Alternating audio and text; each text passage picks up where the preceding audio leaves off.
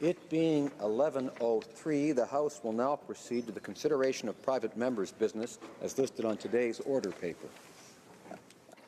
Private members' business, resuming debate at second reading of Bill S-228, Child Health Protection Act, standing in the name of Mr. Aelfs. Resuming debate, the honourable member for Bruce Grey, Owen Sound. Well, thank you very much, Mr. Speaker, and I'm pleased to once again speak to Bill S-228, and which is marketing to children. And I only had the chance to speak to this motion for about 2 minutes before the hour is up when this bill was last debated. But I will use my remaining 8 minutes to comment on some new developments that have taken place since this bill was last debated. To begin, this bill is being sponsored by the government as part of their healthy eating strategy and is one of our 4 key pillars in this strategy. Furthermore, this objective is also outlined in the Minister of Health's mandate letter. Her letter states that she shall introduce new restrictions on the commercial marketing of unhealthy food and beverages to children, similar to those now in place in Quebec. Now, when I was speaking to this legislation in December, Mr. Speaker, I had a great deal of concern that the government was not, in fact, following the Quebec model. That model in Quebec, excuse me, Mr. Chair, that model in Quebec when it comes to marketing food and drink products to children is based on an age limit of 13.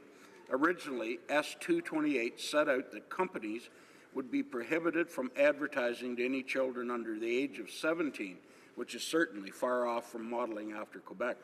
That being said, since then, the Minister has announced that the government will be looking to amend the legislation so that the age limit will be 13. I'm very pleased to see that the government will move forward with that amendment. It is important. An age limit of 13 is far more reasonable and is more reflective of the model that I believe we are aiming for here. I will look forward to seeing those amendments brought forward. However, the Quebec model focuses solely on advertising and does not contain labeling and packaging bans, bans on testimonials and endorsements, bans on sales promotions, or bans on sales. All of these are currently possible restrictions as part of Bill S-228, and they certainly create a system that is far more restrictive than in Quebec. Therefore, this bill goes beyond the Minister's mandate letter and does really not truly accomplish the goal of introducing a model similar to Quebec.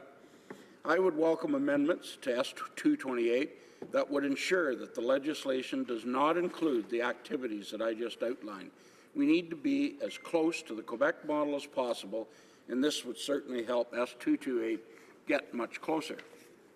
I also have a number of concerns with how vague Bill S-228 is. The bill will essentially pave the way for the Department of Health to create regulations surrounding marketing to children. In fact, the only truly defined aspect of the bill is the age limit. Everything else is left to the discretion of Health Canada. This is concerning because we have already seen Health Canada deem foods like milk and beef as unhealthy through their review of the Canada Food Guide. Bill S-228 would amend the Food and Drugs Act to give Health Canada the powers to define unhealthy food or set out the criteria for determining whether a food is unhealthy. Therefore, it is unclear what kinds of food will actually fall under the scope of this legislation. And, Madam Speaker, overconsumption of anything is can be, you have to do it in moderation. But to define milk and beef as unhealthy is just absolutely not true and very insulting to both the dairy and the red meat industry. Furthermore, the bill is also vague on what kinds of advertising would be deemed to be targeting children. This is again left completely to Health Canada to implement through regulations. Given that the bill is so broad, it is difficult to know what exactly we are agreeing to by passing Bill 228. The bill needs to be more clearly defined so that we can be sure that Health Canada does not have the power to unilaterally start regulating our food and beverage industries without evidence to suggest that these regulations will have a positive impact. Further still, the legislation leaves Canadian food and beverage companies at an unfair advantage. Under this legislation, Canadian companies would be unable to advertise on websites, social media and apps that may be intended for adults but are popular with children. However, foreign companies would not face these same restrictions. This is unfair and could have significant economic impacts, just another attack on Canadian small businesses. There's also some significant hypocrisy when it comes to this legislation. I find it interesting, Madam Speaker, that on one hand, this government is hell-bent on eliminating advertising to children for food and beverages, while on the other hand, they are allowing our children to possess certain amounts of marijuana. Furthermore, under this legislation, marketing to children from the food and beverage industry would be prohibited, but alcoholic beverages would not face the same restrictions. Doesn't make sense at all. For example, Madam Speaker, a 13-year-old watching Hockey Night in Canada would be able to watch a commercial for Budweiser, but Tim Hortons would be prohibited from advertising hot chocolate or Timbits. Just doesn't make sense. In closing, I am fully in support of measures that promote healthy eating and good nutrition for our children. However, I am not supportive of broad and unclear legislation that will put significant regulatory power in the hands of Health Canada without any legislative direction. The Minister has made a number of promises in relation to this legislation.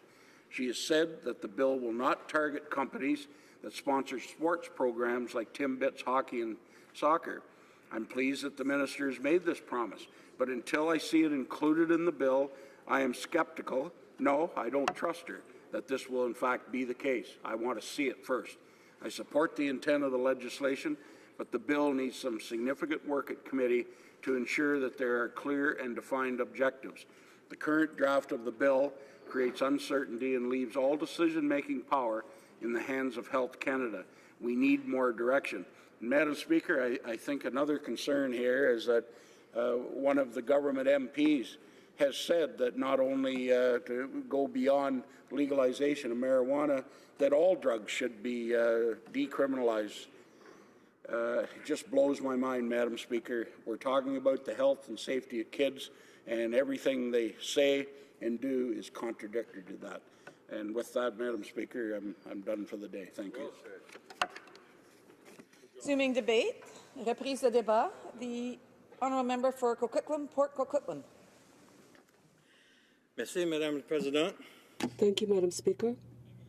I have the opportunity to address the House today regarding an important piece of legislation to prohibit the marketing of unhealthy food and beverages to children. Bill S-228, an act to amend the Food and Drugs Act prohibiting food and beverage marketing directed at children, has come to the House so that we can do our part to protect the health and well-being of Canadian children. It is through initiatives such as Bill S-228, introduced by the Honourable Senator Green-Rain, that we will have a lasting impact on the health of Canadians. I want to thank my friend and colleague on the Health Committee, the member from Charles Ridge St. James, Assiniboia Headingley, for his efforts to shepherd this bill through the House of Commons. Les maladies chroniques liées à la Eating-related chronic illness has led to a national health crisis. For example, at the present time, some 3 million Canadians have been diagnosed with diabetes. That's 1 in 10 adults. Approximately 90% of Canadian adults, of diabetic Canadian adults, have type 2 diabetes. What's even worse is that the number of overweight Canadians is on the rise. Almost 2 out of 3 Canadians are now overweight or are obese. 64.2%. From a number of our colleagues that the rate of obesity in children has tripled in Canada since 1980. This means that our children are at a higher risk of developing a range of health problems later in life, including type 2 diabetes, high blood pressure, and heart disease. With all of this in mind, I would like to applaud the Minister of Health for her strong leadership to bend the curve. Specifically, the Minister of Health has launched the Comprehensive Healthy Eating Strategy that is targeting the diets of all Canadians, including children. The key focus is to make the healthy choice the easy choice. Significant progress has been made on the healthy eating strategy since it was launched in October 2016.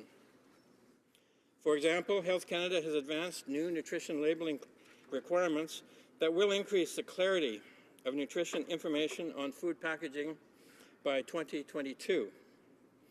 Health Canada has also published new regulations that will eliminate industrial trans fat by 2018. Moving forward, Health Canada is advancing initiatives to continue this momentum and support better health outcomes for Canadians.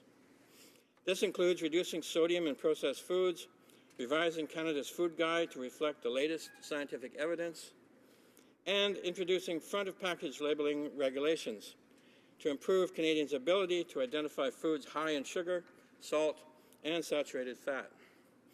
Restricting the commercial marketing of unhealthy foods to children is an important and timely component of the overall strategy. Now, more than ever, our children are being exposed to a significant number and range of advertisements for unhealthy food and beverages. Le monde de la publicité a changé. Advertising has changed. Besides traditional marketing, we are overwhelmed with the advertising of unhealthy drinks and food on the screens that our children watch. According to a recent study, children see more than 25 million commercials, food and drink commercials, every year on their favorite websites. And thanks to technology, marketers have easier access to our children. Promotional messages, advertising can get to children almost anywhere. All of this leads to poor health outcomes. And this will have negative long-term effects for our children and our country. Unhealthy food and beverages to children has been identified by the World Health Organization, the WHO, as a major contributor to childhood obesity. To encourage countries around the world to tackle the problem, the WHO has developed guidance for implementing marketing restrictions, which Health Canada has followed in developing its policy. Other countries are recognizing the need to take action in this area as well. Regulatory measures have been put in place in countries all around the world, including South Korea, the United Kingdom, and Chile. Health Canada is learning from their experience, as we are also learning here at home from Quebec, where regulations restricting marketing to children have been in place for over 30 years. The evidence suggests that this approach is working, as French-speaking children in Quebec are exposed to fewer ads than children outside of Quebec. We know that advertising and marketing techniques work to influence behavior. Health experts and the food and beverage industry alike have long recognized the impact advertising unhealthy foods and beverages has on children. Unfortunately, we know that voluntary efforts to reduce marketing to children have not worked. While some industry members have taken steps to restrict certain marketing practices to children, this bill supports a stronger, comprehensive approach and has the potential to create substantial change for Canadian children. In an effort to protect the health and wellness of Canadian children, the government is focusing the marketing restrictions on unhealthy foods high in salt, sugar, and saturated fat. These nutrients are associated with an increased risk of chronic disease and obesity. As such, they're also the nutrients on which the WHO recommends we focus in defining unhealthy foods for marketing restrictions. The vast majority of children are consuming sodium at levels that are associated with an increased risk to health. In fact, the average daily sodium intake of Canadian children exceeds the recommended upper limit by a staggering 80%. This excessive intake of salt is putting children at risk at increased risk of developing high blood pressure. We also know that our children are consuming excessive amounts of sugar, largely due to sugary drink consumption. The 2014-15 Canadian Health Measures Survey reported that 16% of children and youth report drinking sugar-sweetened beverages every single day. Research has shown that this can contribute to an increased risk of tooth decay and childhood obesity. In Canada, tooth decay affects 57% of children aged 6 to 11 years, and nearly a third of Canadian children are overweight or obese. Diets high in sugar, salt, and saturated fat play a large role in this alarming statistic. This bill, along with the various initiatives under the Healthy Eating Strategy, will support better health outcomes for Canadians. Placing restrictions on the marketing of foods and beverages high in salt, sugar, and saturated fat will make it easier to choose whole foods that are the foundation of a healthy diet. Foods that align with the dietary guidance provided in Canada's Food Guide and that encourage a healthy diet and growth.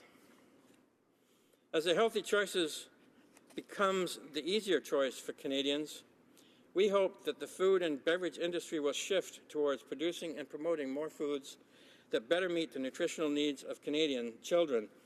This initiative aligns with the Department of Agriculture and Agri-Food's Food Policy for Canada, which supports the need to increase access to affordable foods and grow more high-quality, healthy food.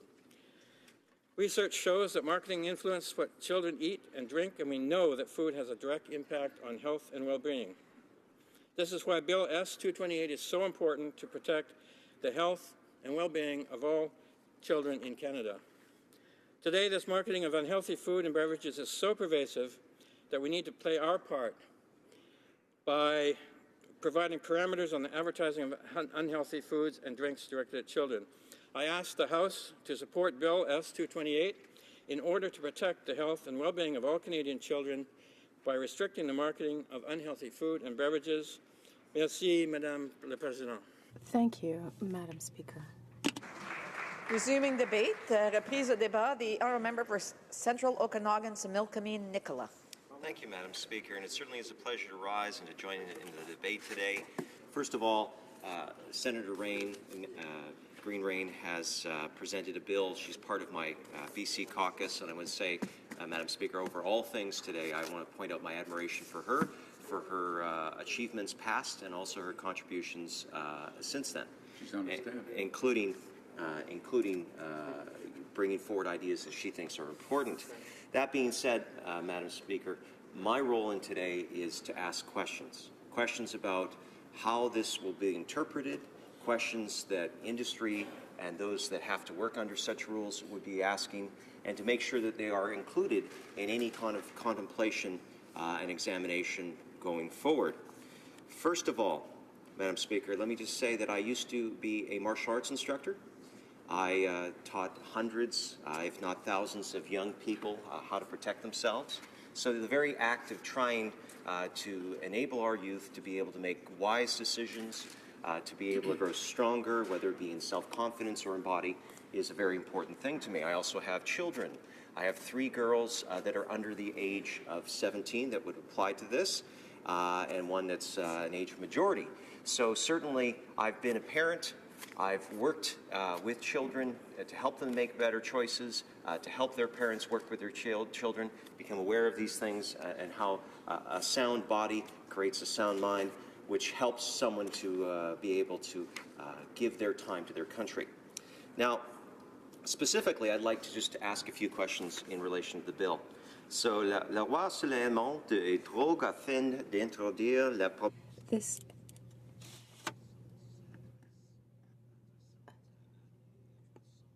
is intends to prohibit food and beverage marketing directed at persons under 17 years of age.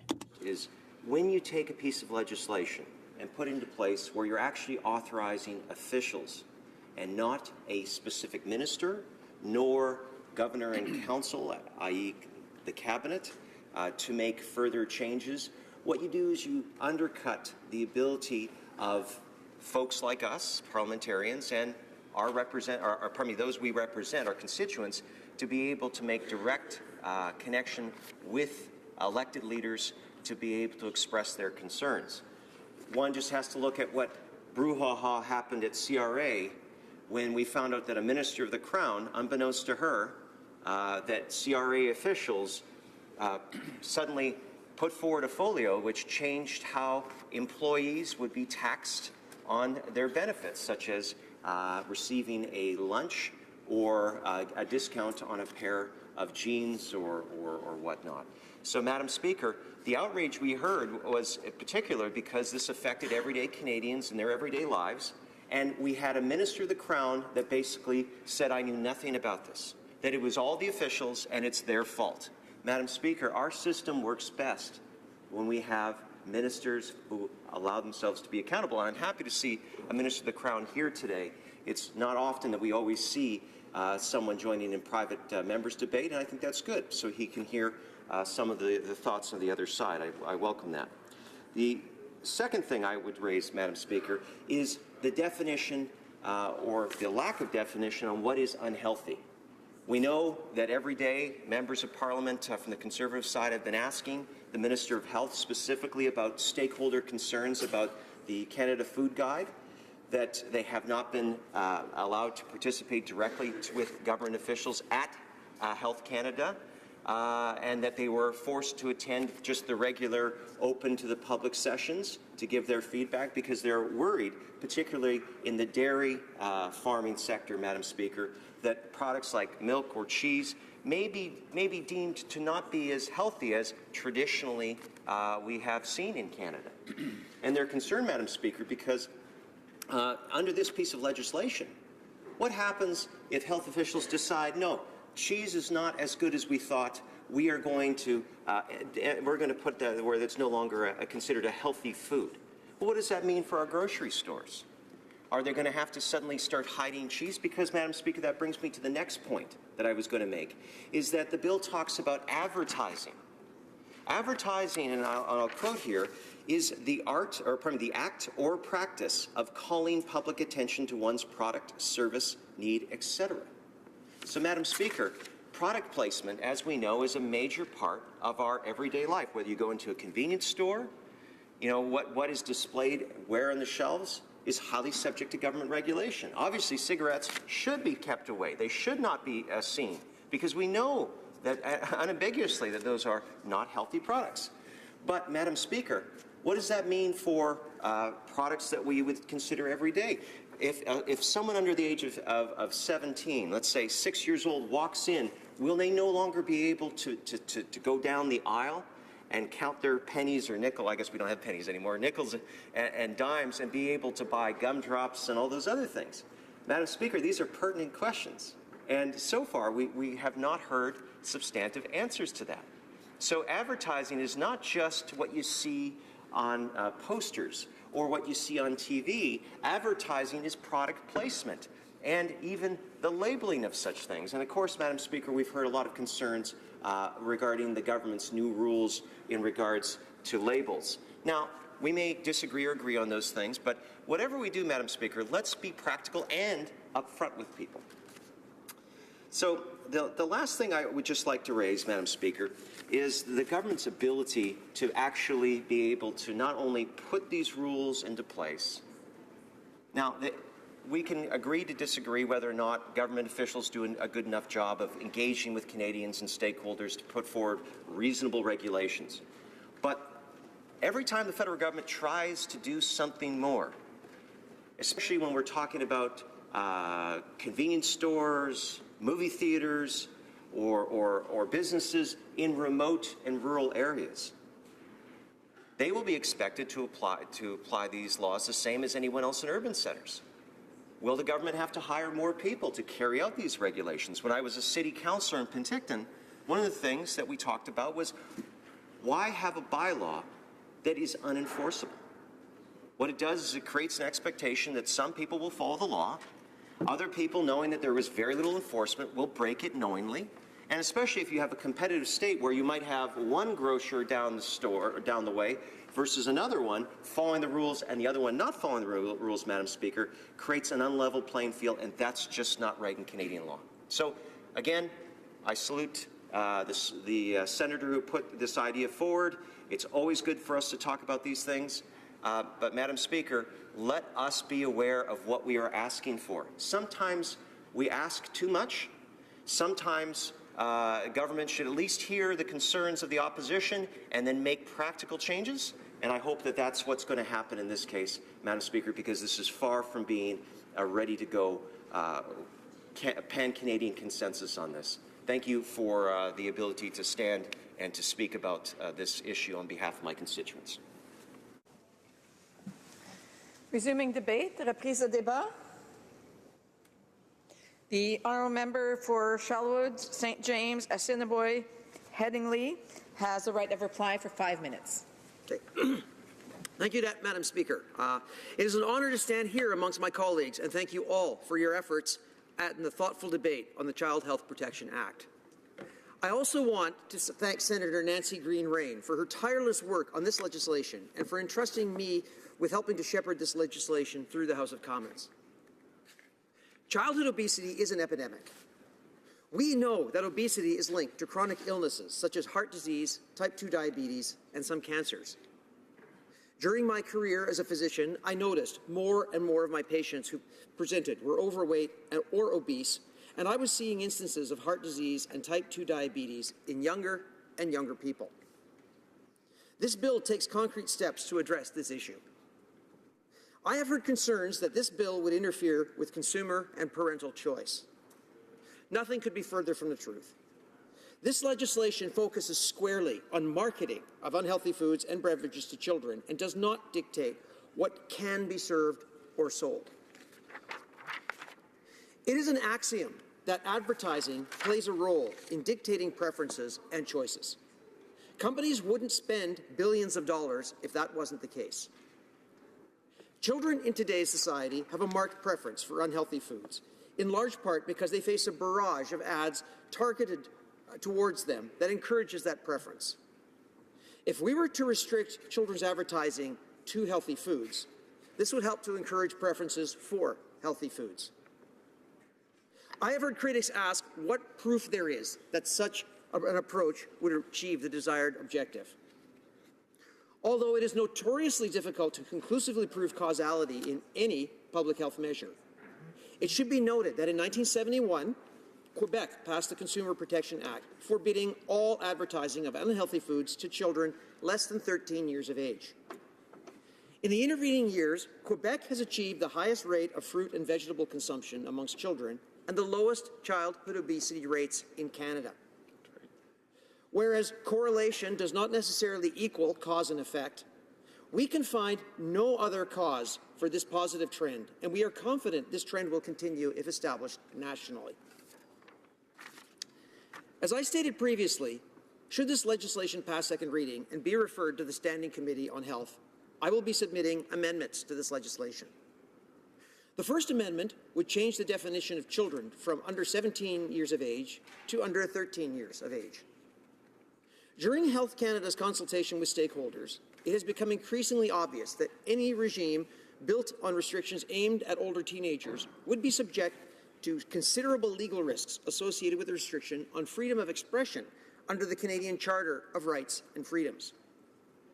There is a strong precedent for defining a child as under 13 in the context of advertising restrictions in Quebec, and the province has withstood a charter challenge that was fully upheld at the Supreme Court of Canada. Recognizing there is evidence showing the vulnerability of teenagers to marketing, as well as the experience in Quebec where industry shifted marketing efforts to teenagers when restrictions were imposed on younger children, I will move another amendment to require Parliament to conduct a mandatory review of the legislation with a particular focus on the definition of children within 5 years of the Act coming into force. Through the parliamentary review of the legislation, the government will also be obliged to report publicly on the compliance with the bill and on progress towards our common goal of healthier children of all ages. This will ensure that, if necessary, we will have the data needed to support a broadening of restrictions at a future date. Additionally, the Minister of Health clarified that sports sponsorship would be exempt to ensure that activities promoting healthy lifestyles and choices will continue. This has been a concern for many of my colleagues, and I want to assure them that Little League hockey and other youth sports activities will not be jeopardized. Before I wrap up, Madam Speaker, I want to make one quick aside. Over a decade ago, I was involved in the debate on indoor smoking in Manitoba, as it is both a public health and occupational health issue. At that time, in an attempt to deflect, a number of people challenged me by saying that obesity was a much bigger threat than smoking, and asked what I was doing about that. Well, now, 15 years later, they have their answer. I am doing something to combat childhood obesity, and everyone in here in this chamber has the opportunity to do the same. I'm calling upon all members for the support to show that we are united in fighting this epidemic. Thank you, Madam Speaker. The question is as follows. Mr. Ailson, seconded by Mr. Fraser Central Nova, move that Bill S-228, an act to amend the Food and Drugs Act, prohibiting food and beverage marketing directed at children, be now read a second time and referred to the Standing Committee on Health. Is it the pleasure of the House to adopt the motion? All those in favor of the motion will please say yay.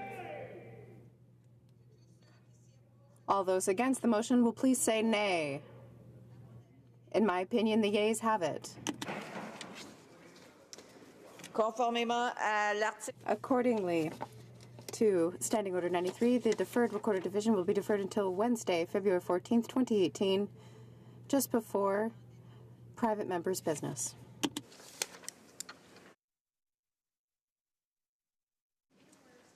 Therefore, the House will now suspend until noon.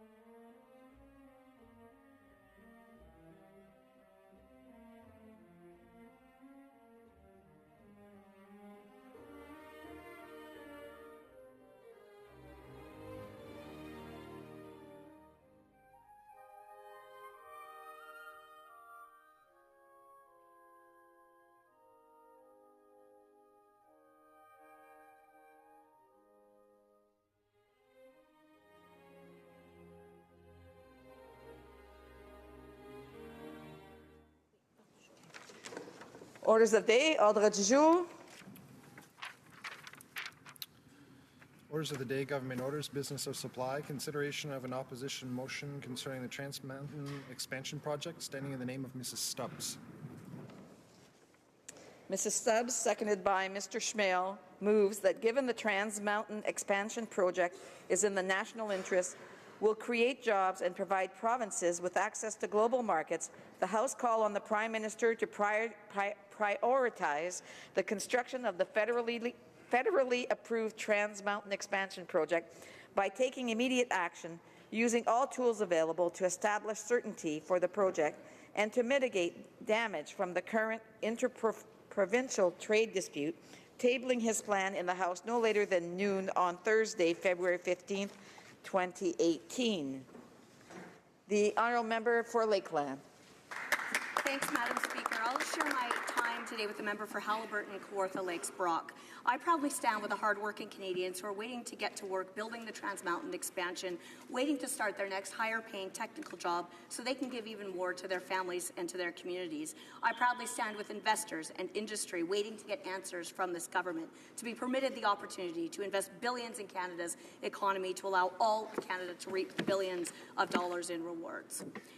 I move this motion with every intention and all anticipation that it will receive the unanimous support of this House. The pipeline is in the national interest. The expansion will create jobs and provide provinces with access to global markets. But it hasn't been built yet. It hasn't even started, and no one seems to know when it will get built. The time has come for the Prime Minister to take action. If federal approval for a project that is in the national interest means as little as it appears, it's now up to the Prime Minister to take sufficient next steps to ensure federal approval of this national project under federal jurisdiction actually matters and that this pipeline actually gets built. It's more important than ever because the only other pipelines that would have reached Tidewater and expanded Canadian markets were killed. Energy East by changing the rules and red tape, and Northern Gateway, vetoed by this Prime Minister for political gain, despite federal approval under the same rigorous process as Trans Mountain and despite the 31 First Nations equity partnerships that were lost. The oil and gas industry provides billions in tax revenue for important social programs and directly and indirectly employs hundreds of thousands of Canadians in every part of the country. It provides the means of a better life for every Canadian. But without this expansion, Canada's key, almost only customer is the U.S. Canada is a captive merchant, and our oil prices suffer directly as a result. It's an acute problem because the U.S. is now Canada's biggest competitor on oil and gas, securing their own domestic energy production and supply while flooding world markets. Let's review how we got to today. 6 years ago, in 2012, Kinder Morgan said it had received sufficient interest from oil shippers that its projected demand required greater volume of product than the existing Trans Mountain pipeline could support.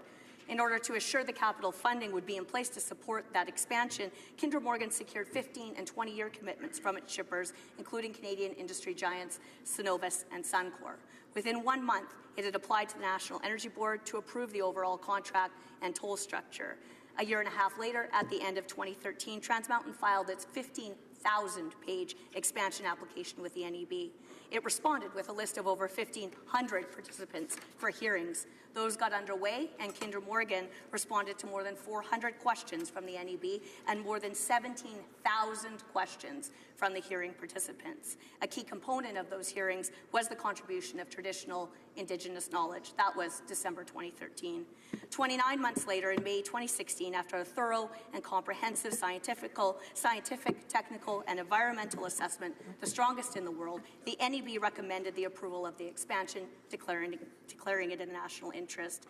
And the recommendation for approval was contingent on the successful fulfillment of 157 conditions, which apply to every aspect of the pipeline, physically and temporally, before construction, during operation, and eventually to abandonment, addressing environmental protection, safety, emissions, marine and other ecological protection, prevention and emergency response capabilities, and the various communities impacted directly by the expansion.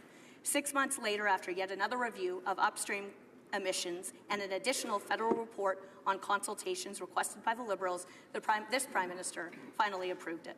Conservatives supported the approval, but warned that approval was one thing and getting it built was another. the NEB awarded the Certificate of Public Necessity and Convenience to allow construction and operation of the expansion.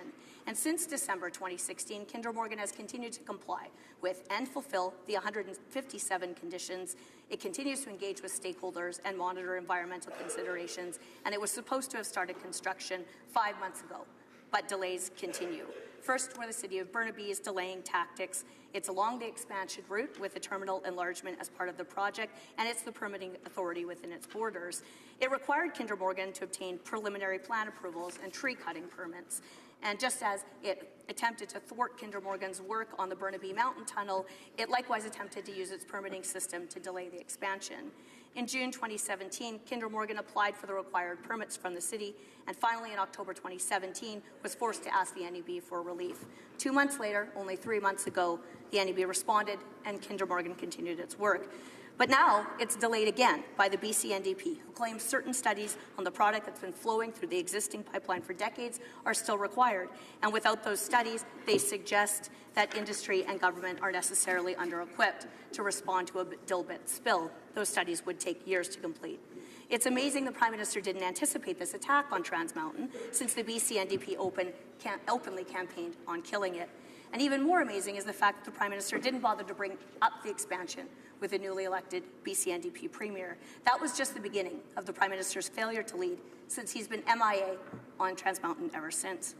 But regarding the BC NDP's claims about the product, Dilbit has been studied and researched thoroughly, both before it was ever put in a pipeline and ever since. I want to be clear. What I am not saying is that industry and academics know all that they need and that no more research should be done on Dilbit. What I am saying is that a very large body of research already exists that provides a solid foundation on which Canadian industry may confidently invest in critical capital energy infrastructure, and Canadians can be confident in the safety and the risk mitigation for expansion.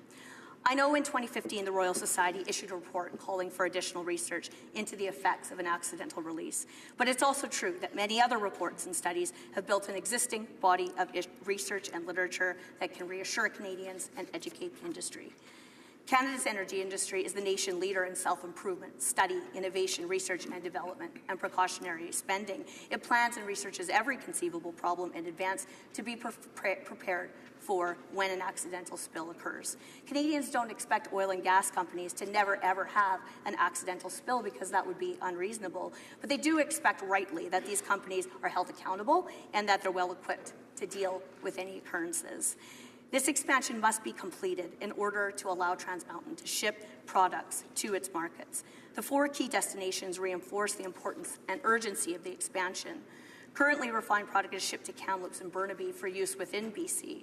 Crude product is shipped in part to Washington State through the interconnection at Sumas with the Puget Sound pipeline, where it connects with 4 other pipelines connecting to refineries. The remaining crude product is refined in Burnaby or is exported through the Westridge Main Marine Terminal. Westridge is a key terminal because it allows for Aframax-sized tankers to deliver to markets in Hawaii, the U.S. West Coast, but most importantly to the Asia Pacific and India. If the expansion is built, Canada can be a provider of the most environmentally and socially responsible oil to meet the exponentially growing demand in those regions for decades to come. It's entirely focused on reaching new export markets and expanding the existing Canadian export market share, because it's going to carry unrefined products, which is aimed at export markets, not necessarily for domestic use or even for refining in the American Pacific Northwest. That access, of course, is only one aspect of the determination that the pipeline is in the national interest. The Conservatives have long advocated that industry and the environment are 2 sides of the same coin. Canadians must have industry to work, innovate, build, invest, and profit, but also must steward and protect the environment, air quality, water, land, and habitat. One cannot take precedence over the other. Government must strike that balance and protect that public interest. The Trans Mountain expansion was assessed under the previous approval process with those 157 conditions to approval and was accepted by the Liberals. I must note Condition 5. Unless the NEB directs otherwise, prior to September 30th, 2021, the certificate authorizing the construction will expire unless construction has commenced by that date. 2021 may seem like a long time from now, but it's been 5 months since construction was supposed to have started. And Trans Mountain and Kinder Morgan is still at risk and hasn't been allowed to put shovels in the ground. So I can't help but wonder if the reason the Prime Minister is sitting on his hands and failing to get involved and lead is because he's just waiting for the clock to run out. The real deadline is when Trans Mountain decides the likelihood of success is too small. But Kinder Morgan recently announced they're committed to the long haul. They aren't going anywhere, and they expect to get this expansion built, which is embarrassing. It's embarrassing because Canadian energy investors feel compelled to affirm that in spite of all the delays, the uncertainty, the prospect of eventual failure, and the enemies on all sides, that they're still trying to get the project built to benefit all of Canada. That's what energy investment in Canada looks like under the Liberals and under this Prime Minister's failure of leadership. The remaining conditions require Kinder Morgan to complete extensive assessments on environmental impacts, community engagement, and feedback, and ensuring that every stakeholder and affected person has been consulted and that their feedback has been implemented into the overall plan. That's especially and particularly true for the impacted Indigenous communities. Kinder Morgan recognizes the unique nature of coastal Indigenous communities and added a number of additional Indigenous groups to their consultations. So I urge every member of this House to vote in favour of this motion, because if we don't, then who will? It's our obligation as legislators to hold the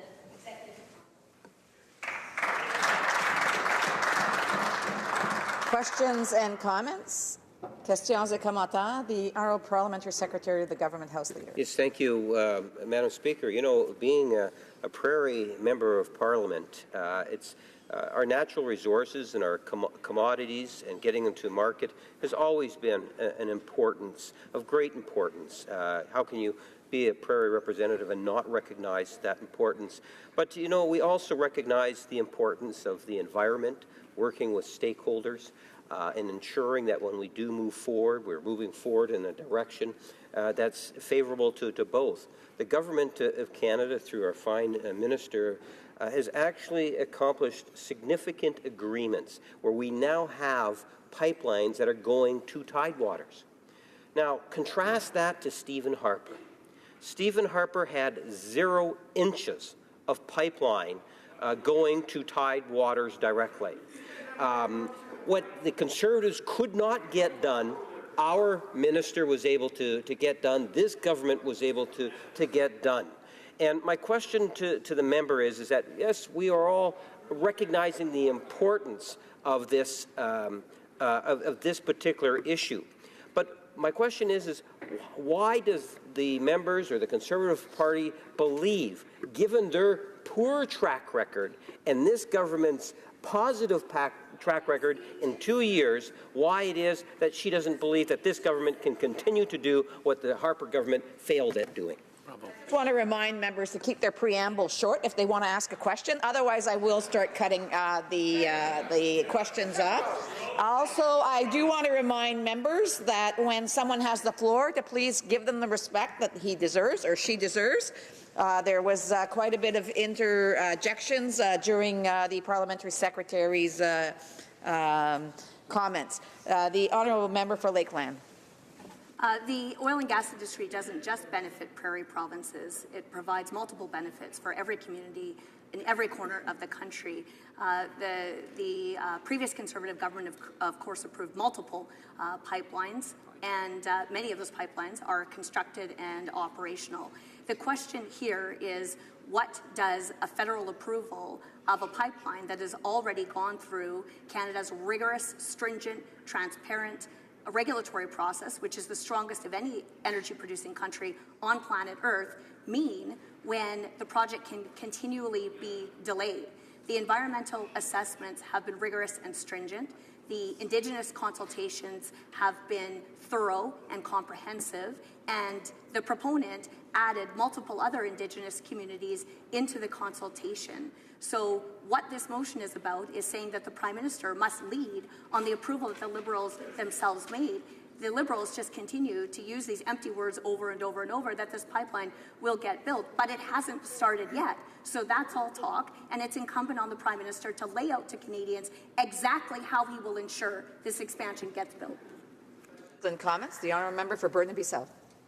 Thank you, Madam Speaker, and I'd like to thank the Conservatives for bringing forward this motion because it's an important thing for us to talk about. Me living at Ground Zero in Burnaby South, I can say that this is causing tons of stress in my community and communities all through British Columbia. To counter some of the talking points from the oil industry, this is, of course, a new pipeline. If you look at Kinder Morgan's website, it's 980 kilometers of new pipeline going through about 80 First Nations communities, going through 9 First Nations reserves, and, of course, in very densely populated urban areas. But I'd like to get the crux of this debate. It's in the core of the motion is that the Conservatives are calling for every tool available to force this pipeline through, and I'm wondering if the Conservatives are willing to use Section 2 of the Emergencies Act and do like the Natural Resources Minister said, is to use military force in order to push this pipeline through communities. Thank you, Madam Speaker. A member for Lakeland. We are calling on the Prime Minister to outline to Canadians exactly what actions he will take to ensure that his federal approval of this national pipeline in the national interest under federal jurisdiction will get built. That's the Prime Minister's responsibility, and that's what this motion is about. Regarding the consultations of Indigenous communities, we should be clear how they were consulted about the Trans Mountain Pipeline. The final consultation list included 120 Aboriginal groups, 2 non-land-based BC Métis groups, and 11 associations, councils, and tribes. That the government has a duty to Indigenous communities to consult, and that has been done. Kinder Morgan used a 10-kilometer buffer area around the proposed pipeline corridor to identify Indigenous groups with traditional territory that may be affected, and that led to the identification of 7 reserves and 5 Indigenous communities, as well as a number of other coastal Indigenous communities which were involved in the consultations. Resuming debate, reprise de débat, the honourable member for Haliburton, Kawartha Lakes, Brock. Thank you very much, Madam Speaker. I'm pleased to speak today about the Trans Mountain Expansion Project. Speaker, last week the provincial government of British Columbia announced that it would halt the flow of diluted bitumen through the Trans Mountain Pipeline pending the outcome of what amounts to be an environmental review. This in spite of the National Energy Board's 29-month review, the federal government's approval over 14 months ago, the BC government's requirement that 157 conditions be met, and the already issued environmental assessment certificate from the British Columbia Environmental Assessment Office. The project, which twins the existing 1,150-kilometre Trans Mountain Pipeline between Strathcona County, Alberta, and Burnaby, BC, will create a pipeline which increases the capacity from 300,000 barrels per day to 890,000 barrels per day. The expansion project will assure that the Canadian oil industry can reach new markets by expanding the capacity of North America's only pipeline with access to the West Coast. The Trans Mountain Project is the international interest of Canada. The project, Speaker, will inject $7.4 billion into Canada's economy during the construction phase. Oil producers will see $73.5 billion in increased revenues over 20 years. All 3 levels of governments will share $46.7 billion in additional taxes and royalties from construction and 20 years of operation. According to the Conference Board of Canada's estimates, the project would create the equivalent of 15,000 construction jobs and the equivalent of 37,000 direct and indirect jobs over the year of operations. Direct construction workforce spending in communities along the pipeline route is estimated to be $480 million. Overall, Speaker, the project generates more than 800,000 direct, indirect person years of employment during the project development and operations. As I said, Speaker, last week, the BC government and NDP coalition, held thinly together by the Green Party members, put the rest of Canada on notice that there would be no oil heading west to Tidewater. The Prime Minister reacted to this news by telling us all this was a disagreement between provinces. It has nothing to do with the federal government, he said. So off he went to the United States, abandoning Alberta and BC to work it out amongst themselves. With tens of thousands of jobs on the line and billions in revenue, Alberta's premier put it best when she told the Prime Minister that this is not a debate between BC and Alberta. This, Speaker, is a debate between BC and Canada.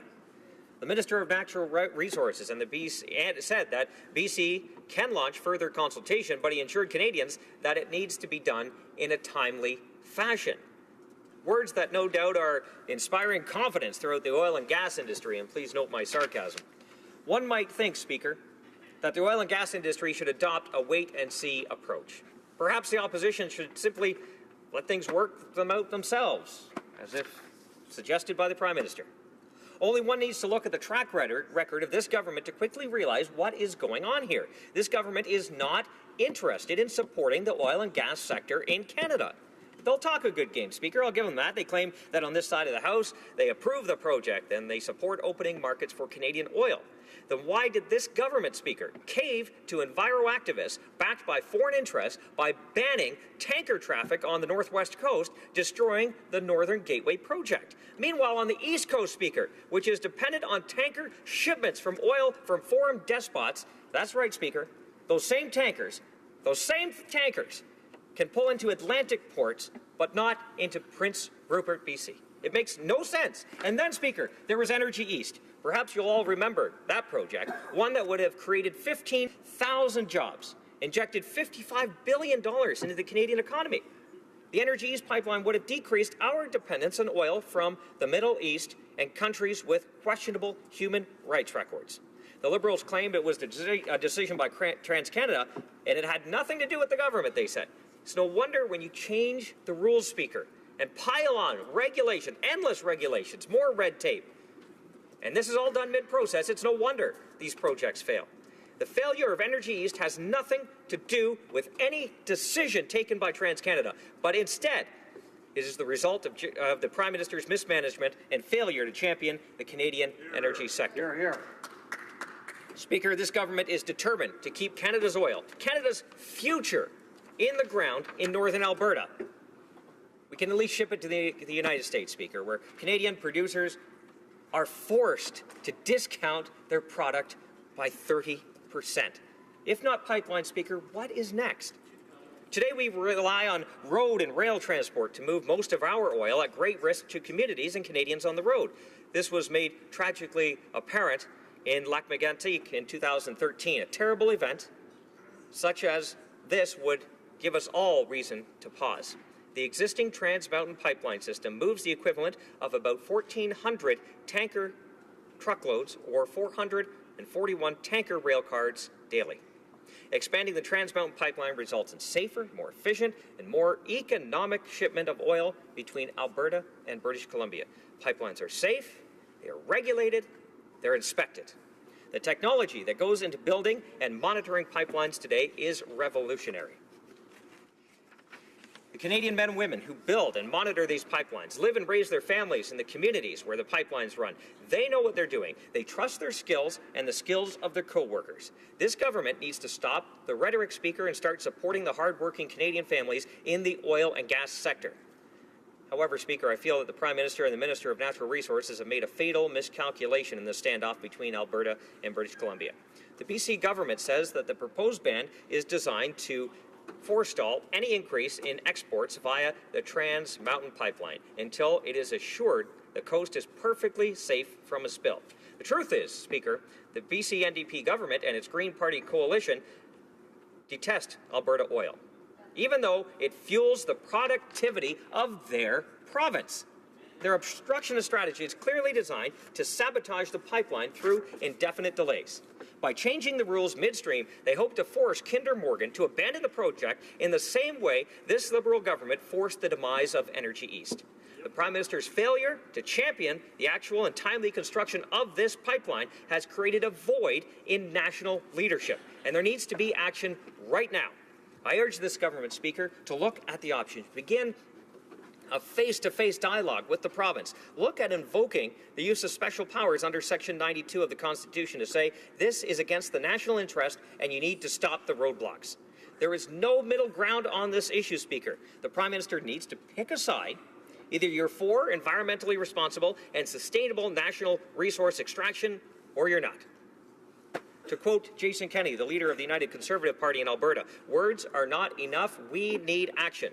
And each day, inaction by the Liberals fuels national conflict. The Alberta government has banned BC wine, and cooperation on interprovincial projects are in jeopardy. Alberta has suspended talks with British Columbia on the purchase of electricity from the Western province. Up to $500 million annually hangs in the balance for BC. You cannot blame Albertans. The trade dispute between Alberta and BC is just a symptom of the Prime Minister's failure to lead. It's no wonder energy investment in Canada is lower in the last 2 years than at any other 2-year period in 70 years. It's no wonder oil and gas companies are packing up and heading south where the business climate is robust and welcoming. Speaker, ExxonMobil announced a $50 billion investment in the United States over 5 years. You know, this is highly irresponsible, Speaker. At a time when NAFTA negotiations are in a state of influx, when we need to open up markets, not shut them down, we need to reassure investors and not send them packing. In the midst of this crisis, Speaker, the government introduces Bill C-69, meant in the government's view to speed up major resource projects and to bring clarity to the approval process. Nothing, though, could be further from the truth. Only one has to read the legislation to see there are many exemptions everywhere. The 400 and 300-day maximums for major and minor project approval, for example, can be extended indefinitely. Projects can be dismissed by the minister even before getting to the initial assessment phase. Yet another example of increased uncertainty and unpredictability is the elimination of the standing test used by the NEB to restrict participation at hearings to only those who are directly affected or have knowledge or insight that is relevant and useful. Speaker, the Trans Mountain project is in the national interest. It will create jobs, provide provinces with access to global markets. Conservatives understand that the Trans Mountain project is important to Canadian energy workers because this project will create tens of thousands of jobs and help fund our hallmark national programs like healthcare. This is a national crisis, Speaker, and the answer isn't to send public service servants to do this job. The Prime Minister needs to go to BC, Speaker, and stand up to the Premier and stand up for hard-working Canadian families. Questions and comments? The honourable member for St. Catharines. Thank you very much, Madam Speaker, and I'd like to thank the honourable member for his speech. We do agree on one point in his speech, which is that this project is in the national interest, something that has been said by the Prime Minister, something that has been said by the Minister of Natural Resources, and I'm sure he'll expand on that shortly. The honourable member mentions lack of investment, but he forgets the part about oil prices being at historically low prices. I was wondering if he could explain how the government, or in his mind, what the Conservative plan to increase oil prices is, or is there a full understanding that the government has no control over that? The honourable member for Haliburton-Kawartha Lakes Brock. Thank you very much, Madam Speaker, and I thank my friend across the way for the question. I thought after my speech we'd agree on more than just one point, so I'll help to convince him a little further. Speaker, you know, if you look at what's happening in the United States, the energy industry is booming. I mentioned the investment by ExxonMobil, $50 billion investment over 5 years. That is unheard of. We are sending foreign investment to other countries to work on expanding the industry. We are noting that the oil and gas sector is needed to continue the growth of our economy, to continue investments in our social programs. We have some of the highest and world-renowned environmentally strong regulations in this country. We should be proud of that, and we should be using this as an example to expand our industries like the industry wants to do and promote that as in the national interest. And as of yet, we have yet to see the leadership from the Prime Minister to do that. Questions and comments? The honourable member for Nanaimo Ladysmith. Madam Speaker, because coastal communities in BC were very concerned about the effects of bitumen once it hits the oceans and marine environment, when I was elected Islands Trust Council Chair starting in 2011, I started writing letters to then Prime Minister Harper saying, what's the science? How are you going to respond? Have you studied what happens when this heavy bitumen hits the marine environment?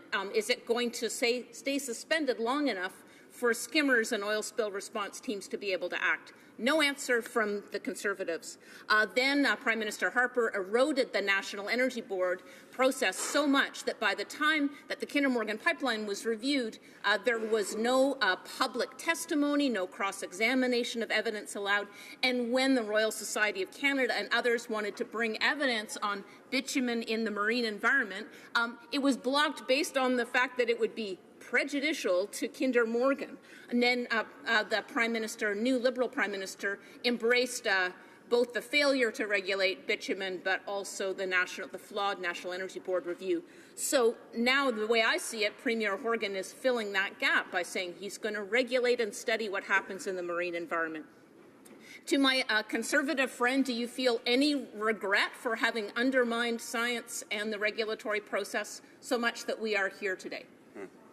I just want to remind the member she's to address the question to the chair, to the speaker, and not to the individual members. The honourable member for Haliburton, Kawartha Lakes, Brock. Thank you very much, Madam Speaker, and I disagree with what my friend said. I find it quite interesting that we can do years and years of consultations, millions and millions of dollars, speak to tens of thousands of people on this issue, whether it be scientists, whether it be Indigenous communities, you name it. Experts in the industry, and it's still not enough. We were told also, Speaker, that the introduction of a carbon tax would give a social license for such things as a pipeline. We have yet to see one built. The Northern Gateway cancelled because of increased regulations and red tape, including the tanker ban. And this was all supposed to be, you give us the carbon tax, we'll get these pipelines built. This has not happened. That is a scam. It is just a tax increase on everyone, increasing the price of the cost of living for everyone, making life unaffordable, and yet we still have no pipeline. So I guess my question back to the honourable member is, what would be enough? What would it take to allow this pipeline to move forward? And increasing regulations and red tape, delaying the project, is not an answer. Reprise de débat, resuming debate. The honourable minister for Natural Resources. Thank you, Madam Speaker.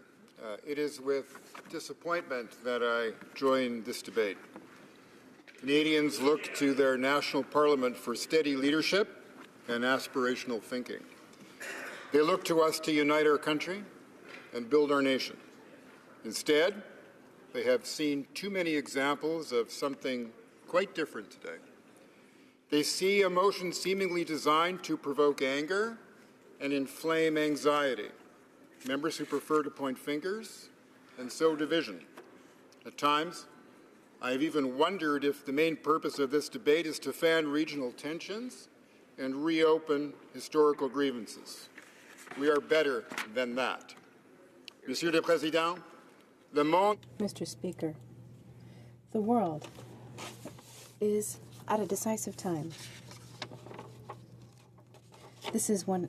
Climate change is one of the greatest challenges of our times. We need to invest in a low-carbon future and new standards. Uniquely positioned to rise to this occasion and to be a global leader, thanks to the resources of our country and the resourcefulness of our people. This is our government's vision for Canada in this clean growth century, a vision that brings all Canadians together in a common cause, and one that includes using this time of transition to Canada's advantage, building the infrastructure we need to get our resources to global markets, and using the revenues they generate to invest in that future. That's what we are doing. And that's why our government is working with officials in Alberta and British Columbia to get a resolution on TMX. Prime Minister to premiers, ministers to ministers, senior officials in each government, everyone working in good faith and without an artificial deadline, which is why this motion is misguided. To suggest that the Trans Mountain Expansion Pipeline is not of the utmost importance to our government is the height of folly, and it flies in the face of the facts. The Prime Minister has been very clear about our government's position, and as he said in Edmonton earlier this month, that pipeline is going to be built. We need this pipeline, the Prime Minister added, and we're going to move forward with it responsibly. Nothing could be more certain. Which means there is no need for a motion that tells our government to use all of the tools available to it, and certainly no reason for deadlines or ultimatums. Interprovincial pipelines are the responsibility of the federal government, a responsibility that our government takes seriously, respects, and will defend. When making decisions on interprovincial pipeline projects, it is our duty to act in the national interest, which is exactly what we did in approving the Trans Mountain Expansion Pipeline. Madam Speaker, there is an Indigenous proverb that says, "We do not inherit this land from our ancestors, we borrow it from our children." That perspective has inspired our government throughout its first 2 years in office. It is the reason we believe the economy and the environment must go hand in hand, and it was the motivation behind the launch of Generation Energy, the largest national discussion about energy in Canadian history. I want to take a moment to remind this House what happened during Generation Energy, because years from now, Canadians may very well look back and say Generation Energy was a turning point, that it marked our emergence as a global leader in the transition to a low-carbon economy. We invited Canadians to imagine Canada's energy future, and they responded, joining the conversation by the hundreds of thousands, with hundreds more descending on my home city of Winnipeg for a 2-day discussion, Generation Energy, last fall. Let's reflect on that fact for a moment. Madam Speaker, the people who came to Winnipeg for Generation Energy came from every corner of our country and from around the world. They came from Norway, from France, from Mexico, from the United States, and from every sector of the energy industry: oil and gas, wind, solar, nuclear, electricity, respected Indigenous leaders, business leaders, community leaders, youth leaders. They were all there. It was only the Conservative Party that chose to send no one. People who may never have spoken to each other before were in the same room, challenging each other and themselves. Suddenly, the questions became even more pressing. Well, what happens now? And what if our individual choices could add to transformational change? Generation Energy tapped into something unexpected and unstoppable. Our government is building these ideas into a Canadian energy strategy, working with the provinces and territories to expand what they've already done, leveraging the fossil fuel resources we have today to deliver clean energy solutions for tomorrow, planning our energy future to align with the global transition to a low-carbon economy, leaning on shared priorities such as energy efficiency, clean technologies, and green infrastructure, and linking those provinces who have an abundance of clean electricity with those who are trying to get there.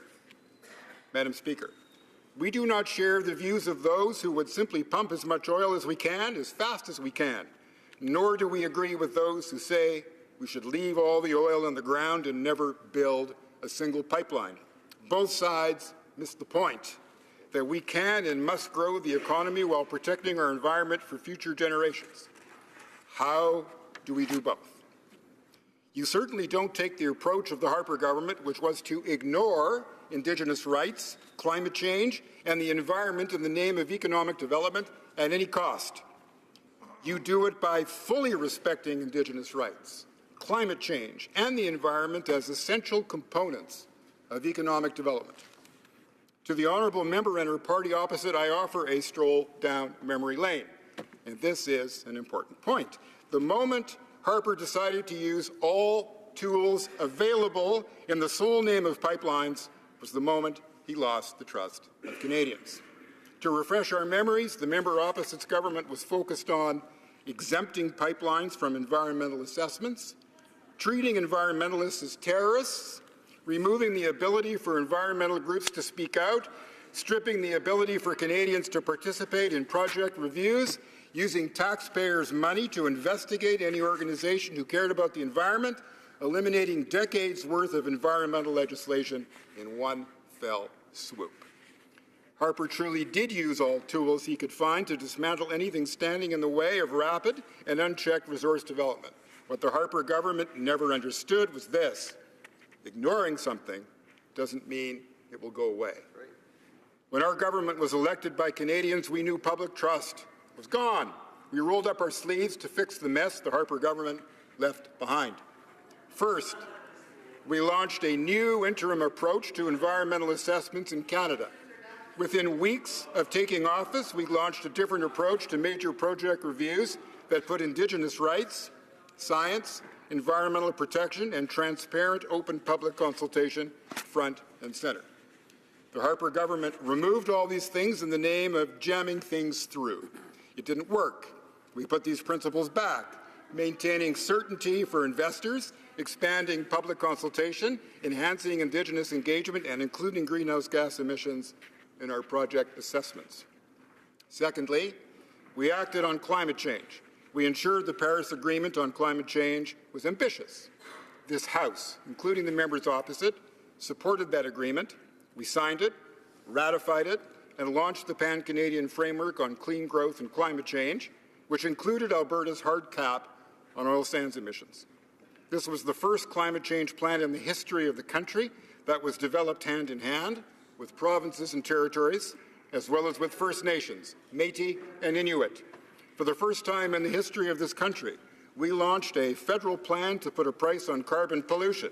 And for the record, we are nearly 30 years behind countries such as Norway in pricing carbon pollution, and they seem to be doing okay. Third, we acted on oceans protection. We launched the single largest investment in Canada's oceans in this country's history, $1.5 billion. It is the largest investment in the Canadian Coast Guard in a generation. We looked to the world's leading ocean protectors, Alaska and Norway, and we said, let's match them or beat them, and we have. Once implemented, Canada will have the best oceans protection measures in the entire world. And Canada has oil, gas, and fuel being shipped through, from, or to all three of our coasts, and we have been for over 60 years, with this great responsibility to protect our oceans. Let's be clear, these three things would have happened, pipeline or no pipeline. But these three crucial plans had to be implemented because the Harper government eliminated climate change action and ocean protections in its own efforts to use all tools humanly possible in the name of pipelines. Fourth, we approved three pipelines, Madam Speaker, the Trans Mountain Expansion, Line 3 and Nova Gas, and denied one, the Northern Gateway Pipeline. All those decisions were made based on the national interest, sound science and evidence, full public consultation, and upholding the rights of Indigenous peoples. Most importantly, all of these decisions took into account everything we had done before, a new method of doing environmental assessments, ensuring these projects fit within Canada's Climate Change Action Plan. Making sure we had the world's safest and strongest oceans protection plan, and ensuring Indigenous rights were held up. Regarding the Northern Gateway Pipeline, the vast majority of Indigenous communities were opposed to the project. The Harper government's insufficient consultations and complete lack of scientific considerations or public engagement meant that it completely missed the fact that the Great Bear Rainforest was no place for a pipeline. Madam Speaker, the Federal Court of Appeal in its judgment that quashed Northern Gateway was not critical of the proponent or the regulator, but of the Harper government. On the Trans Mountain Expansion project, the majority of Indigenous communities were in support. Today, 42 have impact benefit agreements, while 6 exercise their rights in court. Through re-establishing transparent and open public consultations, a process the Harper government had dismantled, we heard from thousands of Canadians who told us we have a responsibility to get our resources to market, to take action to protect the environment, and to create good-paying middle-class jobs. We launched a special ministerial panel of distinguished Canadians. They were appointed to travel up and down the length of the proposed pipeline route, ensuring Indigenous peoples and local communities were thoroughly heard. For the first time, we made the record of those decisions public on the internet for all Canadians to see. We also carefully considered the findings of the National Energy Board. And for the first time, the Government of Canada co-developed with First Nations and Métis leaders the Indigenous Advisory and Monitoring Committee for both Line 3 and the TMX. We are investing $64.7 million over 5 years in these communities, which are essential to ensure the companies live up to their promises and fully engage rights holders throughout the entire life of the projects. Monsieur le Président. Mr. Speaker, we understand that our decision on the Trans Mountain issue is not subject of unanimity, but we remain determined to working with provinces and with Indigenous groups to ensure the safety of our energy infrastructure in Canada, all while showing leadership when it comes to regulation. It represents a $7.4 billion investment and thousands of good middle-class jobs, a project that stands to benefit Canadians across the country, just as the existing pipeline has done since 1953, creating new access for Canadians' oil to global markets and world prices. This access and the stable reaction of government is crucial to investor confidence. This is particularly important in a time of discounted and low oil prices. The expansion of market access will feed economic growth. Those billions of dollars of investment will trickle down into the public investment in schools, roads, highways, and, Madam Speaker, my personal favorite, even the symphony orchestra. There is a community cost to blocking this project. Government revenues support all Canadians, and they support investment in the transition to the low-carbon economy, all of which combine to make this a very important project to the entire country. The TMX expansion approval also came with 157 binding conditions, 98 of which relate to pre-construction requirements. And just as importantly, the pipeline is required to be consistent with Canada's climate plan to 2030, as the project must operate within Alberta's 100 megaton cap. And as I described before, we are implementing the most ambitious oceans protection plan in our country's history, with the single largest investment to protect our waters, coastline, and marine life. Canada needed this plan with or without an expanded pipeline because our oceans protection had eroded under the Harper government. Madam Speaker, we understand that one of the biggest concerns on everyone's mind is the potential oil spill. We share that concern, which is why we've developed a plan that puts in place every safeguard against a spill happening in the first place. Through the Ocean Protection Plan, the Canadian Coast Guard now has more people, more authority, and more equipment to do its vital and necessary work. For the first time, 2 large tow vessels will be on call on the BC coast.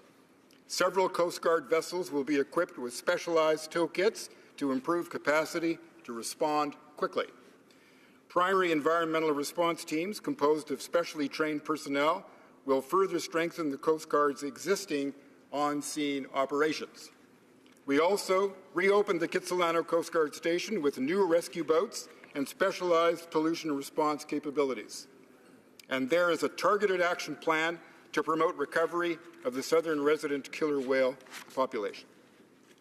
And last week, we introduced legislation, Bill C-69, that restores the protections the country lost under the Harper government and that will serve as a permanent fix in the way Canada assesses and reviews major resource projects.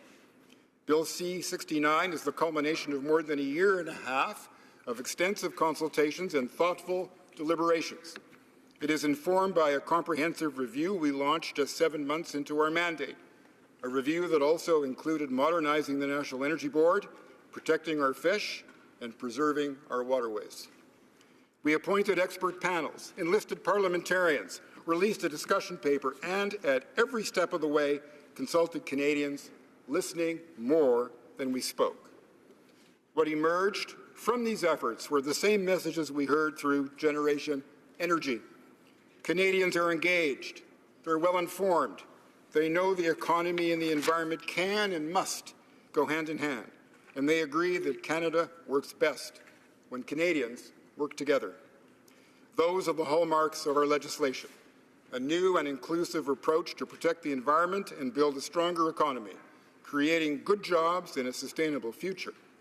An approach based on restoring public trust, renewing Canada's relationship with Indigenous peoples, collaborating with the provinces and territories, protecting our environment, fish and waterways, and encouraging more investments in Canada's natural resource sectors. Better rules to build a better Canada. The exact opposite of the motion before us today. The exact opposite of a motion that seeks to divide our country and pit environment against economy, province against province, region against region, Mr. Speaker, Madam Speaker, there is simply no need for a motion today that attempts to manufacture a crisis where one does not exist, or that insinuates that we return to the approach of the Harper government. All British Columbia has tangibly done at this point is to signal its intention to consult with the people of its province. That is its right. It's the right of every province to do that. However, what we have clearly said is that the federal government holds authority over the TMX pipeline, and we will clearly entertain and not allow non-jurisdictional delays intended to stall or stop the project. We will not entertain non-jurisdictional delays intended to stall or stop the project. That is simply not an option. If that is the goal of any province, we will take the necessary action to ensure that federally approved resource projects proceed. Until then, we will continue to work with all provinces and territories and Indigenous peoples, as we did on the Pan-Canadian Framework and Clean Growth and Climate Change, by driving innovation, improving environmental performance, restoring public confidence, and advancing Indigenous partnerships. We can create the prosperity we all want while protecting the planet we all cherish. The motion before us today ignores all of this. It proposes a sledgehammer solution where one is not required. There are better options, options that speak to the generosity of our nation, options that reflect our faith in Canada and appeal to the better nature of all Canadians. That's what I will be supporting today. Thank you, Madam Speaker. And comments. The honourable member for Calgary-Shepherd. Thank you, Madam Speaker. So I was listening attentively to the minister's intervention, and again, it's all flowery rhetoric. You know, they govern by saying yes, but in truth, they actually govern with a no. Every single act they take leads to less investment in our communities. It's been estimated that just in 1 week in the United States, because of the price differential that Albertans are experiencing, in Saskatchewan and British Columbia too, that's one school, one hospital being built in America and not being built in Canada, all because they won't do anything about it. The minister talked about borrowing from future generations, the land and the environment. Yeah, absolutely, you are borrowing huge, vast sums of money to finance your deficit spending and are not replacing it with investment. Madam Speaker, the last part is, on the TMX expansion, the application was put in December 16th, 2013. We're 5 years out and the line is still not built. And I blame the government for doing this. I blame the government's delays, talking a good game but not doing anything. You know, another generation, the greatest generation, was able to almost fight World War II and win it, and we're still waiting for a pipeline to be built. And it's all because of this government. So what does he have to say to my constituents as absolute failure to get energy infrastructure in the national interest built in Canada? The Honourable Minister of Natural Resources. Madam Speaker, what I would say to the honourable member's constituents is that the Government of Canada believes that we strike a balance between energy infrastructure development and job creation and environmental stewardship, and that we believe we have struck that balance through the approval of pipelines that are very important. And the point should not be lost that it's very important to Canada to expand its export markets, that 99% of our exports in oil and gas go to one country, the United States. That's not good for our country, which is why, for a variety of other reasons, we think that TMX is in Canada's interests. It's true in other sectors of the economy. We know that 99% of our exports of softwood lumber from Quebec go to one country, the United States. So I think that the honourable member's constituents would feel that the Government of Canada recognizes the importance of expanding those markets, creating good jobs, and also to do it in a way that's sustainable in the long term. Questions and comments? The honourable member for Burnaby South. Thank you, Madam Speaker. And I just have one question for the minister. He said irresponsibly to a group of business leaders that he would use military, defense, police forces in order to push this pipeline through. And I was wondering if he would stand here in the House today and say that he will never do that. That is something that would never be considered, that he would not use the Army and the police forces against British Columbians in their own communities, on the reserves, in their municipalities. I would like him to stand here today and say that that is not an option on the table. Thank you, Madam Speaker. The Honourable Minister of Natural Resources. Madam Speaker, I'm glad to respond to that, and I have to say I'm a little bit both confused and disappointed why the honourable member continues to bring that up, since I apologized and said I had misspoken with that remark. You know, within a few days of having said it, I realized that it would invoke images that were not healthy to the debate, and I apologize to Indigenous leaders. So, Madam Speaker, I'll say again, as I have said many times over many months, that I apologized and misspoke. Questions and comments? Questions et commentaires. The Honourable Member for Kingston and the Islands. Thank you very much, Madam Speaker, and I thank the Minister for his intervention today. And I think that his discussion really goes to the heart of where Liberals stand on this. It's about a balance. It's about respecting the fact that, yes, the oil and gas sector represents about 2% of Canada's GDP, but at the same time, when you look at it, renewable energies and clean tech represents about 3% of our GDP. So there is a real need to take a balanced approach to this. And as we can see, and as we've heard numerous times in this House, you know, the previous government put all their eggs in one basket. They put it all in oil and gas, and yet we're not able to deliver a single pipeline to Tidewater. I'm wondering if the minister can expand on the fact that the economy and the environment must go hand in hand and must be looked at together in order to be genuinely successful and fruitful in our economy within the country.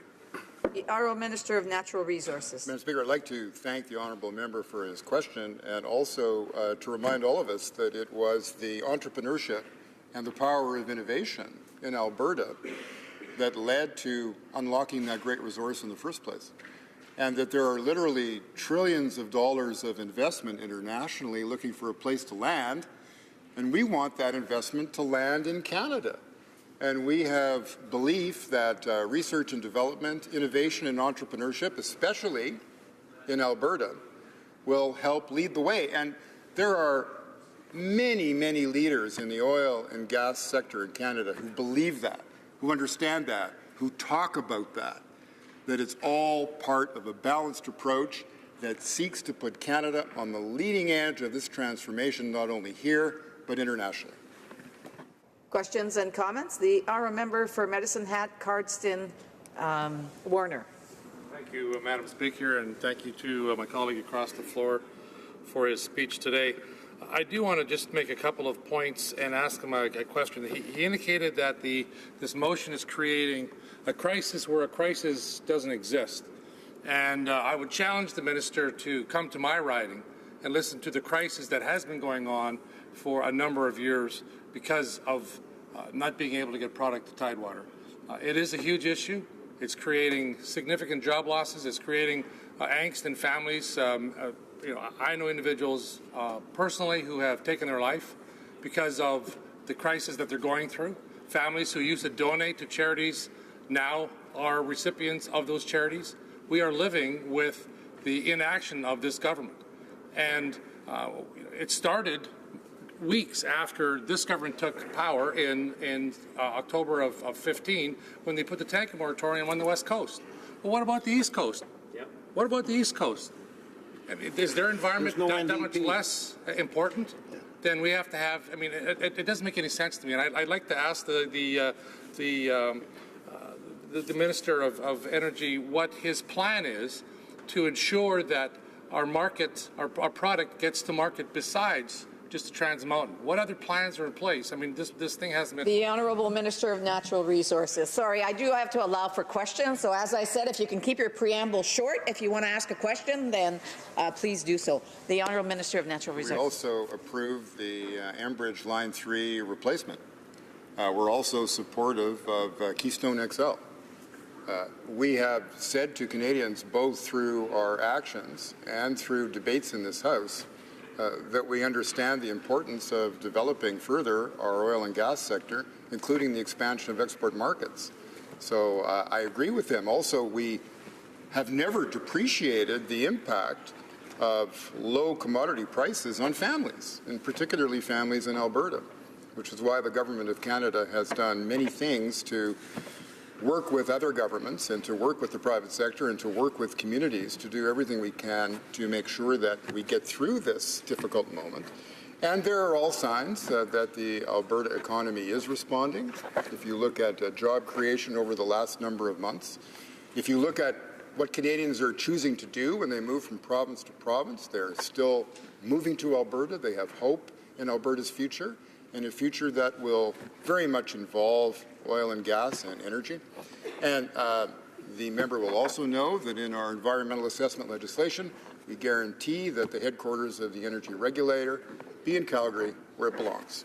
We have time for a very brief question. The honourable member for Cowichan Langford. Thank you, Madam Speaker, and thank you to the Minister for his speech. You know, the member for Kingston, the Islands, just talked about bringing a balanced approach to this whole issue. The problem is that in our relationship with the climate, we've had a profoundly unbalanced approach for the last several centuries. I would just like to know the Minister's climate math. You know, with the projections for global warming going on, I just want to know how he can square the circle by approving a 20th century project in the 21st century when all evidence points to the contrary, that we need to take a fundamentally different approach for future generations. A brief answer from the Minister of Natural Resources. Is the member suggesting that we draw not another single barrel of oil? Is he suggesting that? Is that a responsible position for any member of the Canadian Parliament to take? I don't think so. That's certainly not what we're hearing from Canadians. If he is suggesting that there be a responsible approach where the Alberta 100 megaton cap is sensible, and within that cap, resource projects will be approved and developed, and also to remind him that if many of these resources don't move by pipeline, they will move, and they will move by rail. So I don't know whether he's suggesting that that's a better transportation option for the energy industry in Canada. Resuming debate, reprise de débat, the honourable member for Burnaby South. Thank you, Madam Speaker. Again, I'd like to thank the Conservatives for putting this motion forward, because this is the debate we're not having here in the House of Commons. Really, nothing proves the theory of the Ottawa bubble more than our discussions about the Trans Mountain Pipeline. Here we hear rhetoric, basically concerns a line on a map, and what it's not really looking at are the actual communities which are affected, Madam Speaker. So I invite the House to think about this project from the ground up rather than from Ottawa down.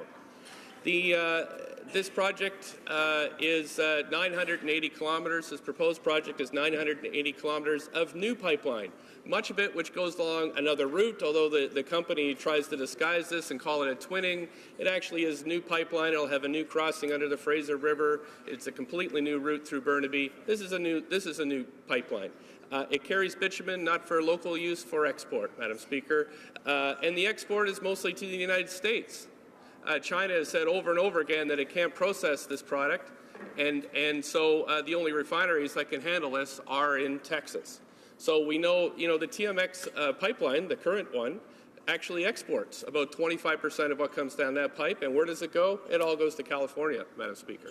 So there's so much rhetoric that's so hard to counter, because the pipeline companies and their consortiums, they put out this false information. But I'll tell you, Madam Speaker, there's something that even trumps flashy commercials on television, and that's our Constitution, and that is also, the laws of our land. And I can tell you that in British Columbia, although it kind of goes beyond notice here, is that almost all of the territory in British Columbia is unceded. There are no treaties in British Columbia, Madam Speaker. So that makes negotiations with First Nations very, very different.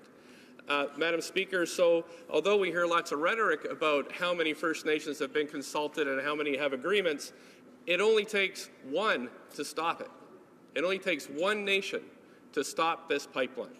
So we talk about this pipeline goes through about 80 different territories. There are overlapping claims, Madam Speaker, but not all nations and the people within their territories have signed off on this pipeline, not by a long shot, Madam Speaker. This pipeline also goes through First Nations reserves. And of course, through colonialism, these are kind of the last places for many First Nations territories that were really, almost obliterated by colonialism, Madam Speaker. So there's a lot of anger there. There's a lot of sense of betrayal.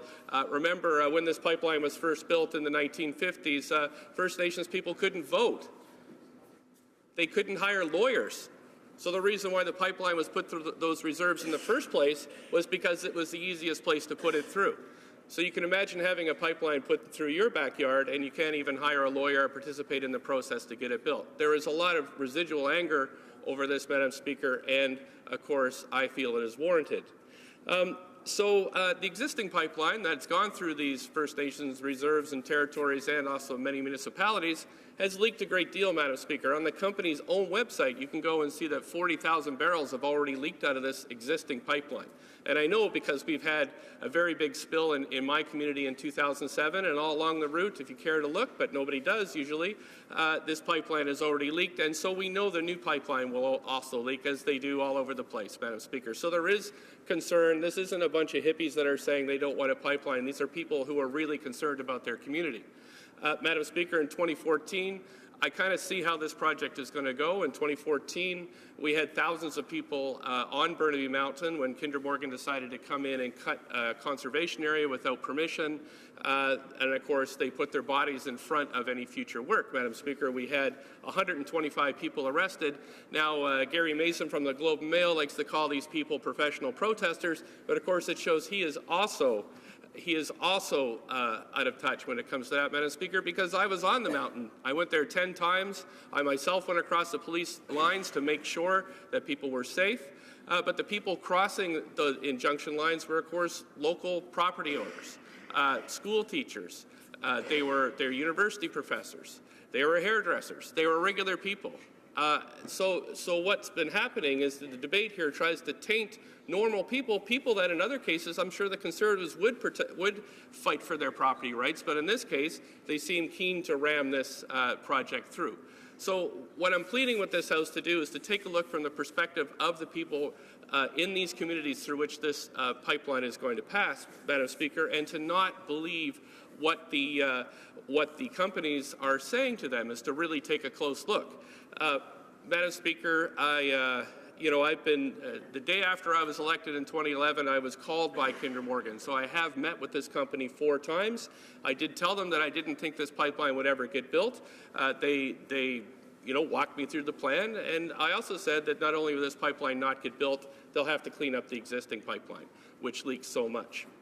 So, Madam Speaker, the current buzz in the media is, of course, the fight between Alberta and British Columbia, or really between Canada and British Columbia. British Columbia has said it's going to study the effects of bitumen, and well, they should, Madam Speaker. I've spoken to the Environment Minister. He is very well aware of the Royal Society report from 2014 that has many, many questions about the properties of bitumen.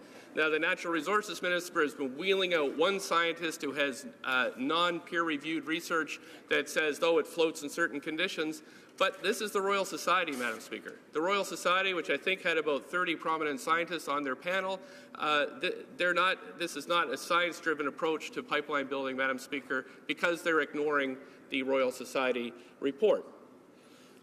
I mean, there's so many things wrong with how this pipeline has been approved, and then what people are saying in this House will occur if it's built. Madam Speaker, so the province of British Columbia is right to conduct these studies and hearings, and it is right to protect its constitutional jurisdiction. That is what all provincial governments should do. However, Madam Speaker, what I'm really afraid of is that the rhetoric in this House and in the media is that, the province should, Madam Speaker, I'd just like to tell you that I'll be splitting my time with the member from New Westminster Burnaby. Sorry about that. So, Madam Speaker, what I'm very concerned about is something that no one in this House is talking about. It is that is what I saw in 2014 on Burnaby Mountain. Is that I know, I have evidence that I'd be happy to table in this House, polling information, other information. I know that people who are opposed to this pipeline don't believe in the process anymore. They've written their petitions, they've sent their letters, They've marched in their protests, and they say, well, no one is protecting our interests. And so, Madam Speaker, where does this take us? It takes us to a very familiar route in British Columbia, which is civil disobedience. Madam Speaker, and this makes me very nervous. It keeps me up at night. I think that it's not being looked at seriously in this House of Commons. Again, we have a lot of rhetoric from this side, and that's why I asked the minister if he is prepared to back up his previous statement and say that he's prepared to use the defense forces and the military, and police forces in order to push this pipeline through British Columbia. And I plead with him, I plead with the government not to consider this. Through my since 2011, since I've been elected, I've talked to all sides. I've talked to CAP, I've talked to Kinder Morgan, I've talked to all pipeline companies. I've talked to provincial ministers, both Liberal and the Democrats, and I feel like this part of the debate is being left aside, and in fact, we're in a bit of a denial as to what would occur. What does it look like when you put a new 600,000 barrel a day pipeline over 980 kilometers through communities that do not want it? The minister flippantly, I think, boastfully and with arrogance said at a meeting that he'd be prepared to use defense and police forces in order to push this through. But just think what that looks like, Madam Speaker. You have reserve land where they don't want the pipeline. You put bulldozers in, you're putting the workers in danger, and then the minister says, well, we'll use the military to make sure this pipeline gets built. It is so irresponsible, Madam Speaker, and nobody here is talking about that, and they need to. So I think a core part of this debate has to be about the Emergencies Act, Section 2 of the Emergencies Act, and whether or not either side of the House is purporting that we use that, Madam Speaker. This is probably one of the most serious decisions we have to make in this Parliament. I very much thank the Conservatives for bringing this motion forward, even though I don't agree with it, and I'll be voting against it. But we need to have this debate, and the government has to make their intentions clear. Thank you, Madam Speaker. Questions and comments? The honourable member for Haliburton, Kawartha Lakes Brock. Thank you very much, Madam Speaker, and I thank my friend for the speech. There were parts that I agree with. Most of it I disagreed with, like he agrees on our position, but I do appreciate the debate we're allowed to have today. A couple of areas in which I'd like to question the member on.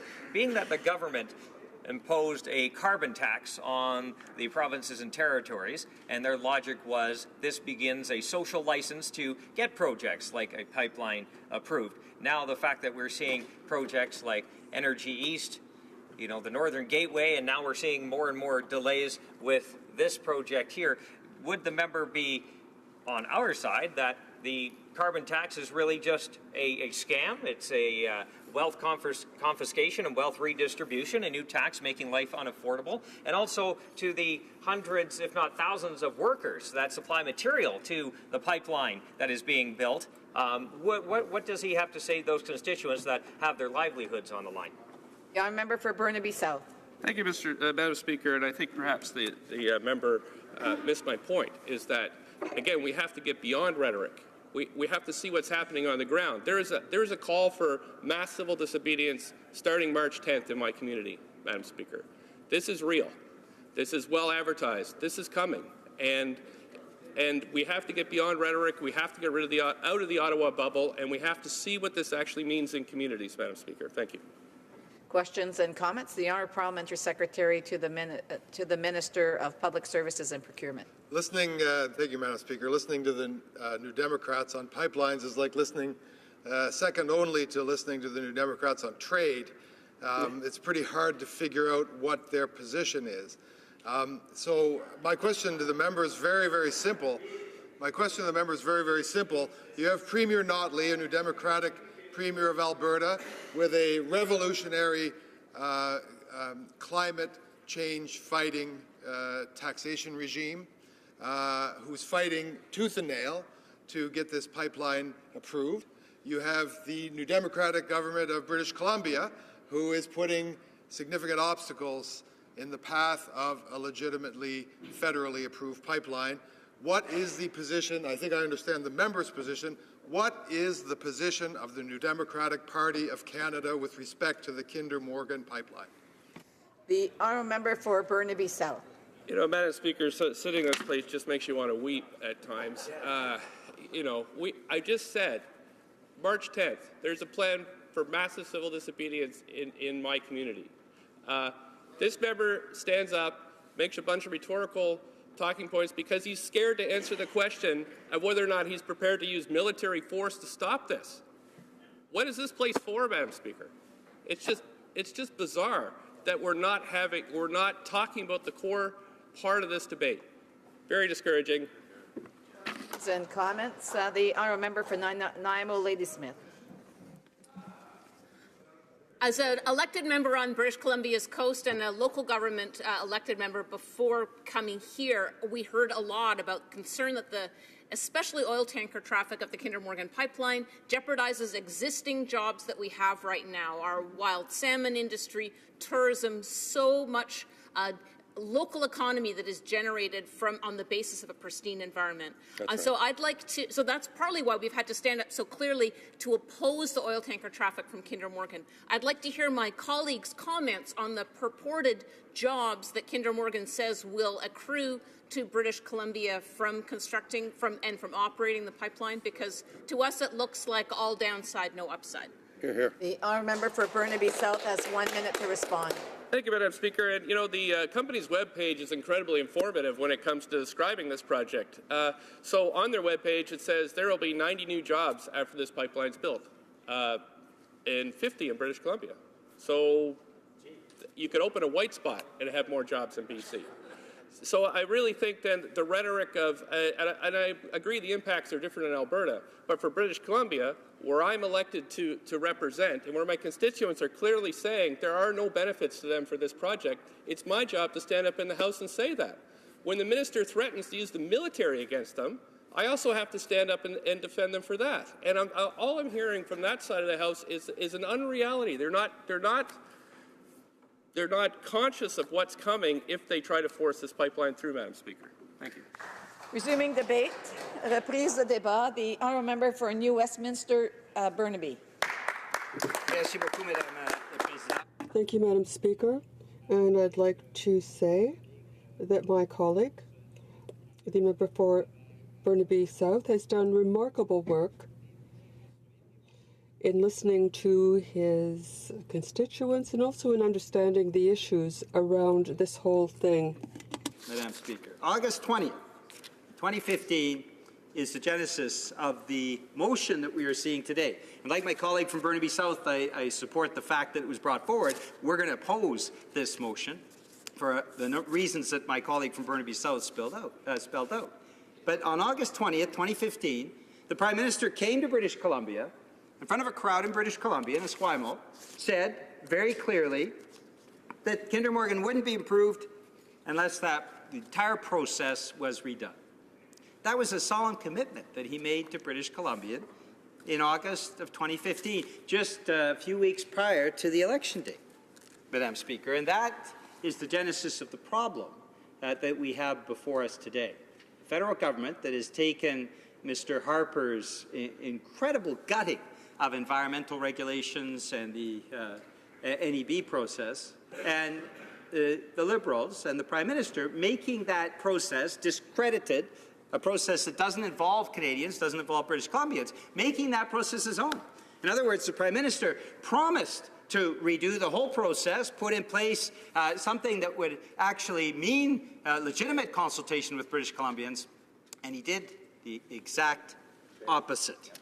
And that is absolutely shameful, Madam Speaker. Now, the Liberals have compounded this, as my colleague from Burnaby South has just mentioned, by threatening military action in British Columbia. We have an illegitimate process, a process that Liberals promised to change. They did not change it. Instead, they approved the pipeline when the Prime Minister said very clearly they would not. And then, on top of that, they threatened British Columbians.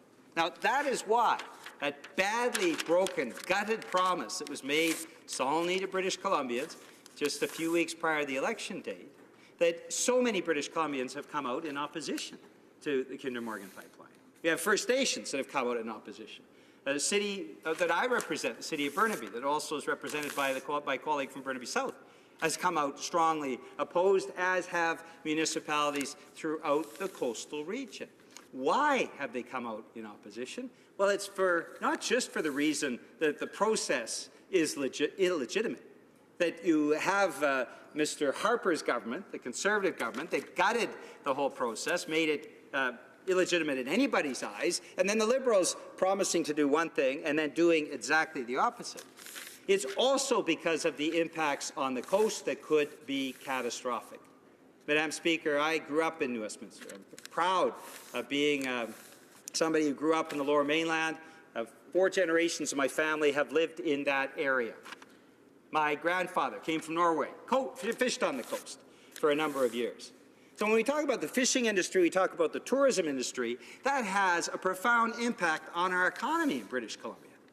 That we're talking about impacts that the Liberals have never investigated, never looked at, with an illegitimate process, and then the potential for losses of billions of dollars if there is just one spill. That is why so many communities have come out in opposition to this project, and that's why so many communities have said that ultimately, without a legitimate process, that this is simply something that has no credibility. I'd like to mention just one point, Madam Speaker. In the Burnett River area, my colleague from Burnaby South talked about the impacts on the Fraser River. The Burnett River area, where I walk my dogs every morning, is an area that could be profoundly impacted by the change in route, the new route that is being pushed through. There were no consultations. The City of New Westminster was not able to come forward with their concerns. This is a habitat that has been restored after decades of work by people who are involved in the Sapperton Fish and Game Club and other community organizations. They've restored the habitat, and now we have Kinder Morgan with the approval of the Liberal government saying, no, we're going to put a risk on the Burnett River as well. Now, Madam Speaker, these are profound risks that have not been investigated by a legitimate process. And, Madam Speaker, I should mention that having been one of the few people in this House of Commons that has actually been ankle deep in oil, having worked in the Shelburne oil refinery, in the Burnaby tank farm, I know how the environmental impacts, how serious they can be. Having worked in the industry, having been ankle deep in oil, knowing how difficult it is to clean up even a small spill, I can say with some assurance that the incredible irresponsibility with which the Liberals have approached this whole process, not just betraying British Columbians by breaking their promise, but also by refusing to put in place any sort of public consultation process. The way the Liberals have done this is something I think that has alienated so many British Columbians. Now, Madam Speaker, my colleague referenced the Royal Society report. The Royal Society report is something that every single Liberal MP, not just from British Columbia, all Liberal MPs should be reading, because the Royal Society report speaks repeatedly to the fact that we don't know about the impacts on the Salish Sea or the BC coast of a spill of bitumen. We have no idea, but they request, the Royal Society, repeatedly for high priority, urgent research that needs to be done in all these areas because we simply do not know.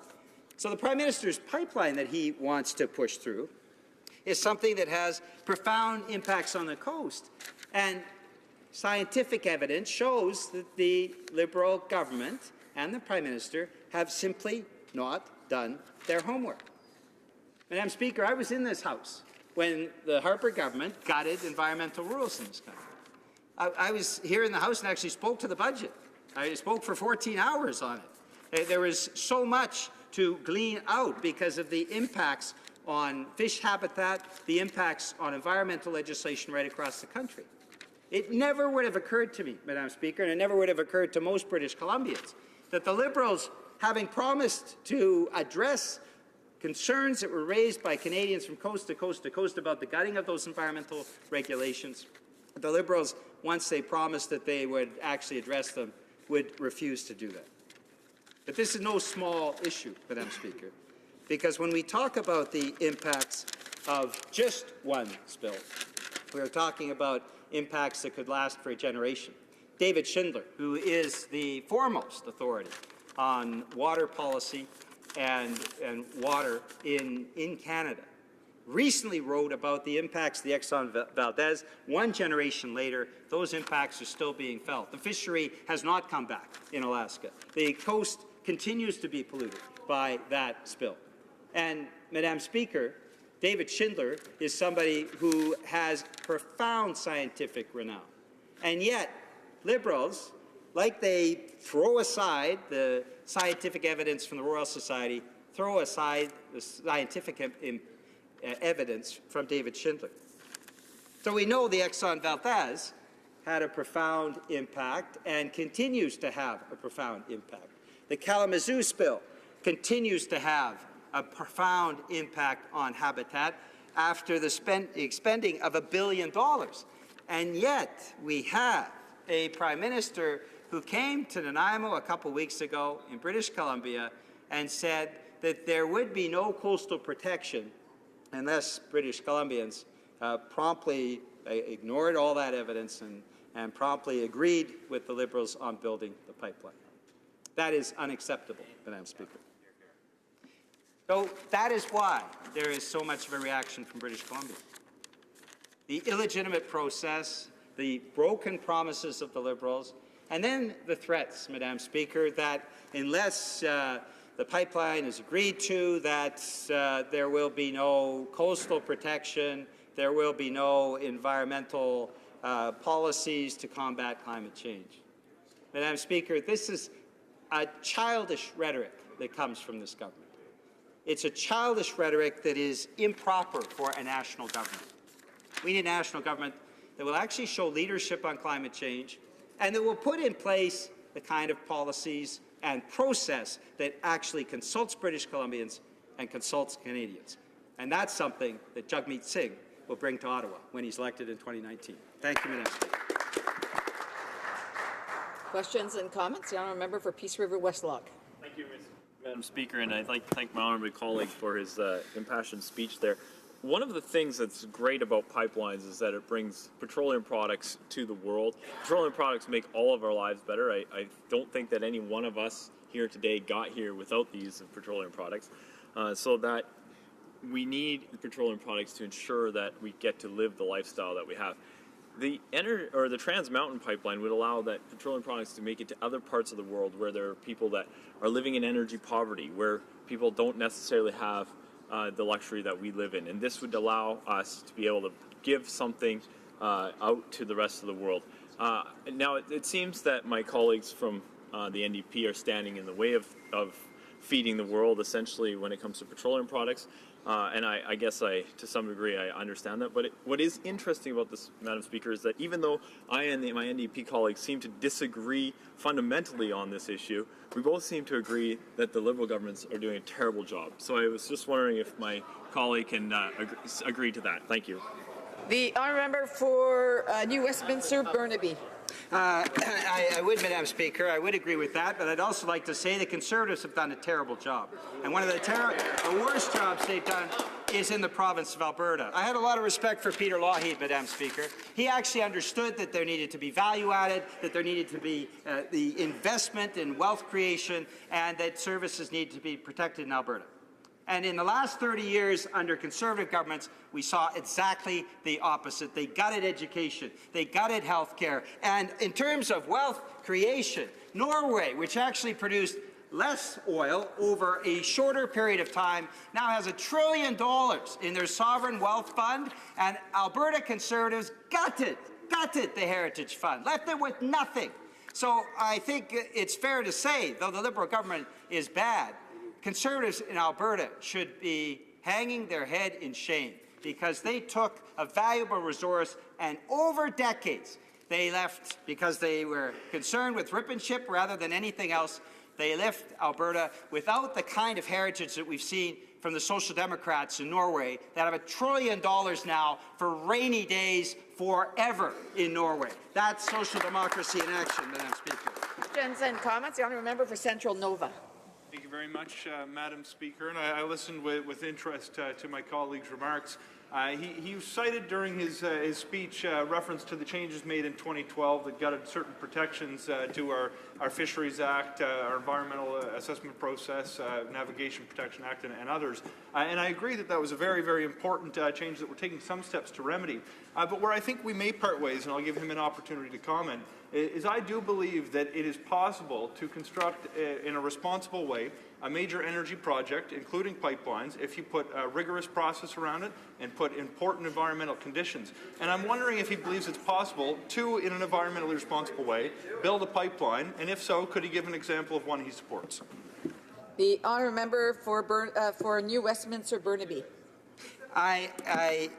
You wonder if the Liberals they certainly don't listen when the opposition speaks, but they don't even listen to themselves, Madam Speaker. I appreciate the colleague, but he just mentioned two things that have not happened. First, he said we need a rigorous consultation process. Well, they gutted that. That's what the Liberals did. They brought a gutted process to the table. And then he said, well, we need to be responsible environmentally. Well, we haven't even had the environmental evaluation. What is the impact when you have a multi-billion-dollar tourism industry of just one spill of bitumen when even the Royal Society has no idea of what those impacts are? What happens when you shut down the fishery industry that generations in British Columbia have depended on, including people in my family? The Liberals have no idea. They didn't do an evaluation on the environment. They haven't done public consultations. And now they're saying hypothetically, well, if you did all these things, what would you say? They should have done it. They didn't get the job done, and it is shameful that they broke their promise to British Columbians. Reprise de débat. Resuming debate, the honourable member for Central Okanagan, Similkameen Nicola. Thank you, Madam Speaker. And I'd like to advise you that I would humbly request to share my time with the honourable member from Rocky Ridge. Now, for my riding in particular, this issue is of critical importance, and let me provide a quick example to illustrate exactly why. Within hours of the province of Alberta announcing what was basically a blockade of BC wine being sold or transported into that province, I received a call from a panicked BC wine owner. Now, that winery owner has 6,000 cases of wine sold into Alberta, but yet has to make delivery. This is not some big corporate winery. 6,000 cases represents a huge part of this winery's annual sales revenue and volume of production. This is a family-run winery where on any given day you will see the father or his daughter working side by side. Now they have mortgages to pay, wages for staff, utilities, taxes, and hopefully, at the end of the day, enough left over to draw a wage. Now, I'm certain that everyone in this place can empathize with the resulting fear and frustration being felt by the British Columbia wine industry. So, how did we get here, Madam Speaker? On the surface, we have two fighting New Democratic Party provincial governments. In BC, we have a coalition NDP desperate to maintain its power through its deal with the Green Party. And of course, that coalition is on thin ice after the NDP approved the Site C Dam project that they had railed against for years. So going after the Trans Mountain Pipeline project is a political necessity for the BC NDP. And likewise for the Green Party in British Columbia, so far they have delivered very little. Now they abandoned their opposition to bridge tolling to support the NDP. And likewise, they are supporting an NDP government that approved the Site C Dam and one that wants to support BC liquefied natural gas. So BC Green Party leader Andrew Weaver is desperate to show his base that his support for the NDP is not just a sellout deal that has resulted in little else but his party receiving taxpayer subsidies for political parties. Now, meanwhile, over in Alberta, we have an NDP government essentially terrified after the two provincial political parties recently merged with an election that is fast and quickly approaching. Now, for the Alberta NDP, fighting for the Trans Mountain Pipeline is critically important, not just for the Alberta NDP to survive, but it's because this project is absolutely critical to Alberta. And that is what's troubling. This brewing trade dispute is politically helpful for both of these NDP governments. Meanwhile, small family wineries are caught in the middle as political pawns.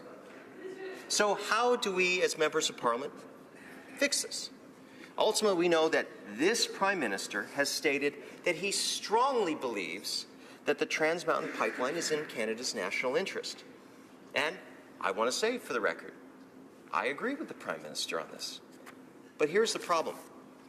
Beyond saying that he strongly supports the Trans Mountain Pipeline and that the project is in Canada's national interest, the Prime Minister has said nothing else as to what measures he is prepared to invoke to make this project a reality.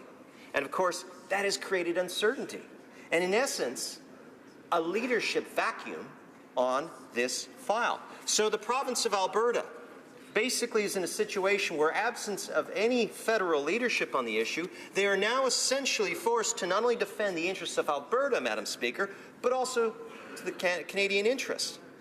Now, to be candid, the Prime Minister's lack of action and leadership on this file has put Premier Notley into a difficult, and I would agree, unfair situation.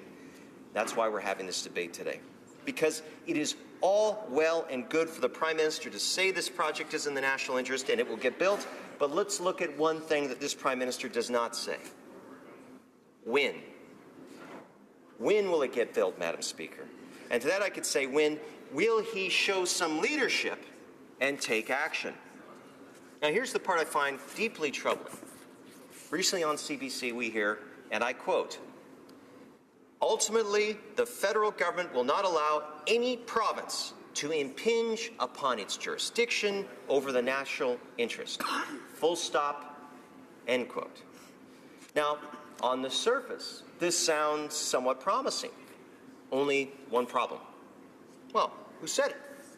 Well, according to the same CBC article, it was, and I quote, "a senior Liberal speaking on condition of anonymity," end quote. So in other words, not the Prime Minister, not the Minister of Natural Resources. The best the Liberals can do is send out some anonymous person to speak some tough talk to the CBC. I mean, seriously, is this the best that this Liberal government can do? And you know what troubles me more, Madam Speaker? This is a Prime Minister and Liberal government who will fight against veterans in court, even after they promised that they would not.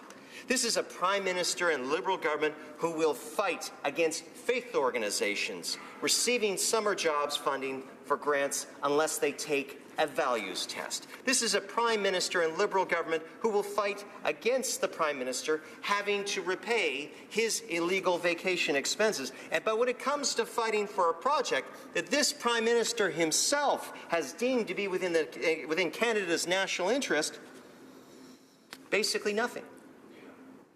All we get is some lowly anonymous Liberal leaker hamming it up with his favorite CBC reporter. And of course, that's why we're in this situation and why we're having this debate. Now, the Prime Minister needs to clearly articulate to Canadians what actions he will take to ensure projects in Canada's national interest become reality. Now, I think everyone here gets that.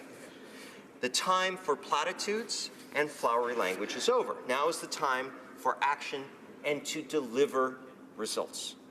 If this Prime Minister is not capable of doing that, I would submit, Madam Speaker, he should find someone else who can. Preferably someone who is not a senior anonymous Liberal. Now, I'd also like to add a few observations. Now, when it came to potentially looking after the interest of Irving shipbuilders, this Prime Minister was prepared to cancel another shipbuilding contract in Quebec at great cost to taxpayers until the public found out. When it came to defending the interests of Bombardier, we know once again that this Prime Minister was prepared to cancel a contract. And in fact, this Liberal government has now announced a procurement policy with this in mind. Now, I mention these things because we do know that this Prime Minister is actually capable of standing up for certain things from time to time. Surely, if the Prime Minister strongly believes that the Trans Mountain Pipeline project is in Canada's national interest, he will do the same. The only question to be asked is why he has refused to do this thus far. Now, ultimately, that is what we need. A Prime Minister who will step up, show leadership, and deliver results for the country. That is the job of a Prime Minister. That is why today I will ask this place to support the motion before you, because in effect, that is what is calling for, is the Prime Minister to do his job. And on this side of the House, we don't believe that is asking too much, Madam Speaker, and I hope that Liberals on that side of the House will agree. Thank you.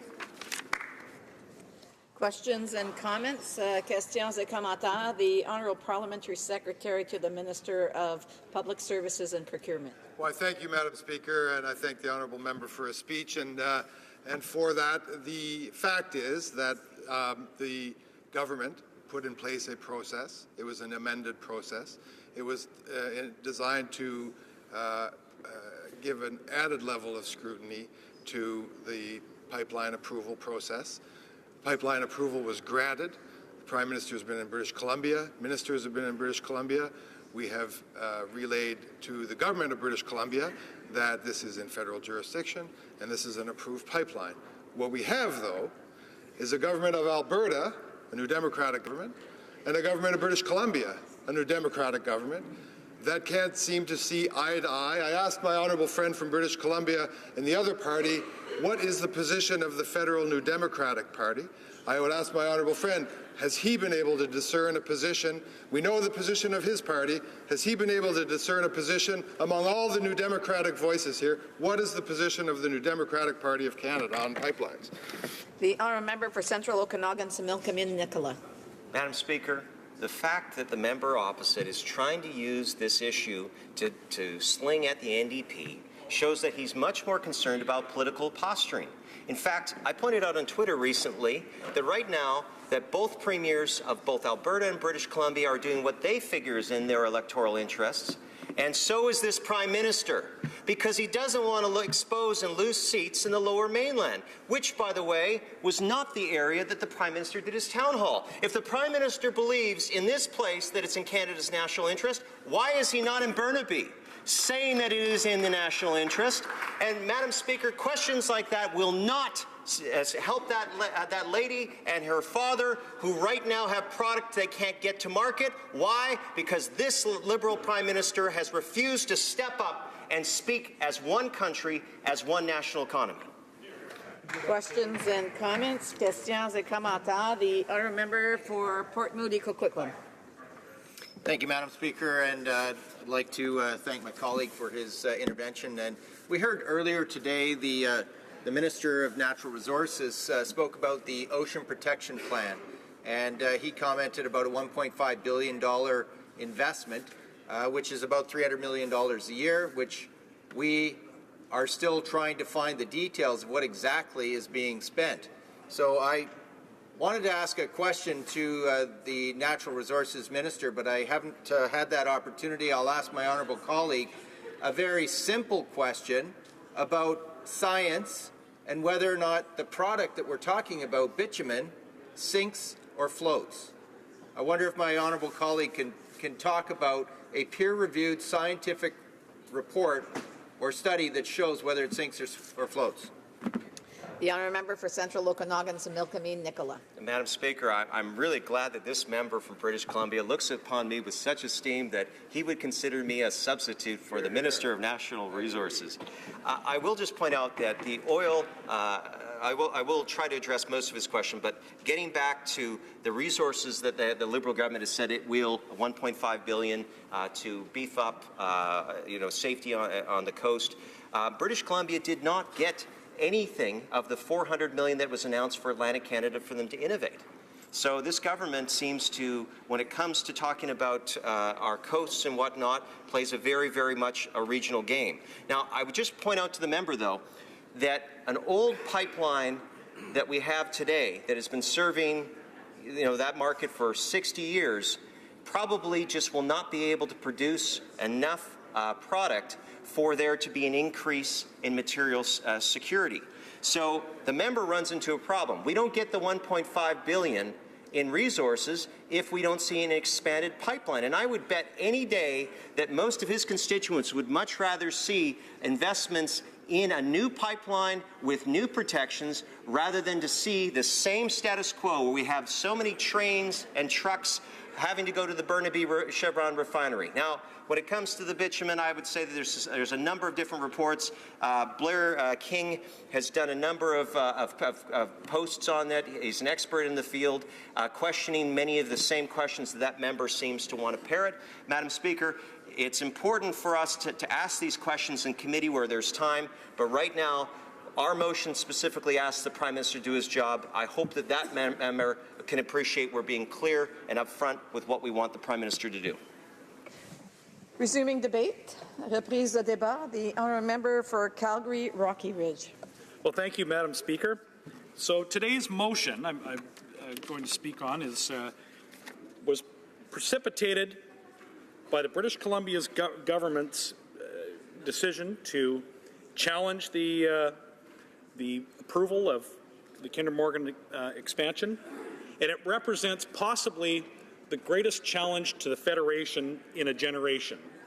There are a number of things at stake in this, Madam Speaker, whether or not we are a country united in the principle of the rule of law, the Constitution of Canada, the viability of any large national project, and the future for any responsible resource development. So the response of this government to this crisis thus far has been wholly inadequate.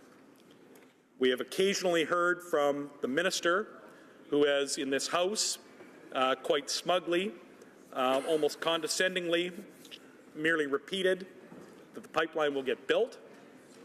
We've heard this a couple of times from the Prime Minister, but we have not heard this government championing this project, not in the true, in any meaningful way. And this is important, Madam Speaker, because this government's track record on energy project approval is abysmal. Under this government, which is now into its third year, we have seen the Northern Gateway project killed by an arbitrary, an arbitrary tanker ban that wiped out a project that was approved through an extremely rigorous and long drawn-out approval process with the support of dozens of First Nation equity partners.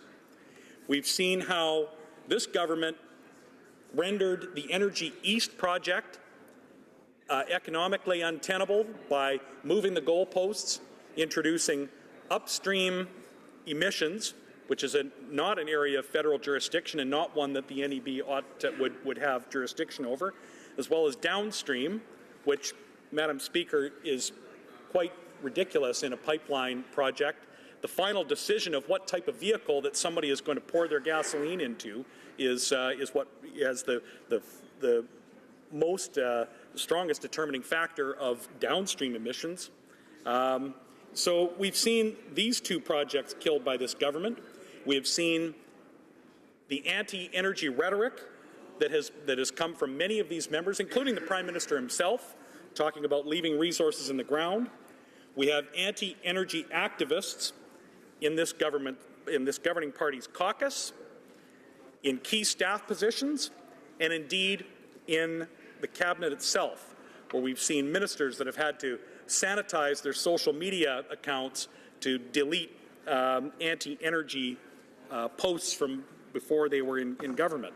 So, Mr. Speaker, this government has a large credibility problem when it comes to energy projects, and once in a while standing up in this House and trying to placate the Conservatives by simply insisting that this project will get built is not good enough. They're going to need to do better than that.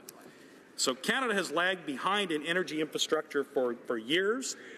We are way behind on LNG and are allowing the United States to become an energy superpower and exporting their product to international markets where we could be doing so ourselves. The Canadian oil patch is not participating in the oil and gas industry's recovery that is taking place in other producing jurisdictions, and that's largely due to politics. It's due to this government's attitude and the signals that it sends to the investment community. It's due, of course, also to provincial governments as well. We exist with a price differential on our energy products that is absolutely killing jobs. It's eroding our ability to produce public services. And what we are doing because of the differential is exporting income taxes. We're exporting public service to the United States. When a Canadian barrel pays an up to $30 discount on world prices, that $30, think about that, on one pipeline that has a capacity of 500,000 barrels a day, and we're taking a discount of up to $30 a barrel. Think of how much royalty money is not being paid to the Alberta or Saskatchewan or other provincial governments. Think of how much equalization payment then can't be made. Think of how much income tax is not being paid on money that's not being earned because of the differential. And this has been going on for years and is exacerbated repeatedly by the absence of pipeline capacity. And, Madam Speaker, this is by no means an Alberta alone issue, although there are thousands of people in my riding whose livelihoods depend on the oil and gas industry. The benefits of this industry are spread throughout Canada, and they're a major part of the public services that Canadians rely on and the revenue from royalties and from income tax. Madam Speaker, producers pay some of the highest royalty rates in the world on Canadian oil and gas. And producers are willing to do so because up till now, Canada has been a reliable place where adherence to the rule of law, sanctity of contract, stable political regimes, and rigorous but predictable regulatory processes allow companies to invest in the Canadian resources. And all of this is being jeopardized by this current dispute, where if international investors look at Canada and say, this is not a country where we can rely on the rule of law because a provincial government can usurp a federal approval, where the Constitution is not observed, where sanctity of contract is in terms of being able to governments moving goalposts on approval processes, this becomes a place where the international investment community will not go. And all of this is under threat, Madam Speaker, due to this Prime Minister's inaction and mixed signals that he sends to the investment community. So, Madam Speaker, the situation today is utterly untenable. The Prime Minister and this Parliament have the tools to remedy the situation.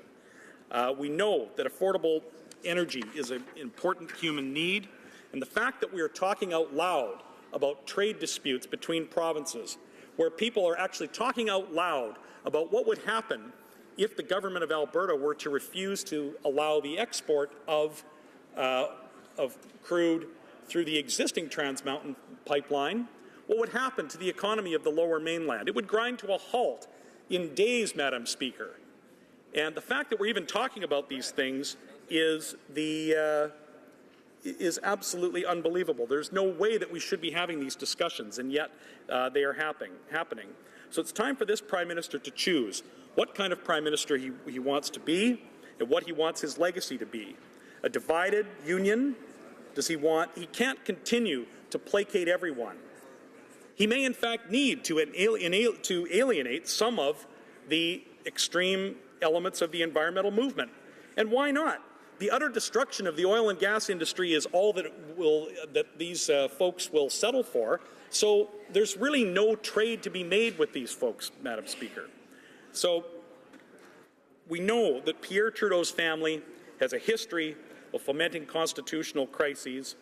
In Alberta, the same resentments and anger that I am now hearing are very familiar. I grew up with them in the 1980s. In Alberta, they see a Liberal government that is letting their ideological fellow travelers in British Columbia kill a pipeline that many in that Liberal caucus don't even want anyway. So, Madam Speaker, it is time for this Prime Minister to stop letting the noisy few kill the jobs and prosperity for the many. Stop hemming in our oil and gas, even as we import oil in the east from Saudi Arabia and Venezuela and the United States. Stop exporting social services like healthcare and education to the United States, and stop chasing away investment and tax dollars that would go with it from an industry because projects aren't being built. Stop rewarding those that would subvert the rule of law and the Constitution Act. Stop trying to ride both sides of every fence. Show leadership, stand up for jobs, and just for once be proud of Canada's energy industry and the rigors of our environmental policy. Hear, hear. Questions and comments? The Honourable Parliamentary Secretary to the Minister of Natural Resources. Thank you, Madam Speaker, and I thank my honourable member for his speech. I will, however, disagree with him. I think our signals have been extremely clear. Minister Carr last week and the Prime Minister before that clearly stated our support for the Trans Mountain expansion. After consulting with thousands and thousands of Canadians, and it is important to listen to what Canadians have to say. There was a little bit of revisionist history happening there with regard to the Northern Gateway pipeline. The Northern Gateway was stopped because the court said there was no consultation by the former Conservative government. I'll ask my honourable colleague, does he not believe Canadians should have a voice in major projects? Thank you. The honourable member for Calgary Rocky Ridge. Indeed I do, and indeed they have, and indeed this project was approved by this elected government, and it's time for this minister and this Prime Minister to champion this project and quit just standing back and saying it will get built, as if repeating that enough times will make it happen.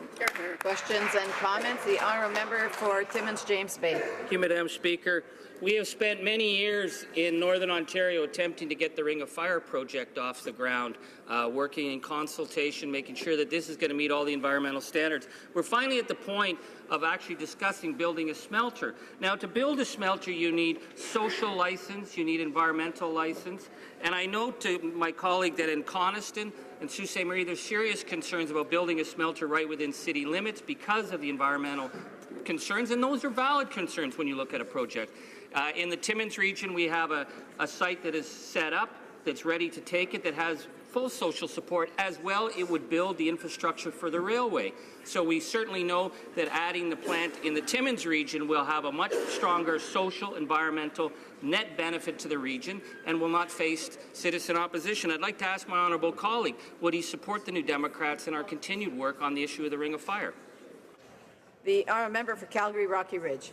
Well, Madam Speaker, I support responsible resource development wherever it can be found in Canada, and I'm pleased to hear my colleague from Timmins James Bay speaking of responsible resource development and being on board with it.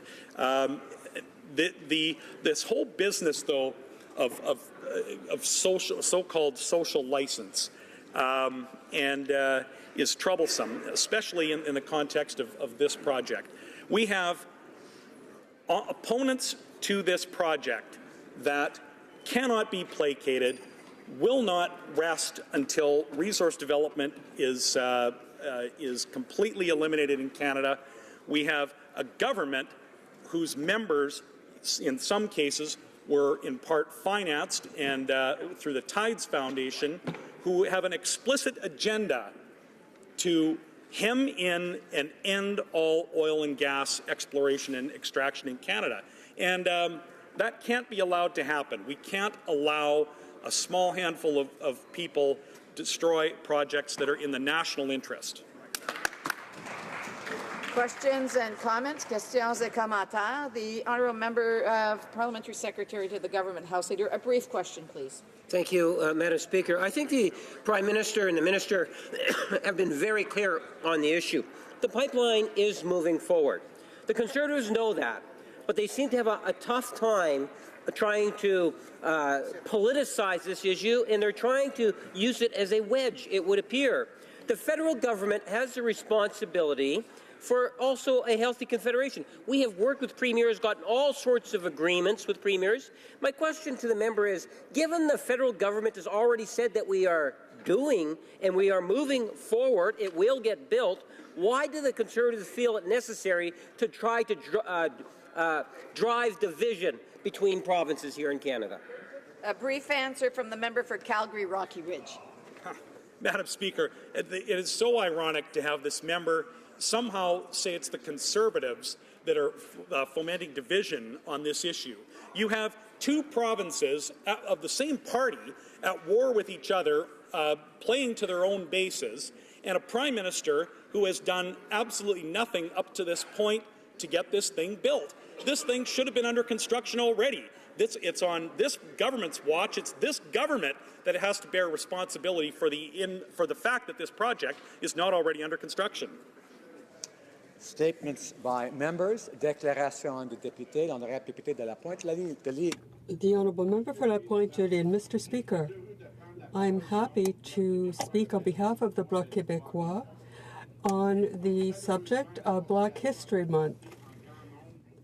The people of Quebec have taken part in great numbers in the festivities everywhere in Quebec, especially in Montreal, Gatineau, and in Quebec City.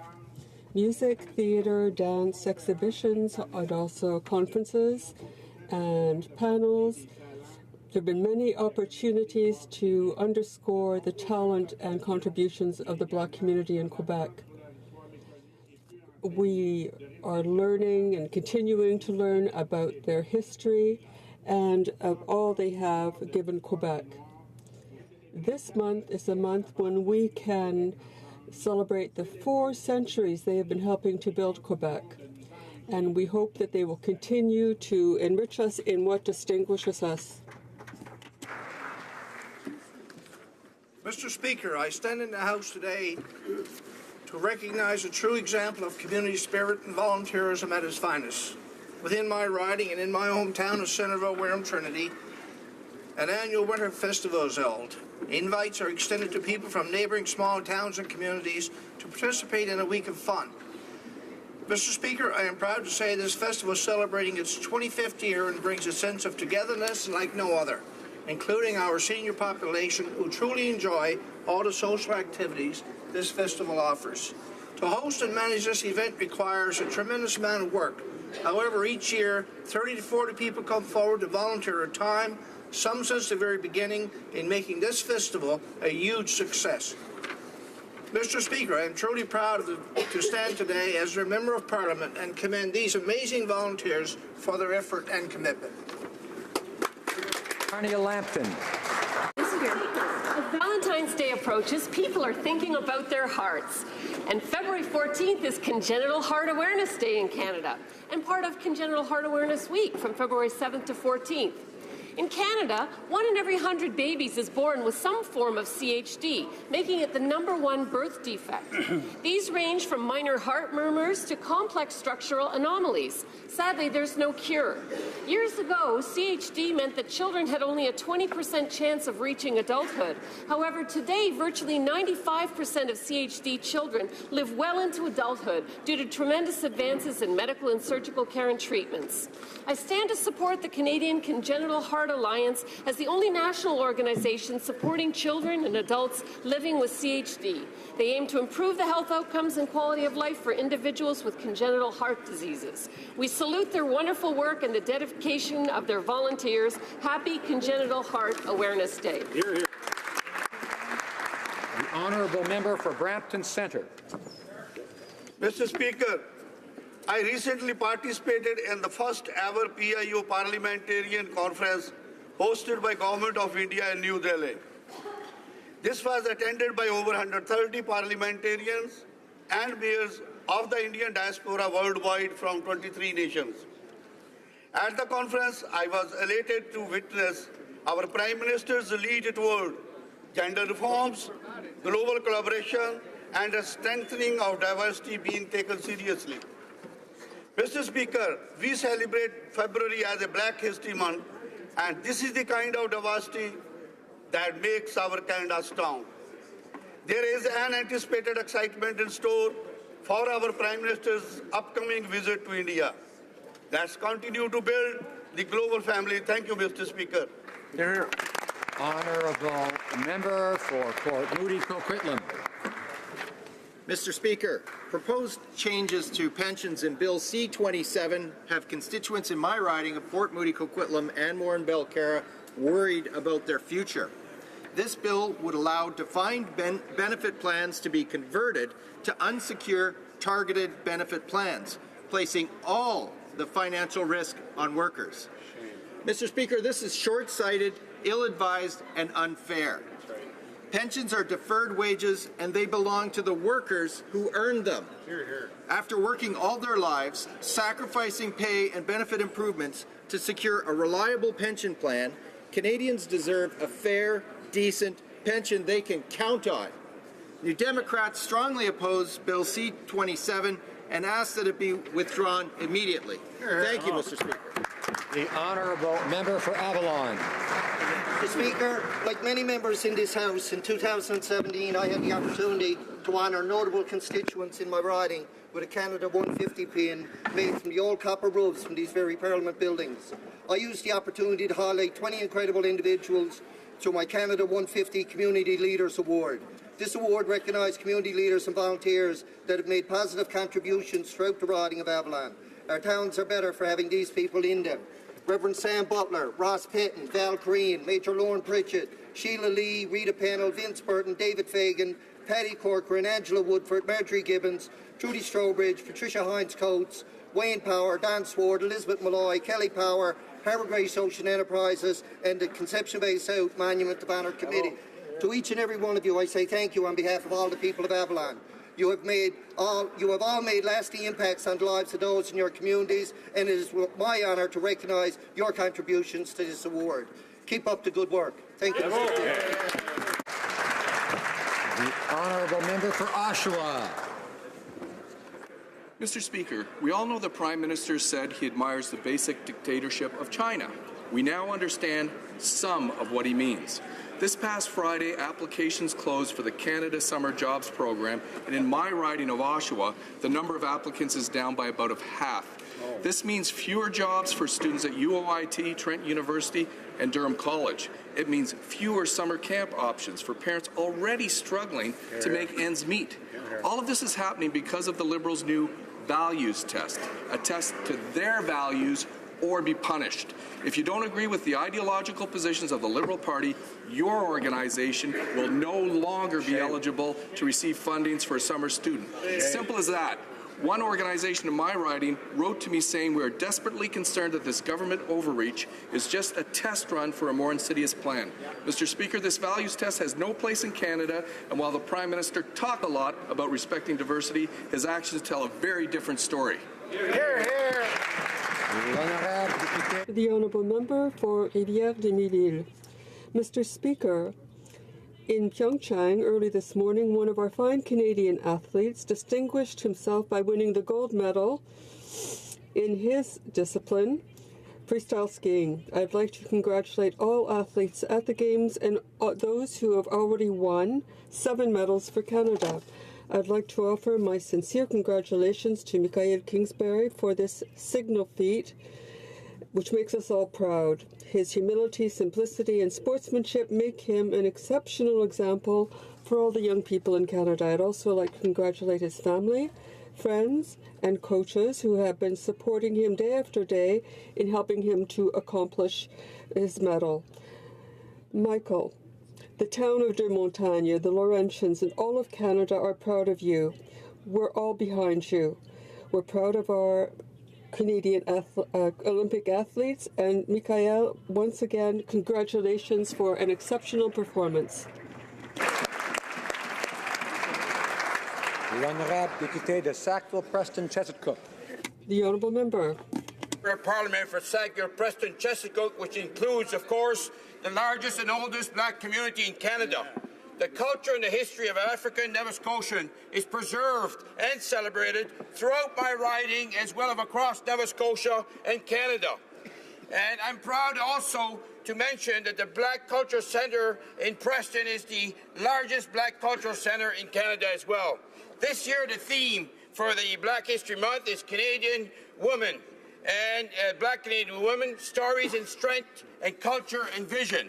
Like many Nova Scotian, I was inspired by the story of Viola Desmond, and I happened to meet her sister, Wanda Robson, shortly after our government announced that Viola Desmond would be the first Black Canadian woman to be in a $10 bill. So every time we use that $10 bill, please remind yourself of her leadership and inspiration. So I wish everybody a happy Black Cultural Week in Canada. Thank you. The honourable member for Kamloops Thompson Caribou.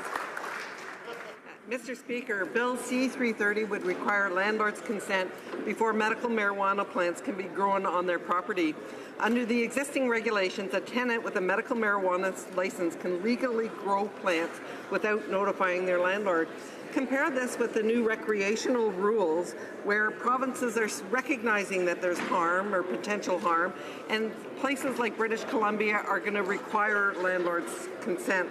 However, this principle does not apply to medical marijuana users. There's no mechanisms for landlords to prevent grow-ups for medical purposes on their province. And unlike the 4-plant limit for recreational use, in some cases, for example, you could have 3 or 4 people living together and they may be authorized to grow 40 plants or more in a house. I've had many property owners who have invested their life savings into rental property contact me because their property was destroyed by such a grow-up. This is simply wrong, and I certainly urge all members to support my private member's bill when it comes up. The honourable member for Marc-Aurèle-Fortin. Mr. Speaker, for the 12th year in a row we are observing Stay in School Day, and this Quebec-wide. From the 12th to the 16th of February, this initiative brings together various stakeholders in order to make citizens aware of the importance of staying in school, of striving, and we also highlight the harm in dropping out of school and highlight the benefits of a diploma. Mr. Speaker, I taught for many years, and I completely support this initiative. I encourage all people in Laval, as well as those throughout the province, to take part in the various activities. There's no such thing as an initiative that's too small. Every action counts. And together, we should all put our shoulder to the wheel in order to ensure the success of our young people and to encourage them to stay in school. Thank you. The honourable member for Pierrefonds-Dollard. Mr. Speaker. Homage to Miss Elizabeth Ann Williams, who for over 25 years has been volunteering with the West Island Black Community Association. WIPCA, as it's known, is a wonderful organization that provides programs, workshops, and social activities for all in the region. And she cemented her place in the organization in May of 2014 by becoming its president. In recognition of her contribution, Ms. Williams was named City Builder 2017 by the Municipality of Montreal. The leadership of another lady, the young and dynamic Kemba Mitchell. And I'm certain the organization will continue to prosper and flourish under her leadership. To all Black women who have worked tirelessly to make a difference in our communities, I say, we see you, we hear your voice, and we thank you.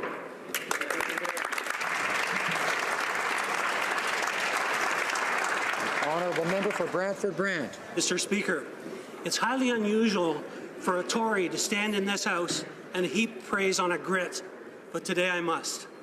This spring, after 18 years of serving Brantford-Brant as MPP and Speaker of the Ontario Legislature, Dave Levac is retiring from political life.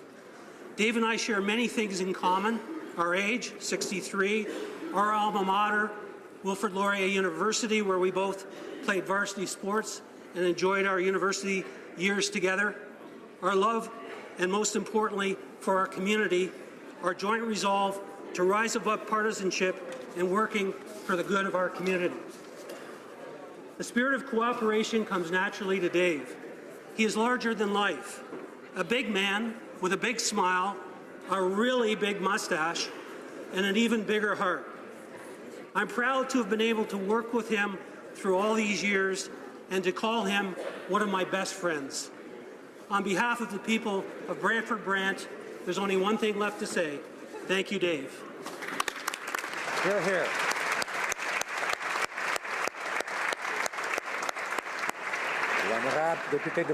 The Honourable Member for Bloor-Missisquoi. Mr. Speaker, last week I went to Washington to talk to the teams of Vermont Senators Patrick Leahy and Bernie Sanders, as well as the American Secretary of the International Joint Commission. I also talked to people at the embassies of Canada in the United States.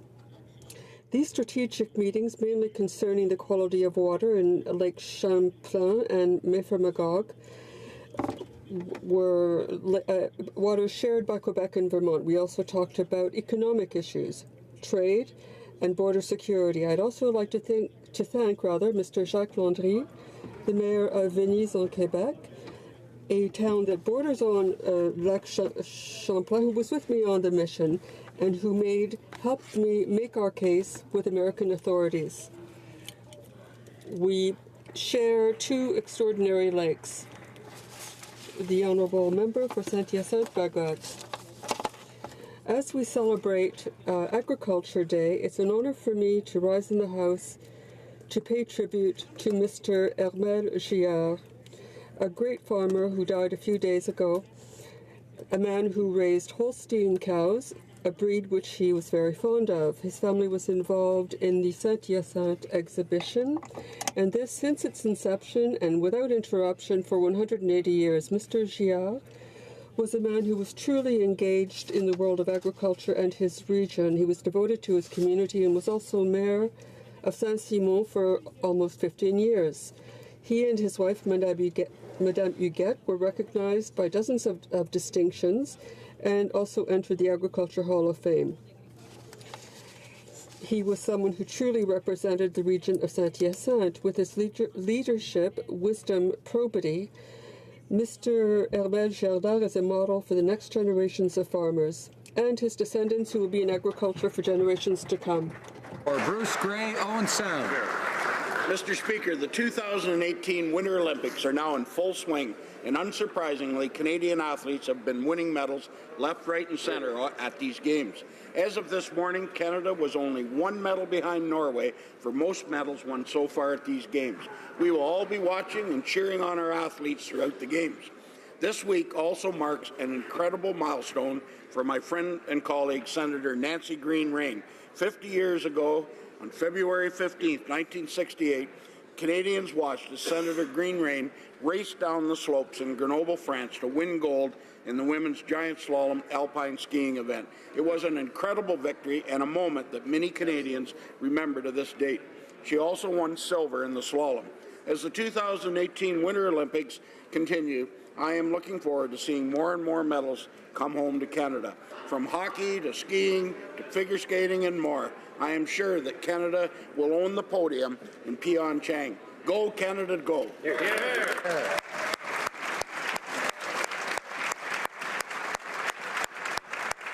Honourable Member for London West. Mr. Speaker, on Sunday, scientists around the world marked the International Day of Women and Girls in Science.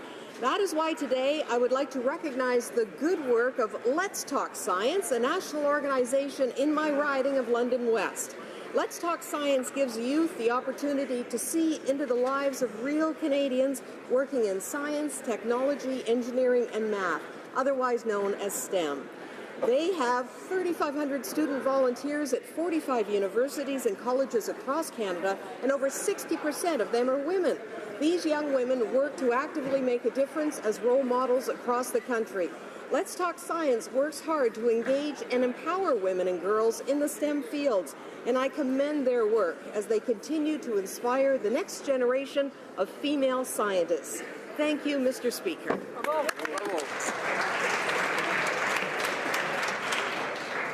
Oral questions, questions orales. The member for Thornhill.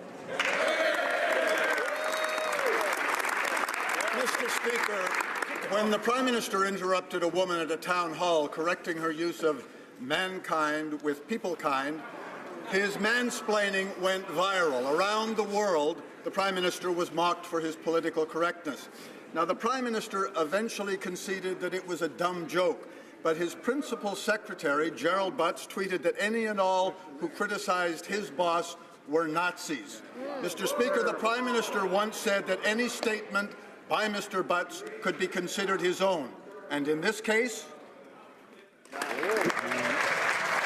Right Honourable Prime Minister. Mr. Speaker, I didn't hear a question in that statement. The Honourable Member for Thornhill. Does he think everyone... Mr. Speaker, the Nazis killed 6 million Jews. People who laugh at the Prime Minister are not Nazis. Mr. Speaker, will the Prime Minister disassociate himself from his principal secretary's unacceptable language? Right Honourable Prime Minister. Mr. Speaker, we, as all of us do, take very seriously the Holocaust and make sure we remind ourselves never again by telling the story of the Holocaust and not relating that to anything else that happened. We recognize that this is something of extreme difficulty and care that we must be taken, and I have always ensured that we are respectful in our discourse, particularly around that subject. Lord. Order. Order. The Honourable Member for Richmond, Arthabaska. Mr. Speaker, the question was a simple one. We were asking for an apology because of the words of his main advisor. This is a total lack of respect to the House. The next question we would like to ask has to do with the Trans Mountain project, which will create thousands of jobs and benefit the entire country's regions. While the Prime Minister was touring the United States, things were deteriorating between Alberta and BC. We'd like to know if the Prime Minister is finally going to show some leadership and ensure that this problem is resolved once and for all. The Right Honourable Prime Minister. Mr. Speaker, we have said very clearly that the Trans Mountain project is in the national interest. That is why we are going to make sure that it is built. We know that we must protect the environment, we need to invest in our oceans, and we also must be able to access new markets for our natural resources, and that is exactly what we are doing. We will always work to unite the different parts of our country, and we will always defend the national interest for all Canadians. Mr. Speaker, clearly people who make fun of the Prime Minister making up words that do not exist are not Nazis. Hear, hear. Will the Prime Minister condemn and apologize for the comments of his principal secretary? Honourable Prime Minister. Mr. Speaker, we take very seriously the importance of creating open opportunities for dialogue. And that's why I was so pleased to get out there and do town halls across the country where I took a broad range of questions for Canadians in a very honest and open environment. That is something that I continue to believe in. We will have difficult conversations from time to time, and I will continue to do exactly that in the future. The Honourable Member for Lakeland. Mr. Speaker, quite obviously, the most powerful staff member to the most powerful politician in Canada should not be calling people Nazis. Will the Prime Minister condemn and apologize for the comments of his principal secretary? Right Honourable Prime Minister.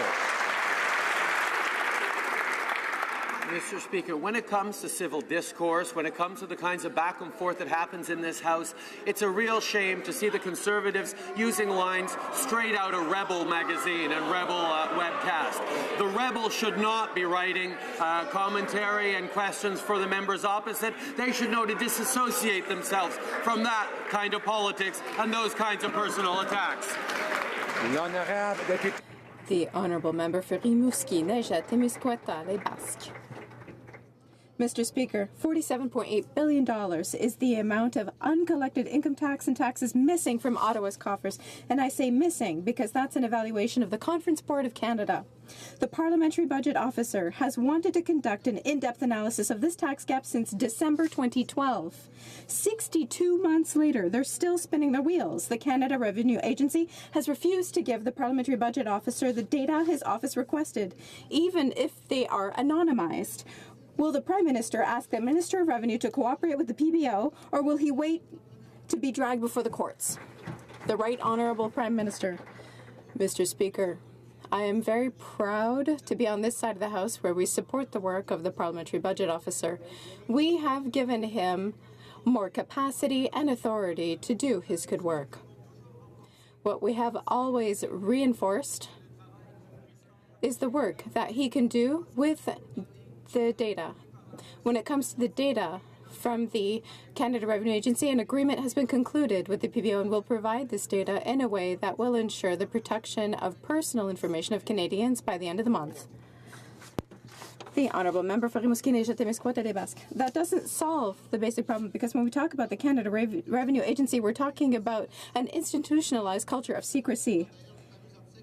There's a difference of opinion on Section 241 of the Income Tax Act. When we ask questions about the lack of effectiveness of the agency in the Panama Papers or its communications with KPMG, information is still denied to us. And now the PBO was in conflict trying to get to anonymized data. Will the Prime Minister put himself on the side of the PBO or on the side of unaccountable leaders?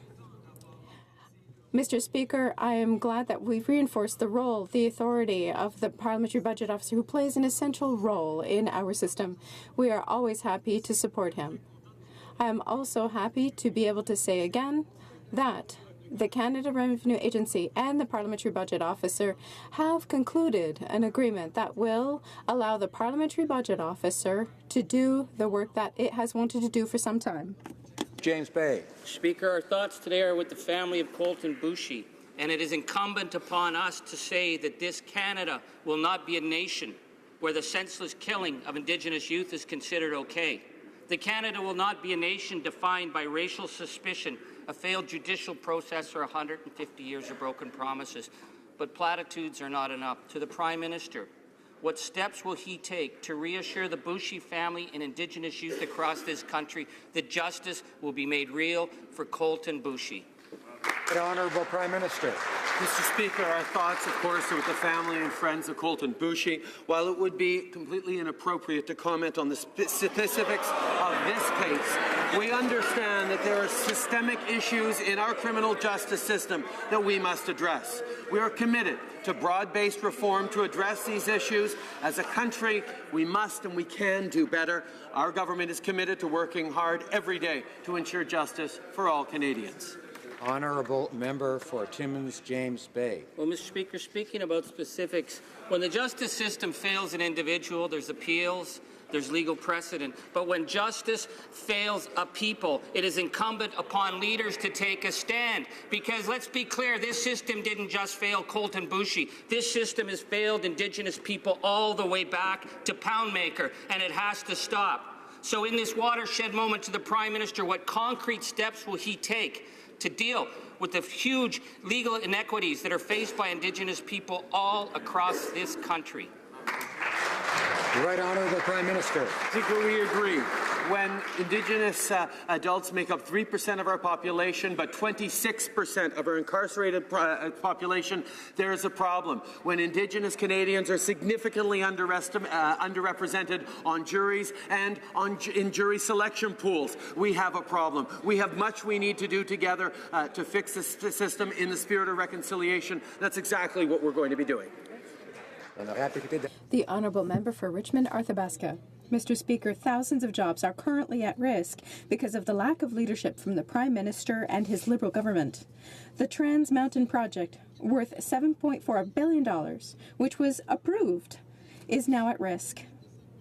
The Prime Minister does not seem to recognize the urgency of the situation as inaction, and his silence is putting the Canadian economy, as well as all the provinces and the jobs for Canadian families, in peril. Can the Prime Minister tell Canadians what he plans to do to solve the problem that we are now experiencing between Alberta and British Columbia?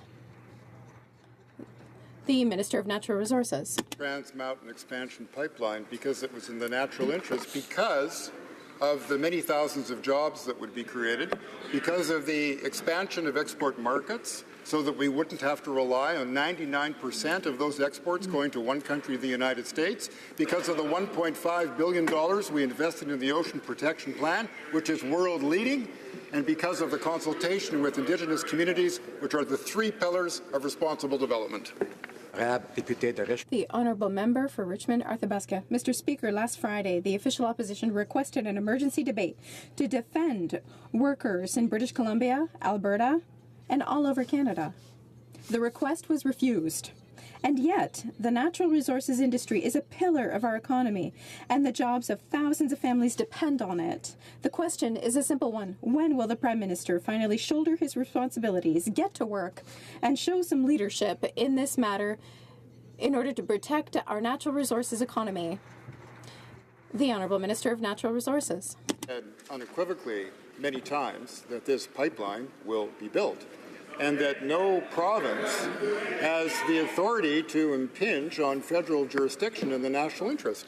There is only one government in Canada that speaks on behalf of Canada, and that is the Government of Canada, which it has done and it will continue to do. The Honourable Opposition House Leader.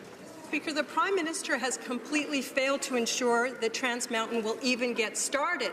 As per usual, he and the Liberals are full of empty words, but very empty on action.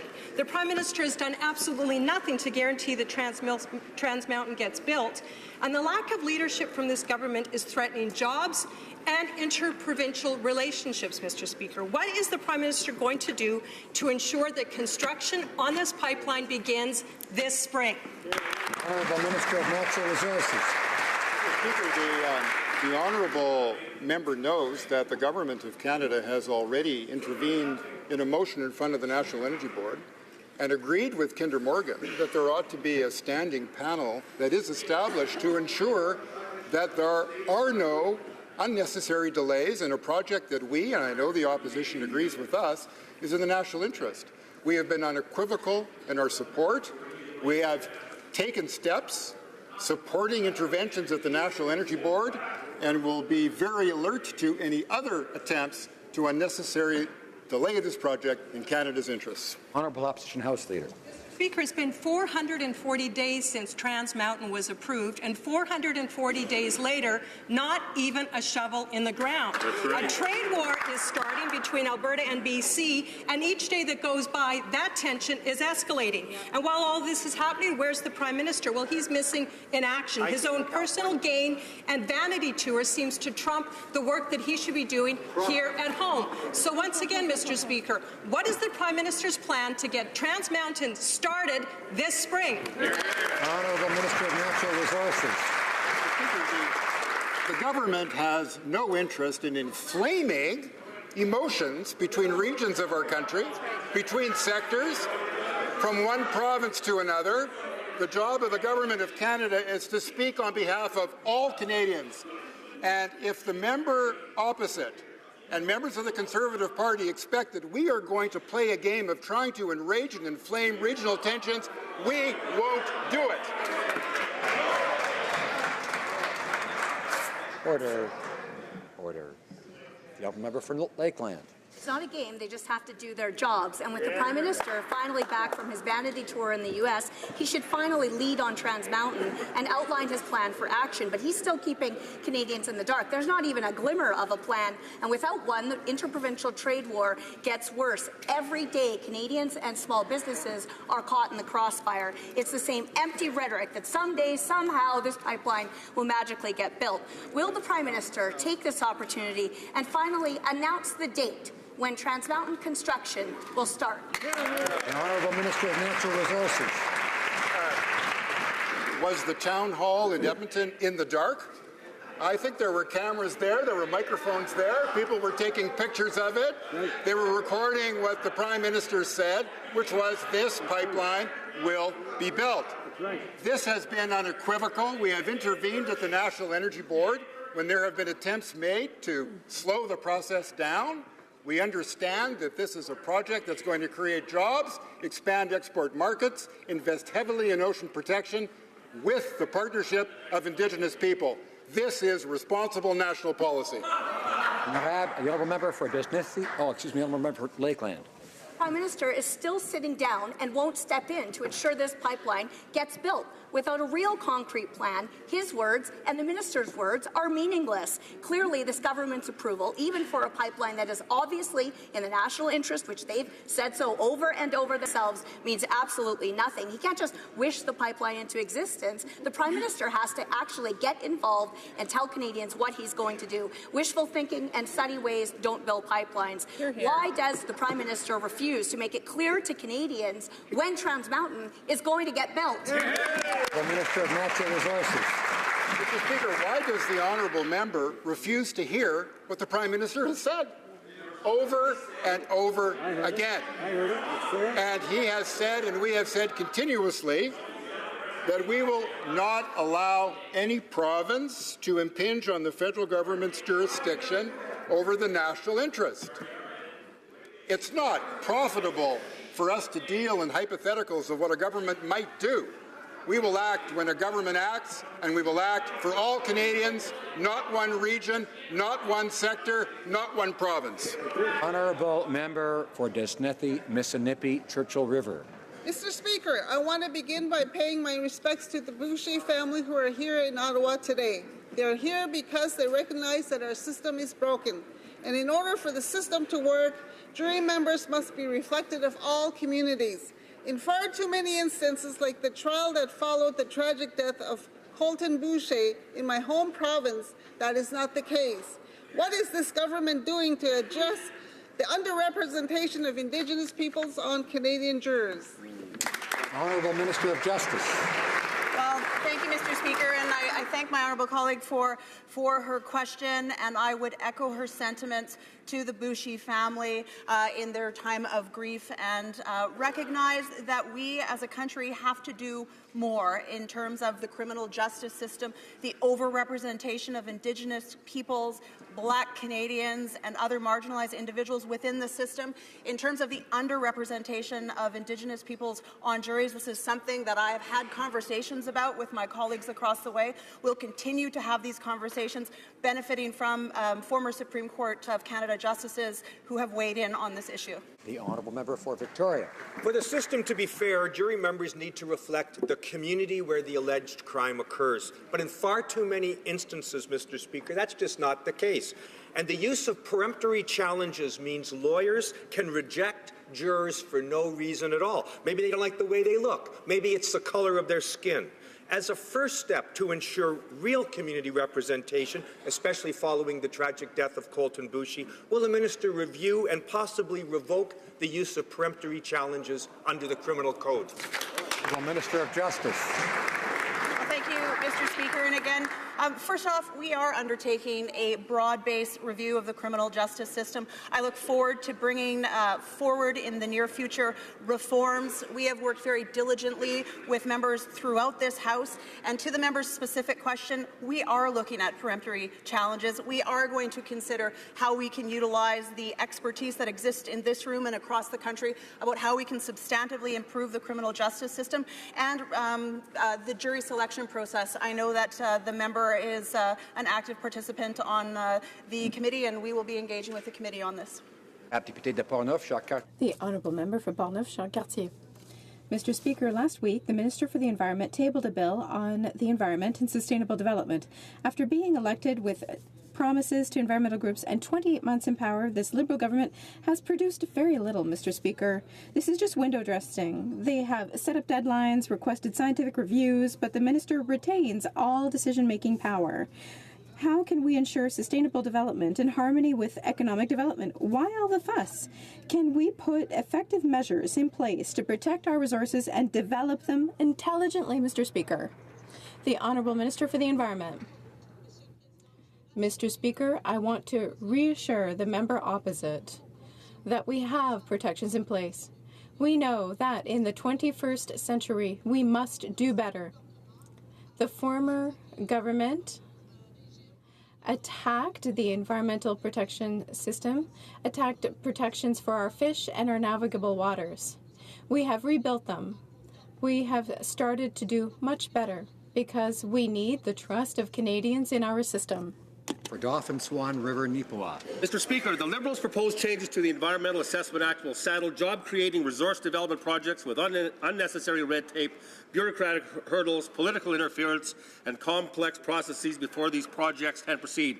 In fact, the proof is in the pudding. There was a headline last week, Suncor to shun major new projects amid Canada's difficult regulatory environment. The Liberals fail to understand that energy projects in Canada are designed with the best environmental standards. Why is this Liberal government continuing to jeopardize the livelihoods of thousands of Canadians and hundreds of communities that rely on our natural resources? Honourable Minister of Environment. Thank you, Mr. Speaker. The reason that we have brought forward new legislation is to rebuild trust in our environmental assessment process. If you don't have the trust of Canadians, if you aren't making decisions based on science, if you aren't listening to Indigenous peoples, then you aren't going to get good projects built. Proof is in the pudding with the party opposite. They couldn't get projects built. That we have a system that rebuilds trust, that has tighter timelines, and is going to make sure that we protect our environment while ensuring good projects go ahead. Hear, hear. The Honourable Member for Abbotsford. Speaker, let me quote the Canadian Environmental Law Association, her friends. Quote, the new process will not restore public trust or ensure credible, participatory and science-based decision-making, end quote. That comes from her friends. The minister has the power to kill a project without a scientific review. The bill is riddled with red tape, delays and new criteria that signal the death knell of resource development in Canada. Why is the minister so disrespectful of our natural resource industry? Honourable Minister of Environment. Mr. Speaker, we spent 14 months listening to energy companies, to environmentalists, to Indigenous peoples, to provinces, to scientists. Why? Because the trust of Canadians was lost by the previous government. They destroyed the trust of the environmental assessment system. They did not make decisions based on science. They politicized everything. We are rebuilding trust. I'm extremely proud that we are delivering on a promise we made to Canadians. Hear, hear. Order. The Honourable Member for Abbotsford. Speaker, that is patently false. The minister claims the new environment and assessment process will be a more efficient, transparent and predictable environmental review process. Nothing could be further from the truth. The bill is riddled with powers for the minister to halt, delay and terminate projects on a political whim. The real intent of this bill is to give the minister a veto over resource development in Canada. So why is the minister so intent on suffocating our natural resource industry? Why? The Honourable Minister of Environment. Mr. Speaker, I was very pleased by the response of so many businesses. They recognize that our system is actually more efficient. Unfortunately, maybe the member opposite hasn't read the legislation, but the proposed legislation ensures that there's a more timely process, that timelines are shorter, that transparency that was lost by the previous government is reinstated, that we'll be making decisions based on science. I could go on and on, but good news, we are going to do a lot better. Hear, hear. Order. The Honourable Member for Courtenay Alberni. Mr. Speaker, this Thursday, veterans will gather in Ottawa for the Left in the Cold protest to raise awareness about growing levels of homelessness among Canada's veterans. And down the street, Trevor Sanderson and Dick Groot, who drove all the way from Winnipeg, are protesting by sleeping outside in the freezing cold. In testimony at committee, the co-founder of Vets Canada said the number of homeless veterans is 5,000. Our veterans risked everything for this country, and the Liberals promised they would honour their sacred obligation. So when will they?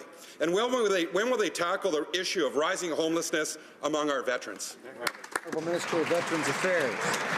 And I thank the honourable member for his question. Veterans homelessness is unacceptable, which is why we have identified it as a priority of this government. Our government is investing $2.2 billion over 10 years to tackle homelessness through a redesigned and expanded federal homelessness program, complemented by NHS initiatives including the National Housing Co-Investment Fund and the Canada Housing Benefit, as well as VAC initiatives like the $4 million investment in Veterans Emergency Fund, providing immediate and flexible financial support for those veterans in crisis. Thank you.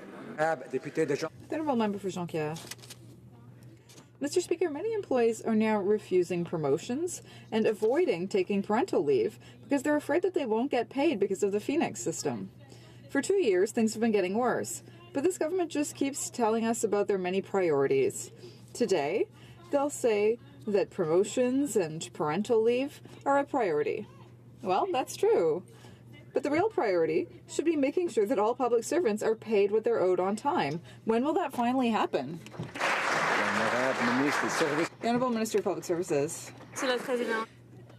Mr. Speaker, we are very concerned about the uncertainties that the Phoenix system is creating for public service servants. I'm very empathetic, and we are doing everything that we can in terms of fixing the technology, and we are working with unions as well. Rest assured that this is my #1 priority in my job, and this will get done. Member for Hastings, Lennox and Addington. Mr. Speaker, even today there are First Nations children living on reserve in Canada who cannot safely drink, bathe in, or even play in the water that comes out of their taps. This is why we committed to ending long-term drinking water advisories on all public systems on reserve by March 2021. Can the Minister of Indigenous Services please update this House as to the actions being taken to ensure reliable access to clean drinking water on reserves? Thank you. Honourable Minister. Mr. Speaker, I'd like to thank the member from Hastings, Lennox and Addington for his question. I hope all members in this House will join me in celebrating the fact that today 11 long-term drinking water advisories were lifted in Slate Falls Nation. Some of these advisories had been in place for almost 14 years. I want to particularly thank Chief Crane and her leadership team for their fantastic work on this. This brings the number of long-term drinking water advisories that's been lifted since 2015 to now 52, and we will continue the work to make sure that all long-term drinking water advisories... The honourable member for Perth Wellington. Mr. Speaker, the Prime Minister has shown no leadership on interprovincial trade. His government's failure to reach an interprovincial trade deal that actually eliminates trade barriers and their unwillingness to stand up for the constitutional right to free internal trade between provinces puts Canadian businesses at risk. Now provinces have begun blocking the trade of wine, and the problem is escalating. But while the war of the rosés rages on, this Prime Minister and this government does nothing. When will the Minister of Intergovernmental Affairs do his job and end the trade war between the provinces? The Honourable Minister of Economic Development. Mr. Speaker, we strongly advocate for and support free trade amongst the provinces and territories. We want to see goods, services and investments flow across borders without barriers and impediments. That's why we worked with the provinces, to answer the question more specifically, and we negotiated the first Canadian free trade agreement amongst the provinces and territories. We have mechanisms in place to deal with disputes, and we urge both parties to work together to quickly resolve this issue. Thank you very much, Mr. Speaker.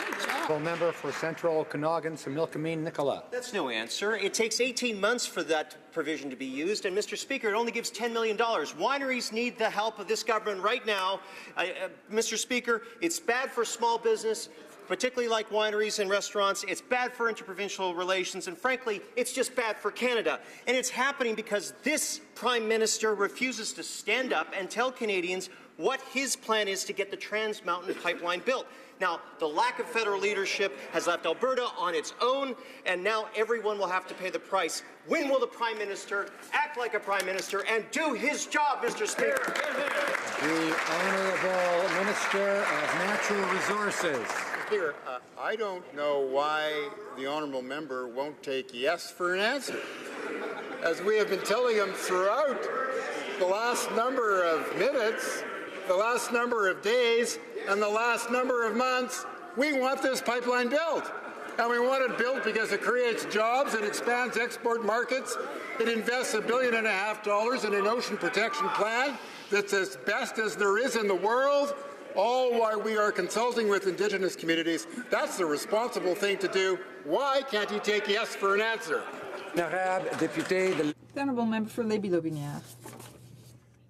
Mr. Speaker, to say that the Prime Minister's trip to the Aga Khan's private island was under exceptional circumstances, it would have had to have been in the national interest of the country. And the Prime Minister is defending himself by saying that there was no discussion of Canadian government affairs during the trip. Mr. Speaker, why do Canadians have to pay for the Prime Minister's family's private travel? And when will he pay back Canadian taxpayers? The Honourable Government House Leader. Mr. Speaker, as I've said many times, the former Commissioner recognized that these expenses were incurred as part of the role of the Prime Minister, Mr. Speaker.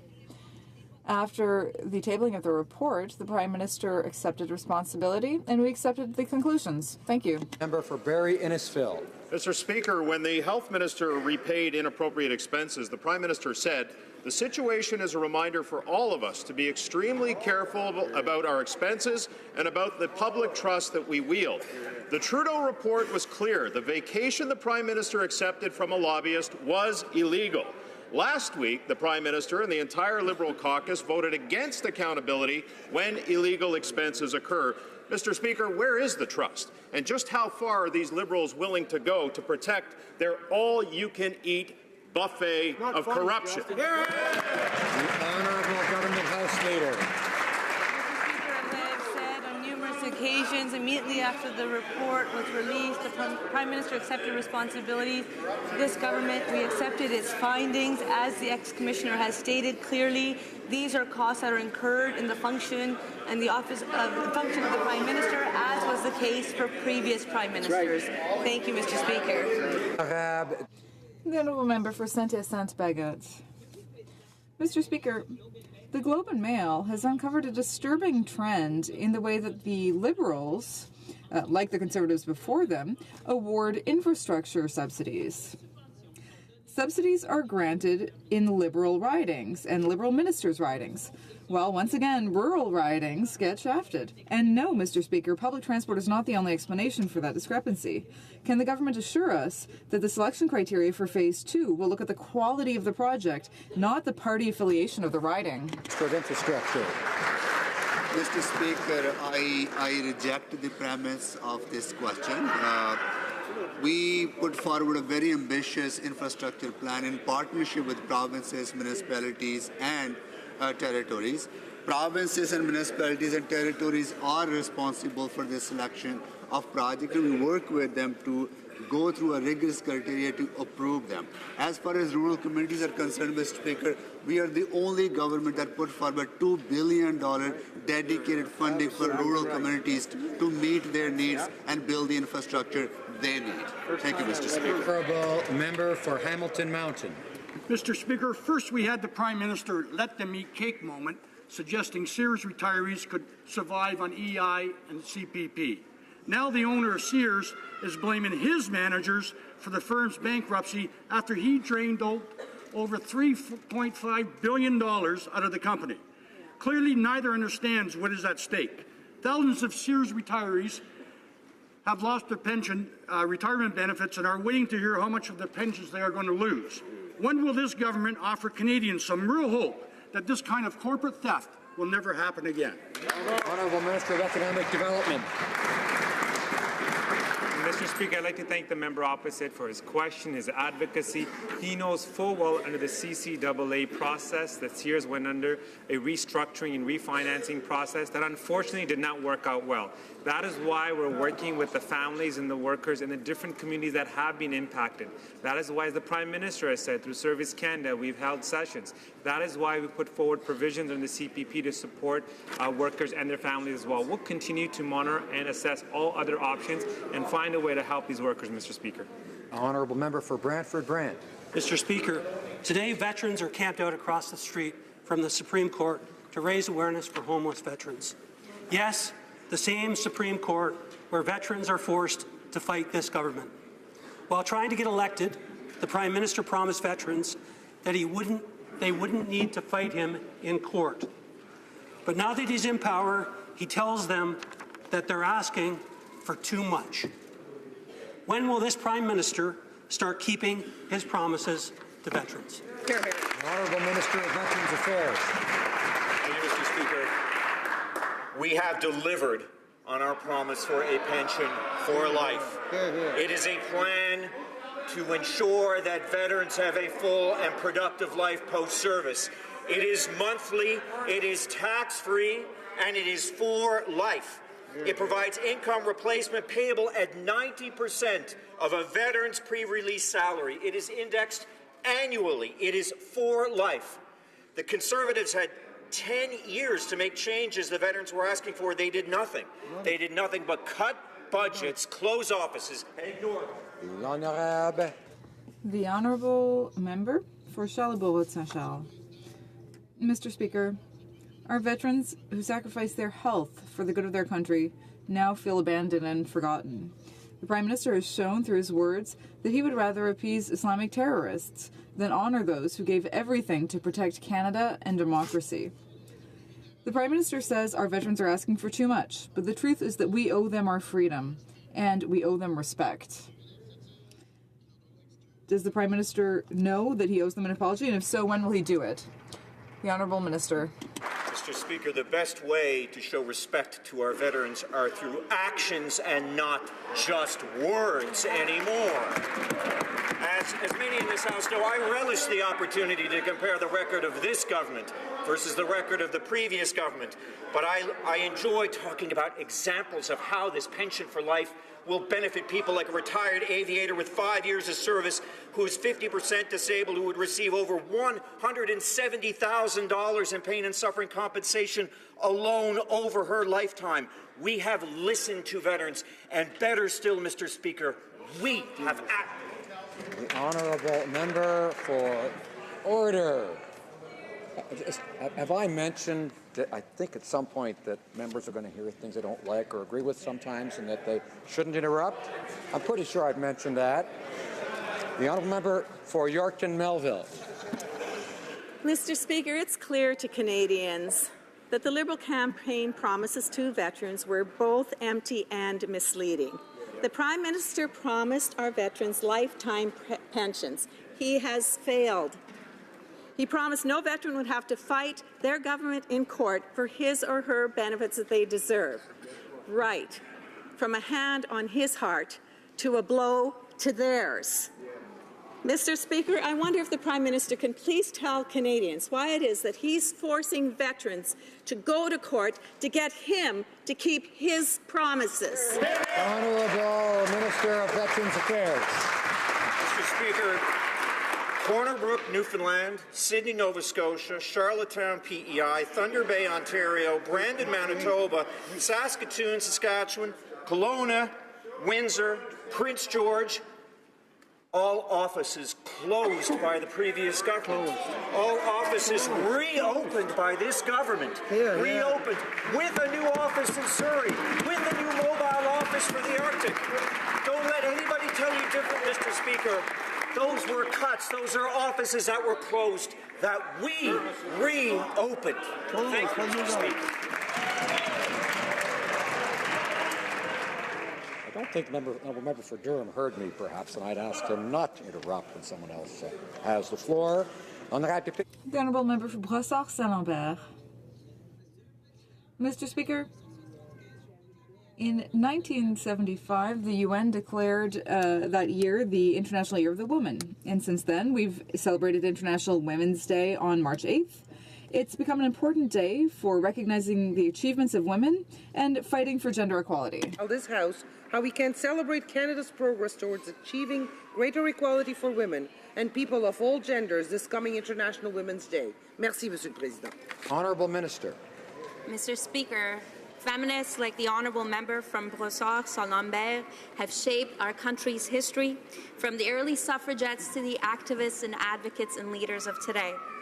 We appreciate feminism as a powerful global movement for gender equality that has led to progress for women and people of all genders.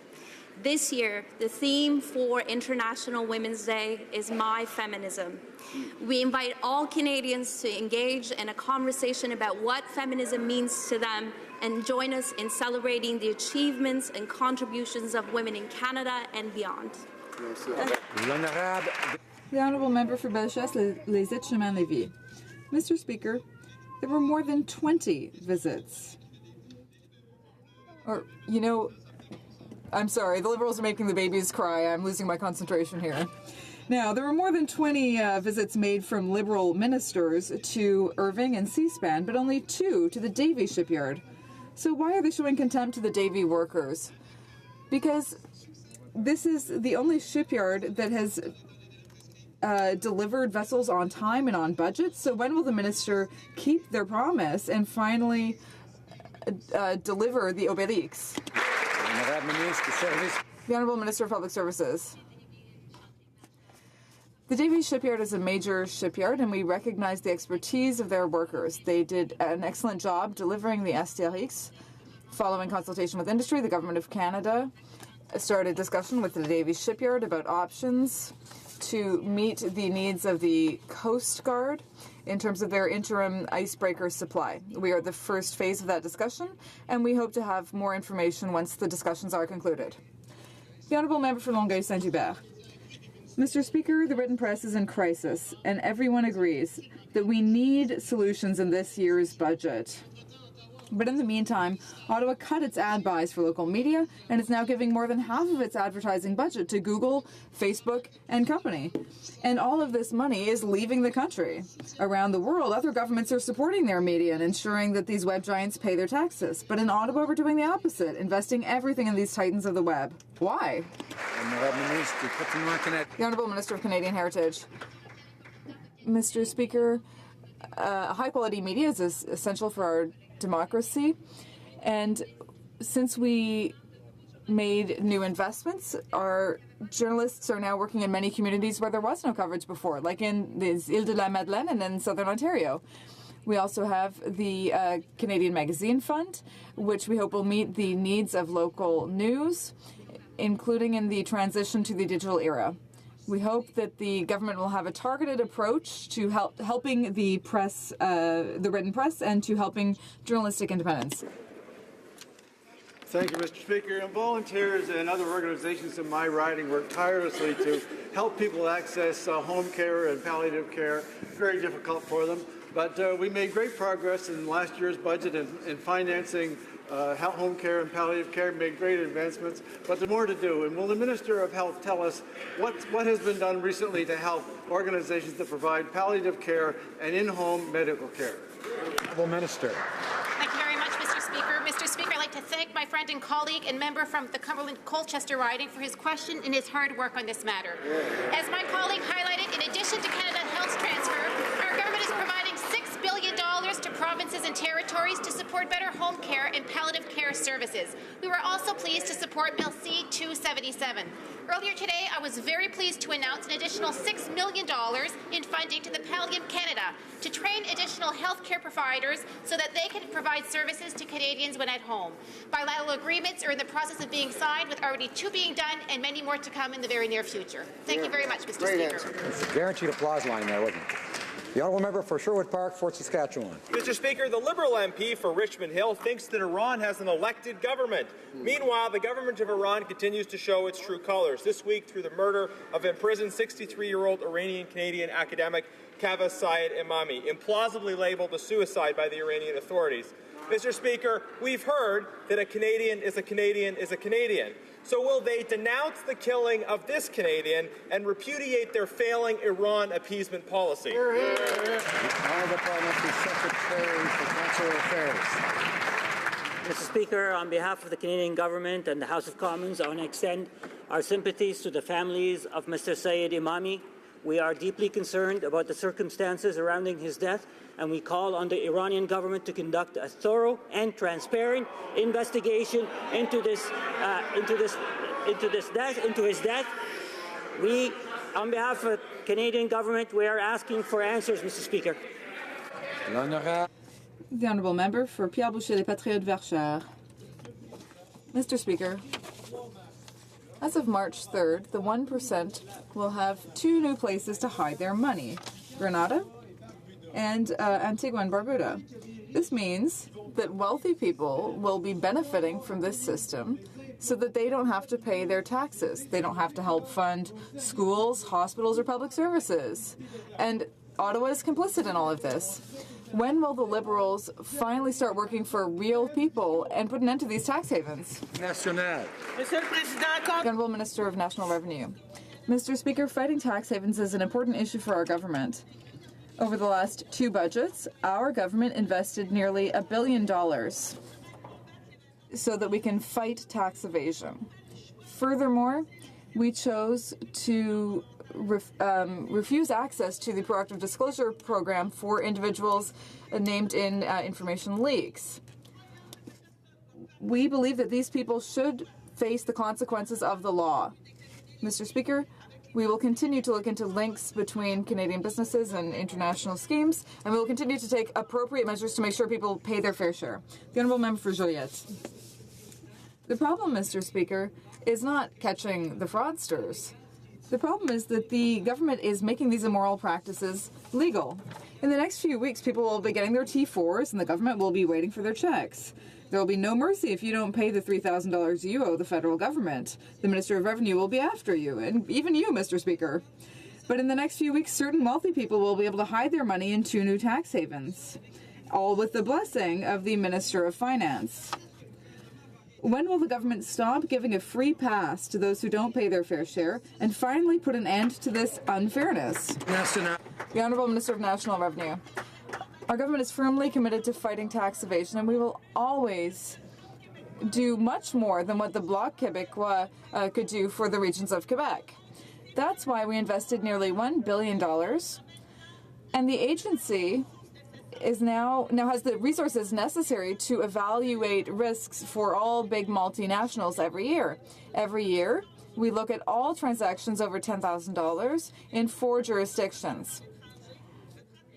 And on December 31st, the agency carried out audits of over 9,000 taxpayers laying some charges. Thank you, Mr. Speaker. My question is for the Minister of Fisheries and Oceans and the Canadian Coast Guard.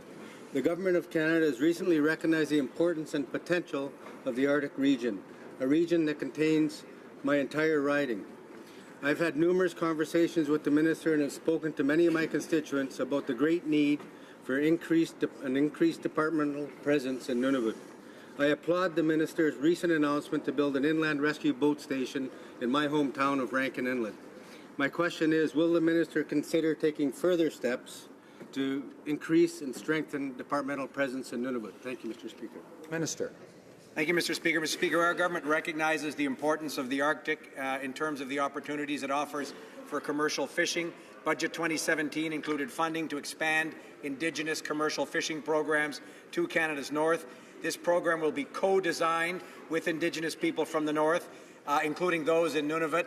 And, Mr. Speaker, I also want to assure the House and my colleague from Nunavut that our government is looking at a way to enhance the decision-making capacity of fisheries and oceans in Canada's north, and I hope to have some good news in the coming weeks in that regard. I would like to draw to the attention of honourable members the presence in the gallery of His Excellency Mohammed Pervez Malik, Minister of Commerce and Textile of the Islamic Republic of Pakistan.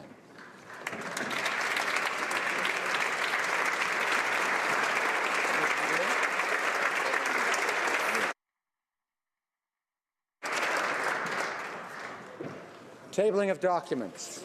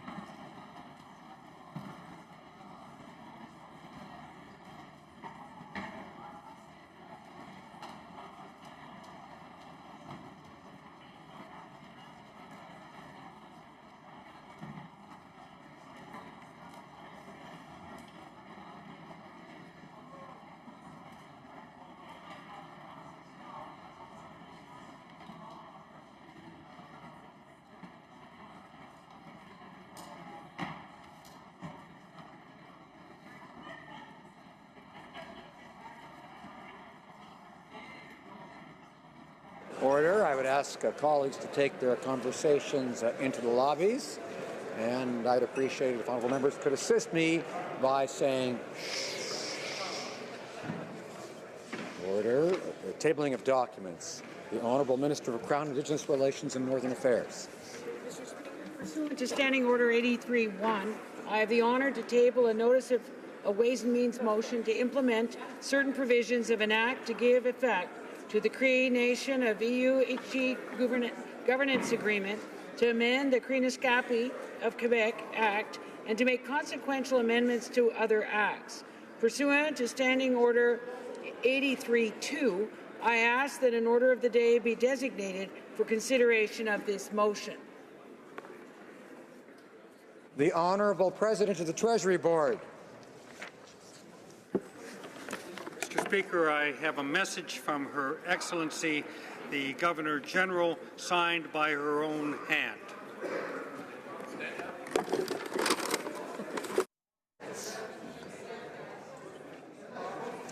I'd ask members to stand.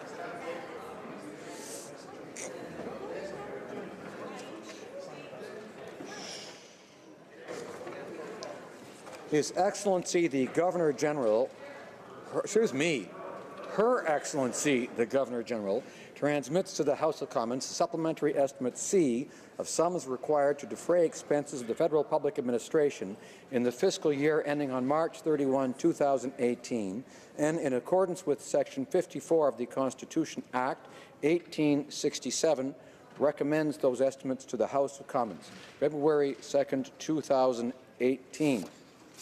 Son Excellence, la Gouverneure Générale transmet à la Chambre. Her Excellency, the Governor-General, transmits the supplementary estimates, financing necessary for continuing activities. This to March 2018 and pursuant to the relevant section. This the 19th February 2018. The Honourable President of the Treasury Board.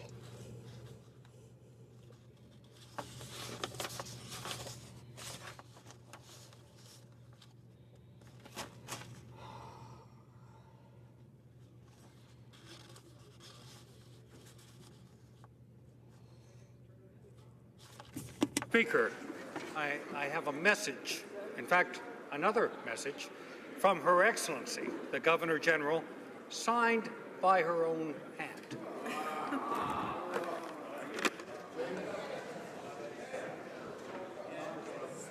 And it being a message from Her Excellency, members will all wish to stand, I know.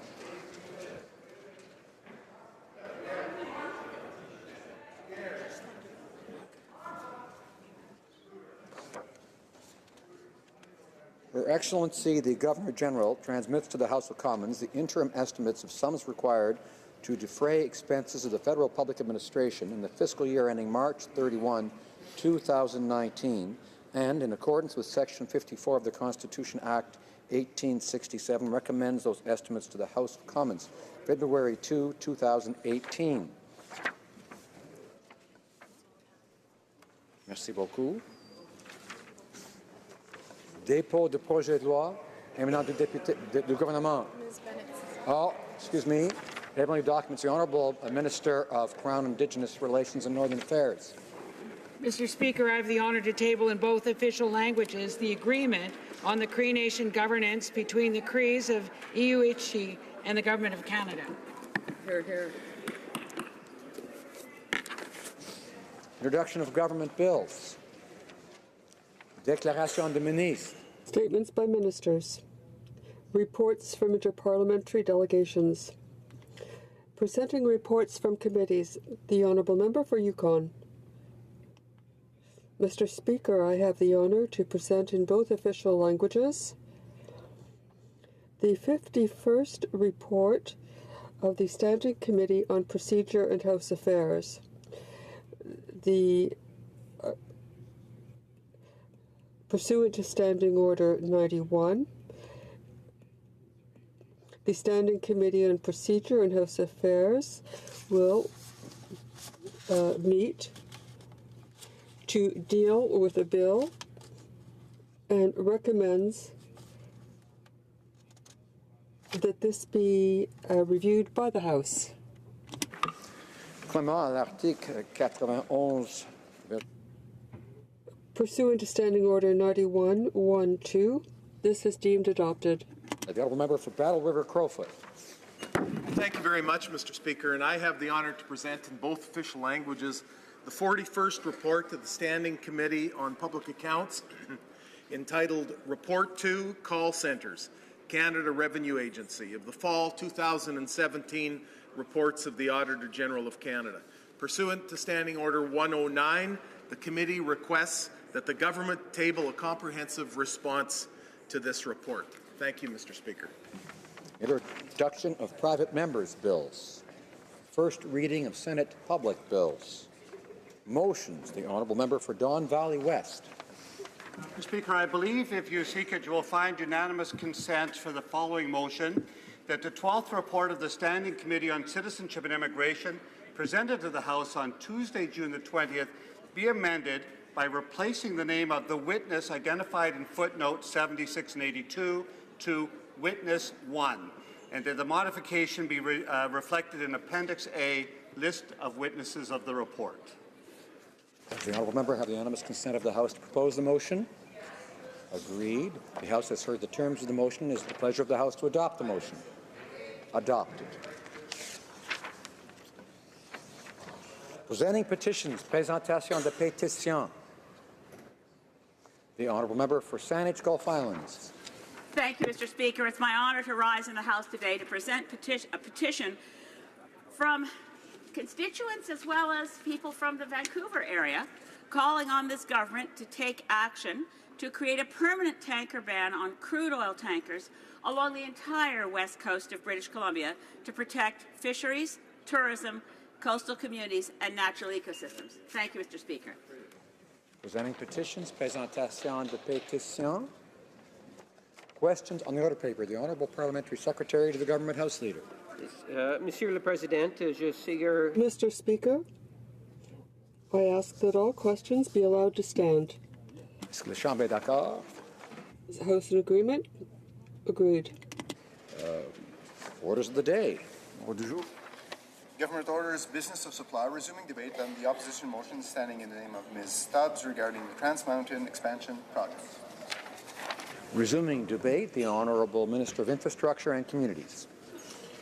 Thank you, Mr. Speaker, and I also want to thank the Honourable Member for Lakeland for her motion on a matter of such importance, not only to our shared province of Alberta, but to British Columbia and, indeed, all of Canada.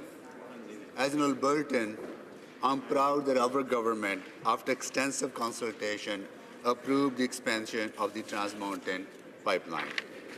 Mr. Speaker, before I go into why we approved this pipeline, let me first remind the Honourable Member how her party, under the former Prime Minister Stephen Harper, failed to protect the interests of Alberta's resources sector.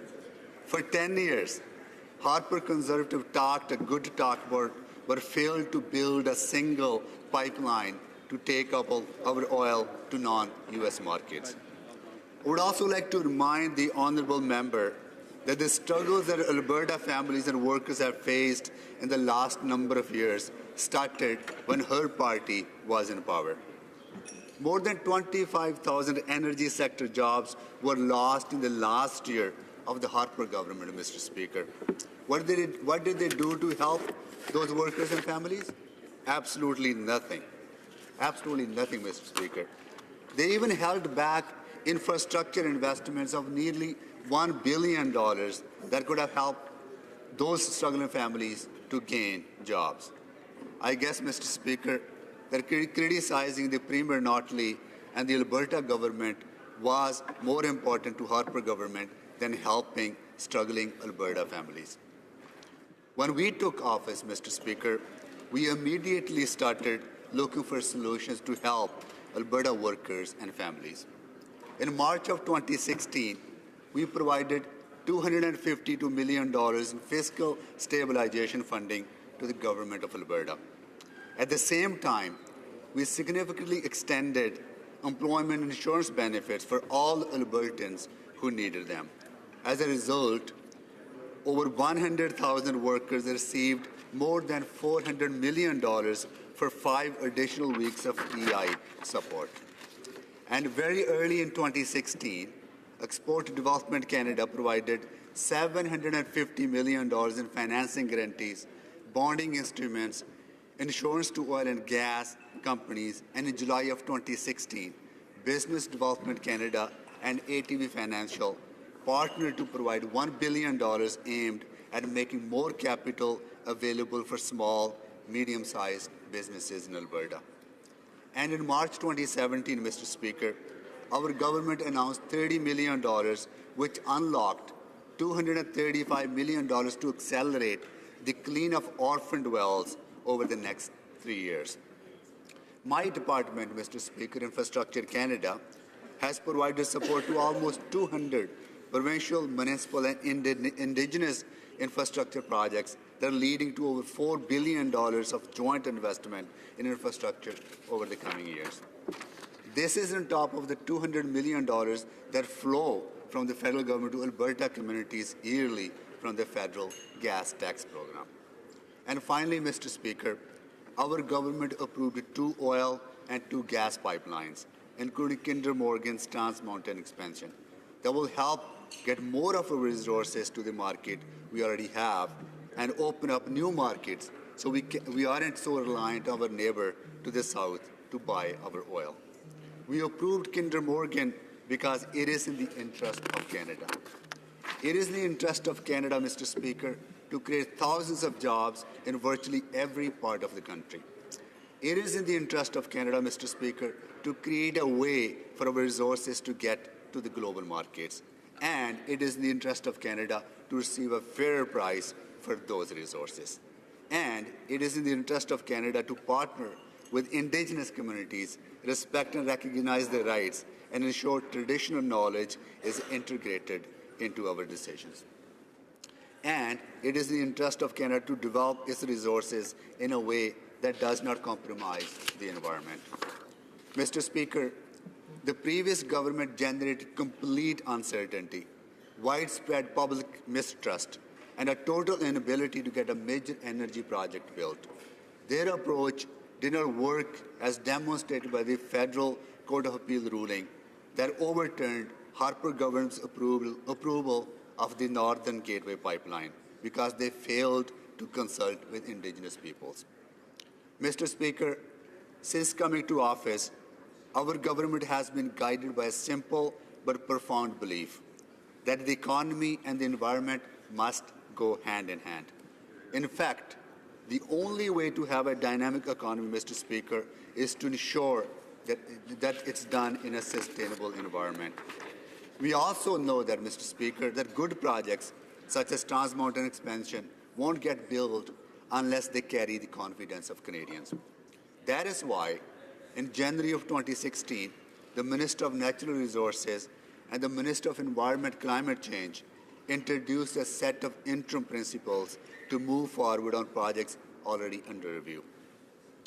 These principles, Mr. Speaker, reflect our priorities: maintaining certainty for investors, expanding public consultation, enhancing Indigenous engagement, and including greenhouse gas emissions in our project approval and assessment. The benefits of these interim principles were felt immediately. But our goal has always been permanent. But, Mr. Speaker, our goal has always been a permanent fix to Canada's environmental assessments. That is why, just 7 months into our mandate, we launched a comprehensive review that included modernizing the National Energy Board, protecting our fish, and preserving our waterways. We appointed expert panels, enlisted parliamentarians, released a discussion paper, and every step of the way consulted Canadians, listening more than we spoke. Last week, our government revealed the fruits of those efforts with a new plan for reviewing major resource projects. Introduced last Thursday by the Minister of Environment and Climate Change, Bill C-69, Mr. Speaker, has the potential to transform our natural resources sectors, providing project proponents with clear rules and greater certainty while ensuring local communities have more input and that and the rights of Indigenous people are respected and recognized. The Trans Mountain expansion decision was consistent with the same approach. It was accompanied by an historic investment of $1.5 billion in the Oceans Protection Plan, an unprecedented commitment to safeguard our coasts and partner with Indigenous and coastal communities to ensure the health of our waters, shores, and marine life. That is how you demonstrate your commitment to the environment, Mr. Speaker. That's how you ensure that economic growth comes because of, not at the expense of protecting the environment. I'm delighted to see the Honourable Honourable Member supporting the TMX pipeline. Unfortunately, she has chosen to use this as an opportunity for wedge politics instead of nation building. She asks the government to take action. As the Minister of Natural Resources has pointed out, that advice, while welcome, is late. Prime Minister reached out to Premier Notley and Premier Horgan shortly after this issue arose. The Minister of Natural Resources and Minister of Environment and Climate Change have been having discussions with their counterparts, and high-level officials from our government has flown out to British Columbia to seek resolution. I have no doubt a way forward can be found, Mr. Speaker. It is in the national interest and the interest of the Government of Canada to speak with some degree of moderation in encouraging a path forward to achieve the objective, which is to get this project built. As the Minister of Natural Resources has already pointed out, our government consulted widely on TMX. The National Energy Board conducted a thorough review and recommended its approval with 157 binding conditions. The Minister then extended the process and appointed a special ministerial panel to hold additional hearings, allowing even more people to participate. Our government believes, Mr. Speaker, in consulting with Canadians, and we are certainly not going to try and stop a provincial government from doing the same. But let me be very clear, Mr. Speaker.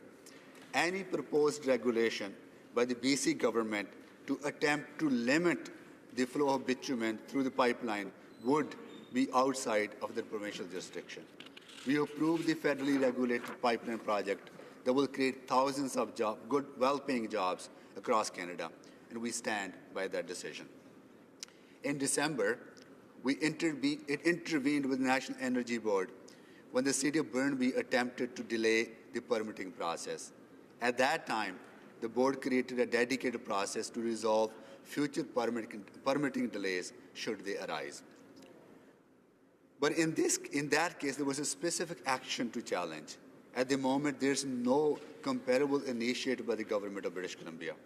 Mr. Speaker, this is not a time to fan the flames of division or set parties to hunker down on one section of the Constitution Act or another.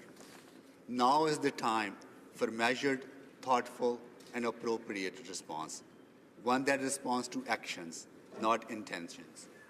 Should the Government of British Columbia attempt to impose unacceptable delays or take any other action that is not within their jurisdiction, our government will act in any other reasonable and responsible government would.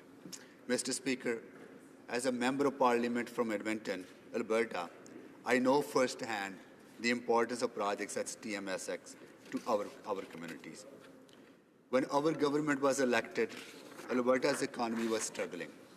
Resource prices were down, unemployment was up, and too many of my friends, neighbors, and fellow Albertans were suffering through a significant economic downturn. Our federal government recognized that Alberta and other resource economies needed help, and we stepped up to provide that assistance. The approval of the Kinder Morgan TMX is part of that effort to help grow our economy and create jobs for Albertans and for Canadians.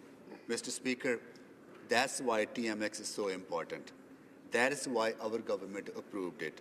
That's why we have crisscrossed the country supporting it. And that's why we will make sure that it gets built. Thank you, Mr. Speaker. Questions and comments? Qu'est-ce que commentaire? The honourable member for Burnaby South. Thank you, Mr. Speaker, and I listen with interest to the minister's comments. The Minister of Natural Resources in 2016 stood in front of a number of business leaders and said that he was willing to use the military and police forces to push this pipeline through British Columbia.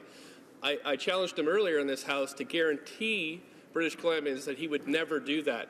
I challenge this minister to the same. Will he guarantee British Columbians that he will not use the military or police forces to ram this pipeline through our beautiful province? Thank you, Mr. Speaker. Minister of Infrastructure and Communities.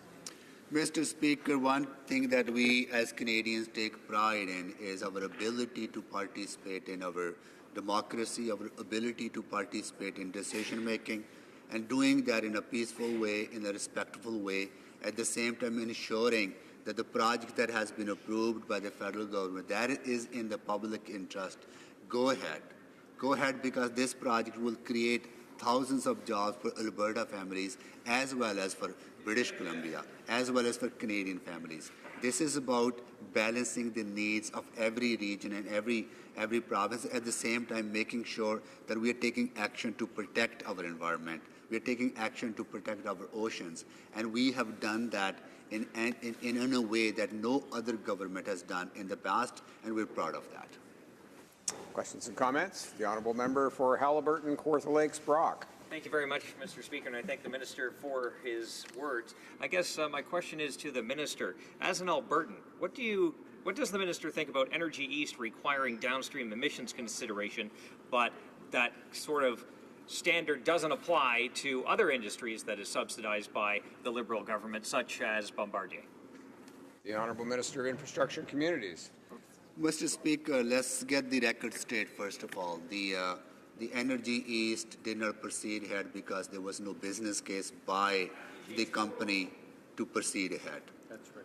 As far as Alberta is concerned and our commitment to Alberta is concerned, Mr. Speaker, we have done more in the last 2 years than the previous government failed to do for 10 years. That's right. The only pipeline they got approved was overturned by the Federal Court of Appeal because they failed to do a fundamental responsibility of consulting with Indigenous peoples. We have done that. We have consulted with communities, we have consulted with Indigenous peoples, we have consulted with Canadians. That's why we're moving forward on this particular project, Kinder Morgan Trans Mountain Expansion, because we understand that we can grow the economy at the same time protecting our environment and protecting our coastal lines. Excellent.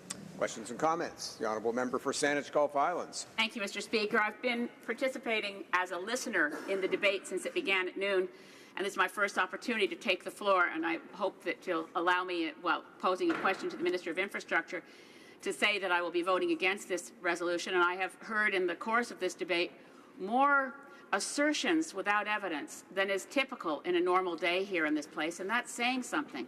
One of the assertions without evidence came from the Minister of Natural Resources, a number of them, but one was that pipelines are so much safer than trains because we wouldn't want to have happen in Lac Mégantic a similar event along the route between Alberta and Burnaby. I want to ask the Honourable Member, Minister for Infrastructure, if he will agree with me, and he's aware of the science, it's basic science, that shipping bitumen by train as a solid is completely without risk. If it were to have a derailment, if it were to break containment in the tank car, it would lie there like a lump. It could not blow up. If someone were to take a blowtorch to it and attempt to get solid bitumen to catch fire, they would fail. I find it egregious that the Minister of Natural Resources in this place would attempt to mislead people by throwing in the spectre of Lac Mégantic, which was loaded with Bakken shale, a crude-like product with characteristics completely unlike solid bitumen, which is already being placed in rail cars, heat it up, put it in the rail car, warm it up at the other end, no spill risk, no risk of explosions. The Honourable Minister of Infrastructure and Communities. Mr. Speaker, as the Honourable Member would know, that the approval of the Trans Mountain Expansion comes with 157 conditions that will ensure that every safety aspect is considered, and to make sure that pipeline is built to the highest safety standards. There's a very effective spill response if there is a spill, and experts and the industry and others will have stressed this point often, that one of the safest way to transport bitumen and oil and gases through the pipeline. And aside from that, Mr. Speaker, I think we all need to recognize that that Alberta has struggled for the last number of years because of the downturn in this sector. And Alberta deserves our support. Alberta families deserve our support. Alberta has contributed so much to the prosperity of our country that at a time of need, we need to stand with Albertans, and our government has done that by approving this project, and we will make sure that it gets built and done in a way that is responsible. Questions and comments? The Honourable Member, la députée de Pierrefonds-Dollard. The Honourable Member for Pierrefonds-Dollard. As our government's been pointing out often, the economy has to run with the environment. And I think that there's valid concerns people always have when you talk about pipelines and environment. And I was wondering if the Minister could speak to a little bit about the work that was done to ensure that this pipeline would be environmentally safe, because it's a valid concern, but I think the work has been done, and maybe we need to make sure that that's out there. The Honourable Member for Infrastructure and Communities. Thank you, Mr. Speaker. As I said in my remarks, after the approval of this pipeline by the National Energy Board, Minister of Natural Resources took additional step to consult with Indigenous peoples and Canadians by creating an expert panel that allowed us to look at and listen to more people. As well as our government is proud of investing $1.5 billion in ocean protection plan that is unheard of in the past. We have done that because we understand, as Mr. Honourable Member has mentioned, that economy and environment go hand in hand, that you can do both. You can create jobs, you can protect the environment, and make sure that every Canadian has is able to enjoy the prosperity at the same time, leaving an environment that is healthy for the future generations. Questions and comments? The Honourable Member for Peace River Westlock. Thank you, Mr. Speaker. And Mr. Speaker, in his comments, the Minister talked about inflaming regional divisions. I would say that no government in recent past has been more capable of inflaming regional divisions than this government. Absolutely. And particularly this minister coming from Alberta should know full well that there's a lot of Albertans that are not excited at all about what this government is up to. So I would ask the Minister, what does he mean by inflaming regional divisions? Honourable Minister of Infrastructure and Communities. Well, Mr. Speaker, let me remind the Honourable Member again that the struggles that Alberta families have faced all over the last number of years started under Harper.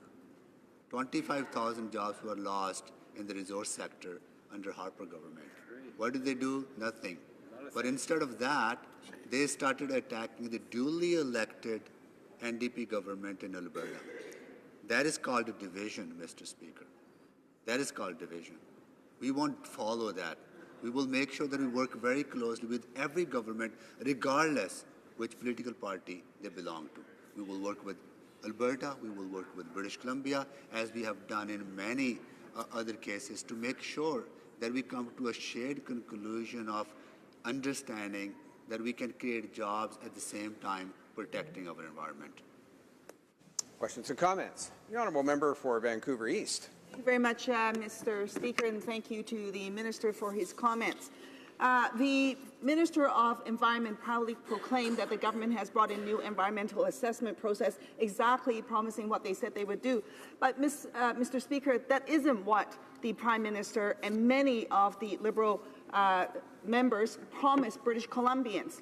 And, in fact, the Prime Minister, the then leader of the official opposition during the campaign, was asked this question: does your NEB overhaul apply to Kinder Morgan? The now Prime Minister said, quote, yes, it applies to existing projects, existing pipelines as well. And then he was asked, okay, so if they approve Kinder Morgan in January, you're saying? The Prime Minister, the now Prime Minister, says, no, they're not going to approve it in January because we are going to change the government, and what that process has to be. Sorry, let me rephrase this. No, they are not going to approve it in January because we're going to change the government, and that process has to be redone, end quote. That is a direct quote from the now Prime Minister. So my question to the Minister is this: does he not acknowledge that the Liberal government has actually betrayed Canadians, and most particularly British Columbians, who were promised that there would be a different environmental assessment process, a fulsome environmental assessment process for the Kinder Morgan project. But yet the government had actually brought it in under exactly the Harper assessment process. What does he have to say to that? Honourable Minister of Infrastructure and Communities. Mr. Speaker, as a Minister of Natural Resources has stated many, many times that when we formed the government, there were a number of projects that were in the queue, that were in the approval, in the assessment process, and we developed an interim approach with interim principles of consulting with Indigenous peoples and making sure that we are taking action on the environment, making sure that the economy and environment go hand in hand to make sure that that we are creating middle-class jobs and we're building a stronger middle class, but at the same time doing in the responsible way, protecting our environment. We want to make sure that investors who invest in Canada understand that there's a certainty for their investments, that the process works, and make sure that they are able to invest and trust the government. And that's exactly what we have done through those interim principles. Thank you, Mr. Speaker. Resuming debate, the honourable member for Abbotsford. Well, thank you, Mr. Speaker. And before I start, I wanted to indicate that I'm sharing my time with the member for Calgary-Nose Hill. And I've been looking forward to this debate, the Kinder Morgan pipeline debate, one that seems to be escalating Fed-Prov relations, especially between British Columbia and Alberta. So it's fair to ask, what is the Kinder Morgan pipeline? Well, there's an existing pipeline already from Alberta to the BC coast into Vancouver, which delivers crude oil for export abroad. And what this new proposal entails is simply running another line, for the most part parallel to the existing Kinder Morgan pipeline, and expanding the capacity effectively by tripling the amount of crude oil that makes its way to the west coast. And of course, what it will do, it will displace oil that travels by truck or by rail. And I think if you ask Canadians, if you had a choice, pipeline or truck and rail, most Canadians would say, well, you know what, I feel a whole lot more confident that the crude oil will pass safely through an oil pipeline than running it by rail or by truck. Now, the safest way to transport oil, of course, is by pipeline. Specifically, rail is almost 5 times more likely to experience an accident than pipelines. Over 70% of pipeline spills result in spills of less than 1 cubic meter. Now that is about the space of the area that I occupy here in this House of Commons. The vast majority of spills occur in facilities, within facilities, confined facilities, which generally have secondary containment mechanisms and procedures. Now this pipeline, Kinder Morgan pipeline, has gone through a rigorous, arguably the most rigorous science-based review that has ever been applied to any pipeline in Canada. And there have been extensive public hearings under both our former Conservative government and under the current Liberal government. In fact, the process was pretty well complete when the new Liberal government of the day said, you know what, we're going to tack on all kinds of additional criteria that are going to be reviewed, basically extending the process beyond what the proponents had expected. But they agreed, they went through that process. At the end of the process, the National Energy Board approved the project. And the approval included 157 conditions that the project would have to meet in order to receive approval. And those conditions included 49 environmental protection requirements. And the 533-page decision noted evidence that, yes, a spill in Burrard Inlet could occur, it would have adverse environmental effects, but concluded, and I quote, a large spill in Burrard Inlet is not a likely event. And both Conservatives as well as the Liberal government have determined that this project is in the national interest and must proceed, and I'll get to that in a moment. So why is this all important for Canada? And why are natural resources like oil important to our national prosperity? Well, let's not forget Canada's resource sector writ large. That includes oil, includes gas, includes mines. That sector represents 16% of our total economy. 16%. And the resource sector directly or indirectly employs almost 2 million people across Canada. So that's 2 million people that depend on the resource sector for their livelihoods, to support their families. The Canadian government has received, on average, $25 billion of revenue from the resource sector. And if we want to focus in on oil, which of course is what the Kinder Morgan pipeline will carry, in Canada, oil is one of our most significant resources. In fact, we have the third largest crude oil reserves in the whole world. We're sitting on this oil, and it's incumbent upon governments, Canadian governments, to allow that oil to be extracted in an environmentally defensible way, in a sustainable way. In 2016, natural resource companies invested over $90 billion into our economy. And we're a world leader in extracting natural resources.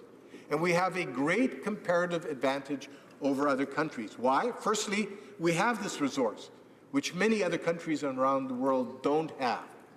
But secondly, we have the scientific knowledge, the scientific capacity to extract our oil and our gas and our other resources in the most environmentally sustainable way.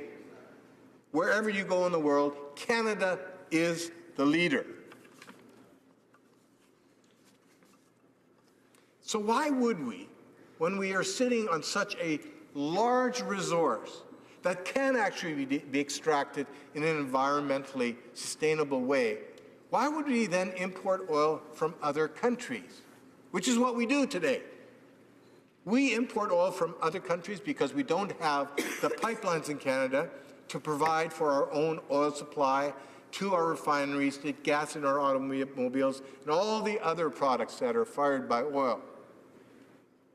We are buying oil from countries like Saudi Arabia, Algeria, Nigeria, Venezuela. Now, do you think those countries, or Russia, do you think those countries extract their oil in the most environmentally sustainable way? Of course not, because Canada is a leader. So why would we not displace their oil with our oil by building the pipeline capacity that we need?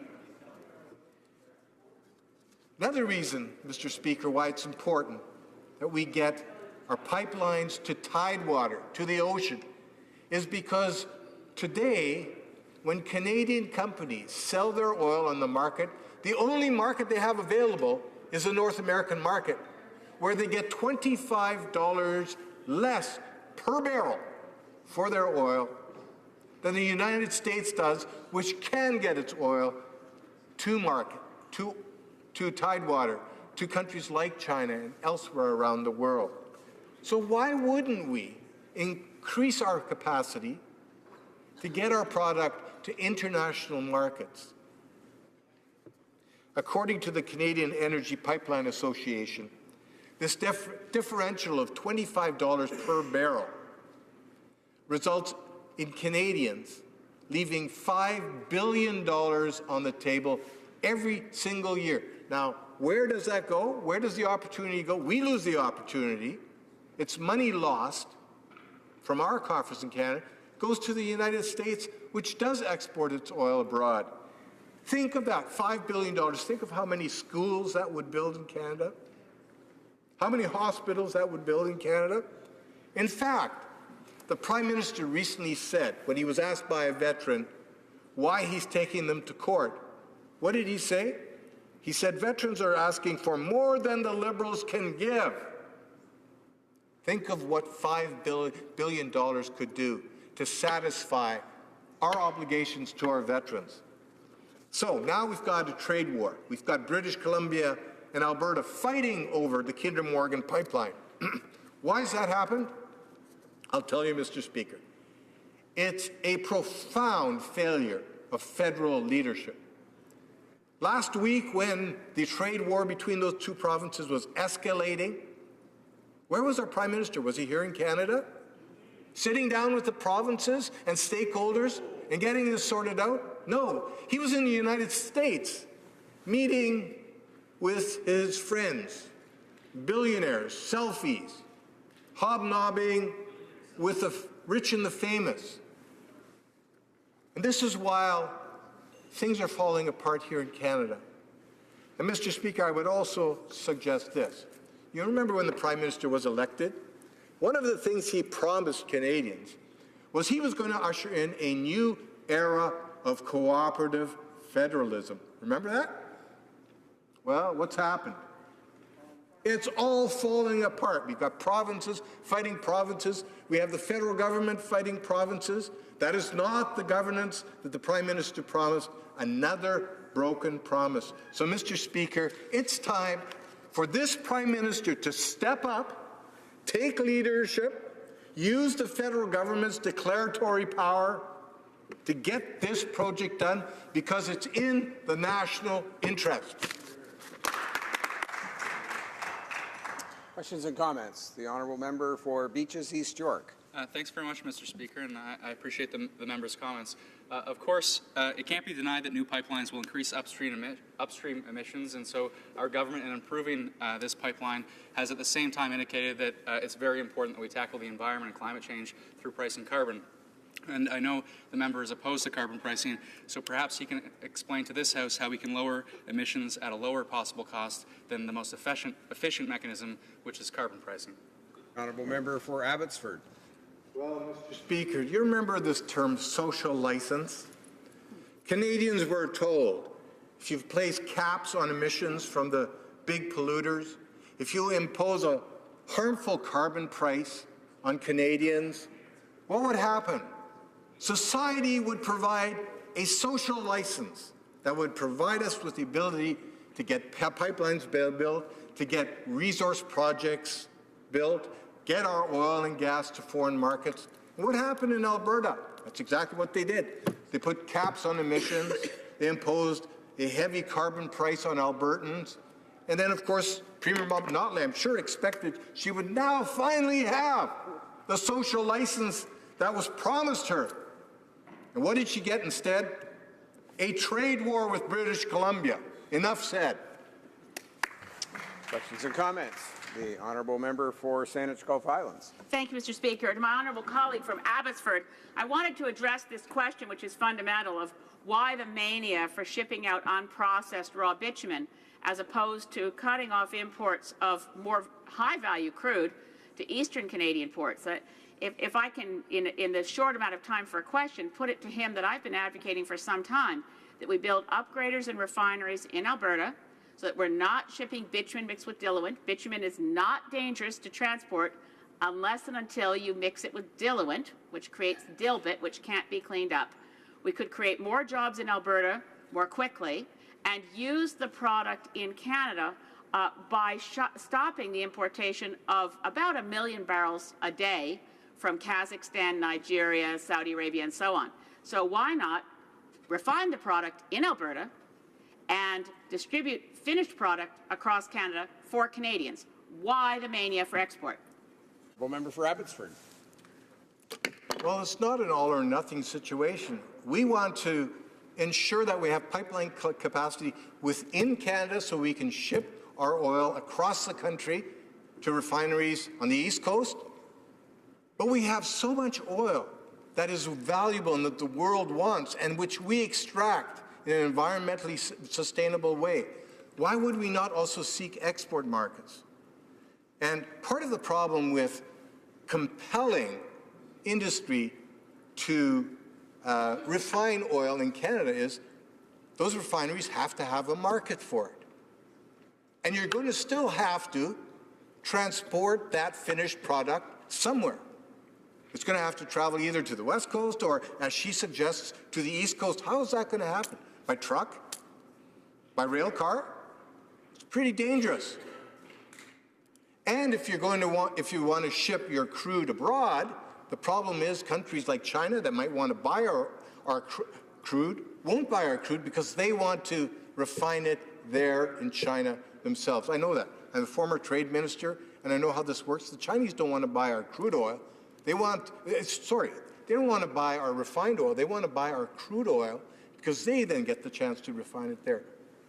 We have time for one more question. The honourable member for Burnaby South. We've had a pretty extraordinary day today with this debate. The Natural Resources Minister was provided an opportunity to say whether or not he would use the military or police in order to push this pipeline through our province. As something he said publicly before. He would not say that he would not do that. He would not guarantee to us that he wouldn't do that. The Minister of Infrastructure just did the same thing when asked directly whether or not he would use the Army or police. He actually went a little further and hinted that he would do this. I'm just wondering if my honourable colleague could comment on that and what he thinks of these two very, very disturbing statements. Thank you, Mr. Speaker. Honourable member for Abbotsford. Well, Mr. Speaker, I don't think Canadians are asking for the Army to be brought in to make sure that Kinder Morgan pipeline gets built.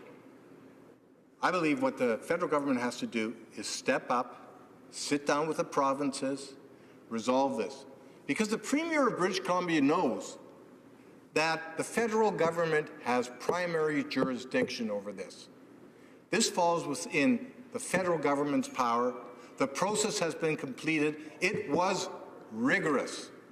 And the project was approved with many, many conditions to ensure that it is built and operated in an environmentally sustainable way. So the suggestion that the Army would be sent in right now to resolve this problem, I think right now, it's ludicrous for us to even hypothetically suggest that would happen. Right now, you've got a dispute between two provinces where the Prime Minister should be exercising his leadership, sitting down with him and resolving the dispute. And if he can't do it, get up. Sorry to cut the honourable member for Abbotsford off. I thought he was finished there. We had one little phrase left there, and my apologies to him. Resuming debate, the honourable member for Calgary Nose Hill. Hear, hear. Thank you, Mr. Speaker. So the motion before the House today reads that given that the Trans Mountain Expansion Project is in the national interest, will create jobs and provide provinces with access to global markets, the House call on the Prime Minister to prioritize the construction of the federally approved Trans Mountain Expansion Project by taking immediate action, using all tools available to establish certainty for the project and to mitigate damage from the current interprovincial trade dispute, and table his plan in the House no later than noon on Thursday, February 15th, 2018. So I'm going to take a little bit of a different approach on this debate since my colleague from Beaches East York is in here. And I want to try and change his mind today. I think that we're not having an honest debate in this House. To be honest with you, I think where the debate really needs to be is, do we want these projects approved or not? And my concern with the federal government's approach as an Alberta MP has been there's been a lot of obstacles put in the way without a lot of action.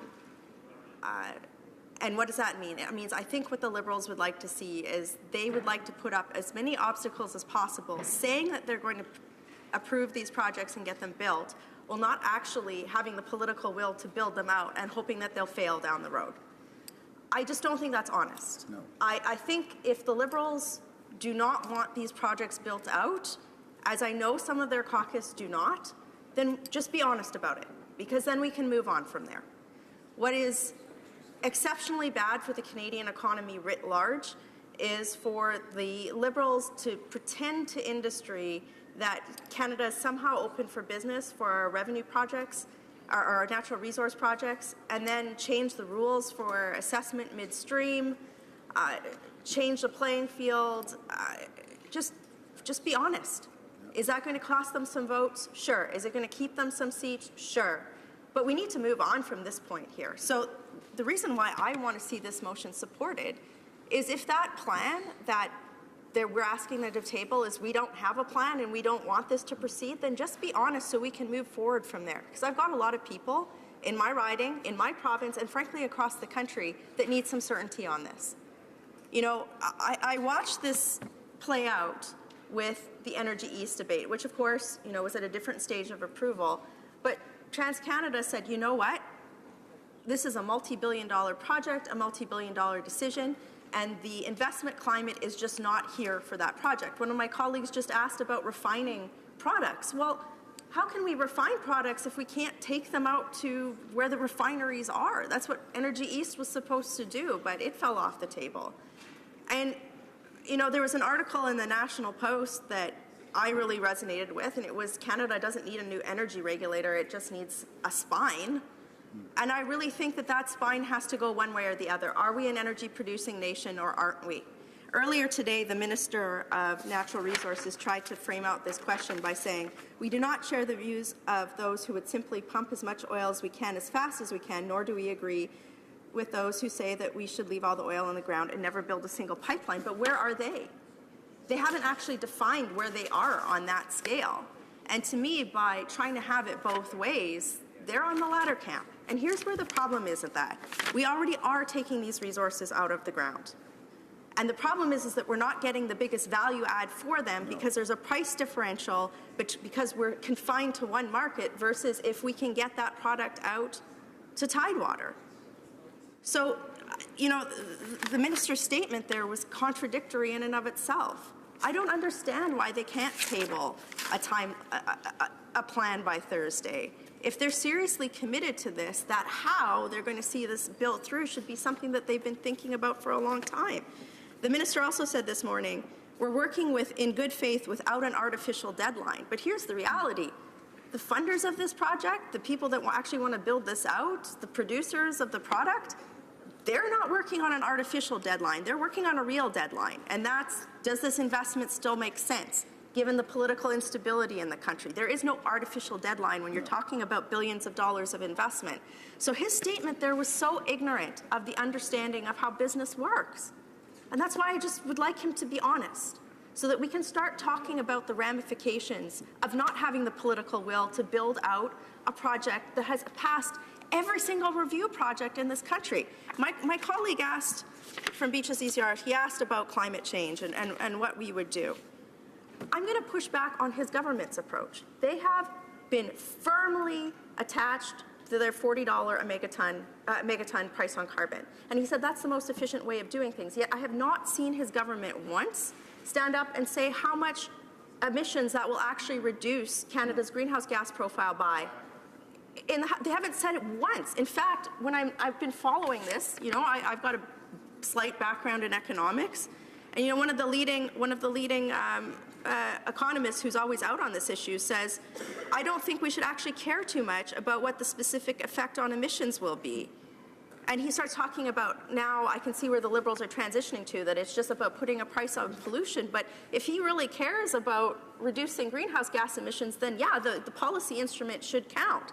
And this is where we need to have a mix of regs, strong regs that encourage the adoption of technology to reduce greenhouse gas emissions. We probably should be talking about this in terms of trade mechanisms, but we have to do that in the context of understanding that we can't price ourselves out of competitiveness with our major trade partners, because that inherently affects jobs and wealth and government revenues and all these good things that we want to do for social programs in the country.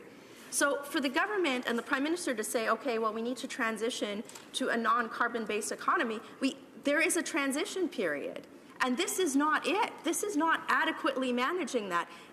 Trying to have it both ways, sucking and blowing, if you will, on approval of pipelines, hoping that industry will just pull out, is not responsible government at all. It's a lack of a plan. And that's why they should be able to table a plan in the House of Commons by Thursday. And even if it's simple as, we don't want this built, then take accountability for that decision. There are groups in this country that will never be reasoned with, that you can somehow have environmental sustainability and economic growth. They do not want this pipeline built. It doesn't matter what regulatory body says that. They do not want this built. What will the government do in that situation to people who look at, even if it went through all of this new crazy process that they put in place, which I could talk about right here, these people will still say we don't want this built. So then what is the government managing to? Are they managing to their opinions and their votes, or are they managing to what's in the long-term best interest for the economy of this country?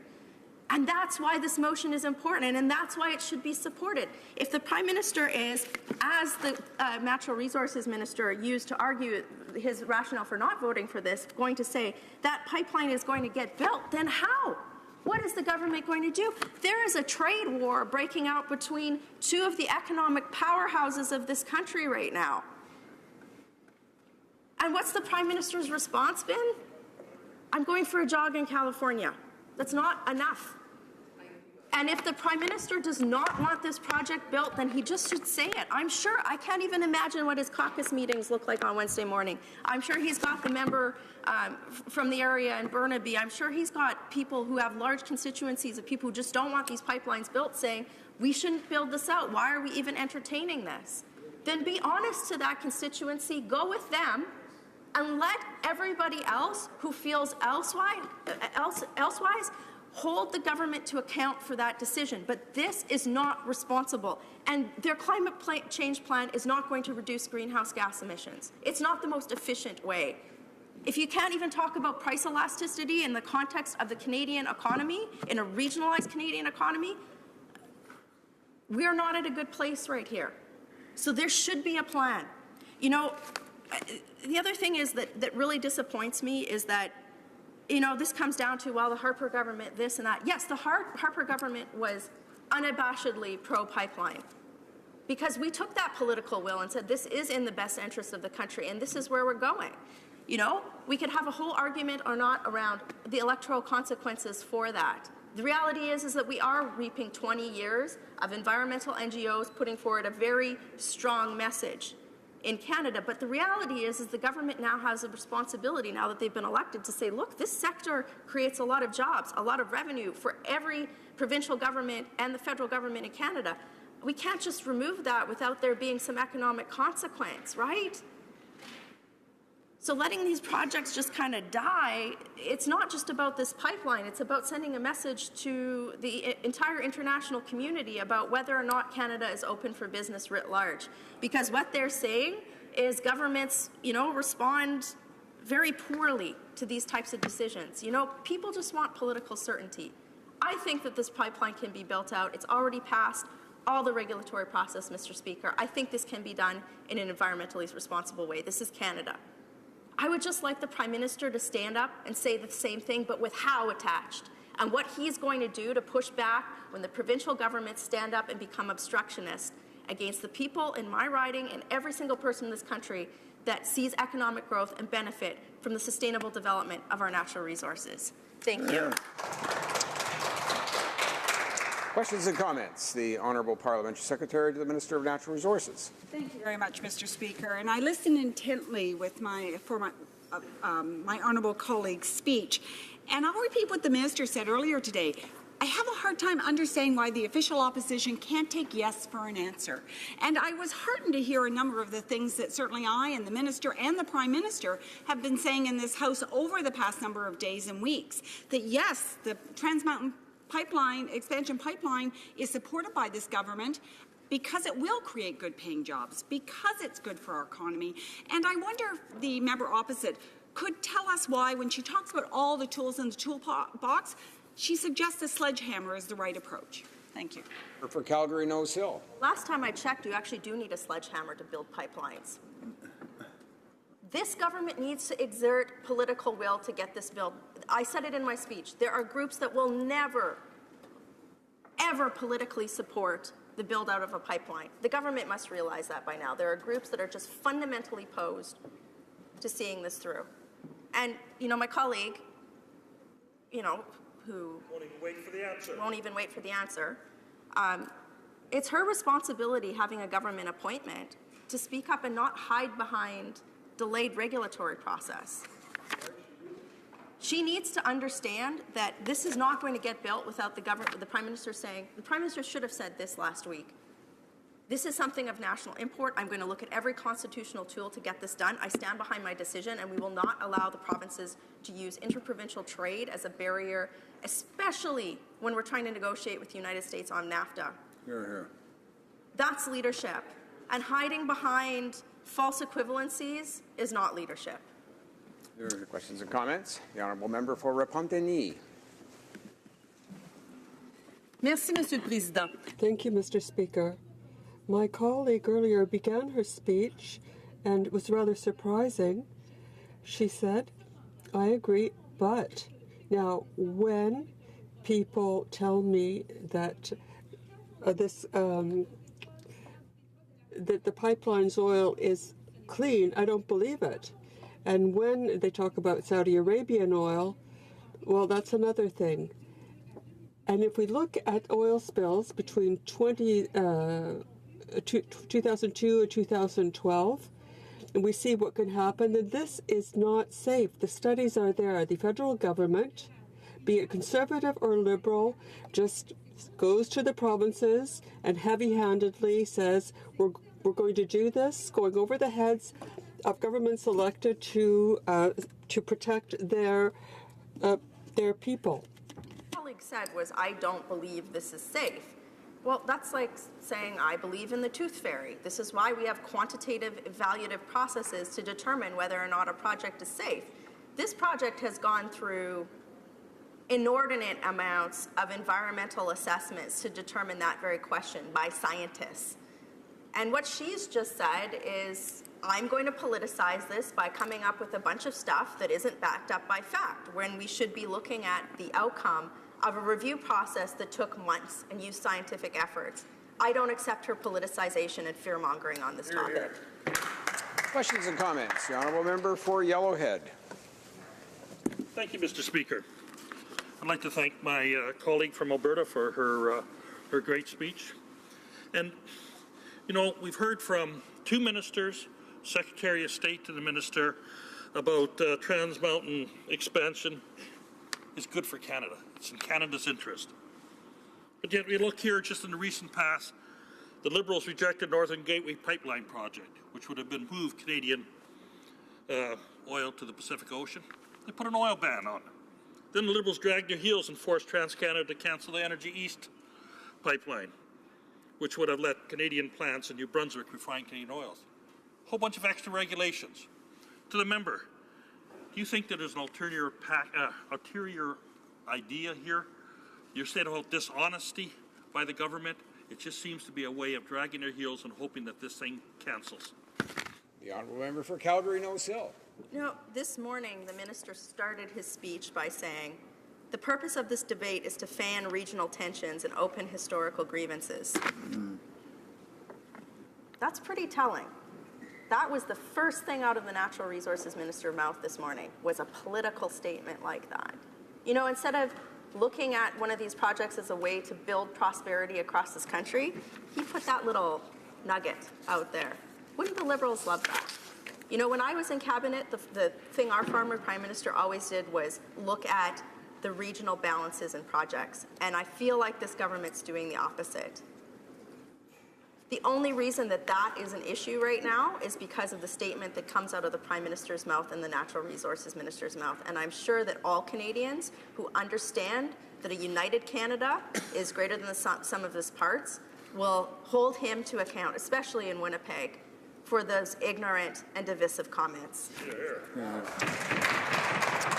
Resuming debate, the Honourable Parliamentary Secretary to the Minister of International Trade. Thank you, Mr. Speaker. I will be sharing my time with the member from Cloverdale, Langley City. In consideration of the Opposition Day motion before the House, I would like to highlight recent contributions made by the people of British Columbia to national public policy with regard to the environment and climate change, fisheries, oceans and the Coast Guard, transportation safety, and Indigenous inclusion as a common thread throughout. Because of the engagement and leadership of this government, British Columbia has helped us make great strides forward. I believe we're striking a better balance for Canadians from coast to coast to coast.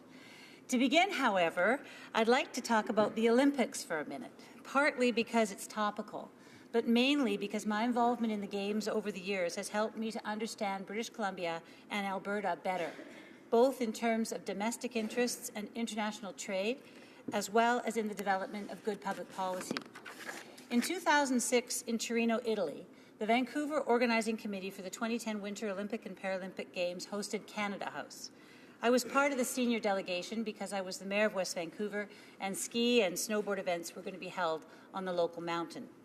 In Torino, Canada House was the single most popular venue that people wanted to visit. They lined up for blocks from all over the world to see the Squamish Nation carve front doors, to feel the pillars of timber. Order. The honourable member for Burnaby South on a point of order. Mr. Speaker, we're having an incredibly important debate today on the Kinder Morgan Trans Mountain Pipeline, and as much as I enjoy the Olympics, this is what the parliamentary secretary should be concentrating on. And I ask you to ask her to move to that topic. Thank you, Mr. Speaker. Well, I thank the honourable member for Burnaby South for his intervention. He's right that we ask all honourable members to make sure their remarks are pertinent to the question that's before the House. I will say it's not uncustomary for members from time to time at the start of their remarks to proceed with a brief intervention or comment in respect to something that's current and perhaps relevant to Canadian society at the moment or time. I will say to the Honourable Parliamentary Secretary that's sort of, I think the emphasis there would be on brief, and so she can turn to something like that briefly and then quickly come back to the question before the House. I'd maybe certainly encourage her to do that and stay on topic, and we'll get back to the Honourable Parliamentary Secretary. Thank you. And to experience Coast Salish culture. British Columbia's commitment to the 4 host First Nations and the Green Games had never been seen before. 4 years later, we hosted the Games in Vancouver, and my special assistant was seconded from Calgary, Alberta.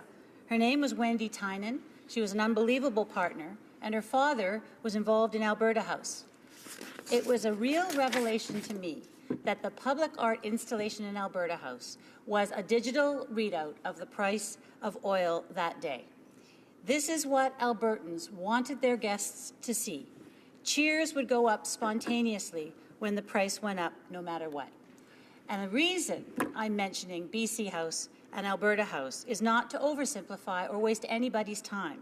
It's to explain the challenge of governing for all parts of Canada and the fundamental elements of the Trans Mountain decision. I'll begin with what are vital considerations for British Columbians. We take our responsibility for environmental protection and advocacy seriously. It is a public trust. The previous federal government abandoned the public trust with regard to the natural environment, marine safety, and public engagement. It guttered the Fisheries Act and the Navigable Waters Protection Act. It closed the Kitsilano Coast Guard Station. It diminished the importance of maritime safety and our capacity for proper protection on the West Coast. It forsook the public's genuine and abiding interest in providing input to the National Energy Board. It muzzled scientists. It simply failed to recognize what it had done to the soul of us, to the soul of those of us who live on Canada's coastlines and the respect we have for the natural environment.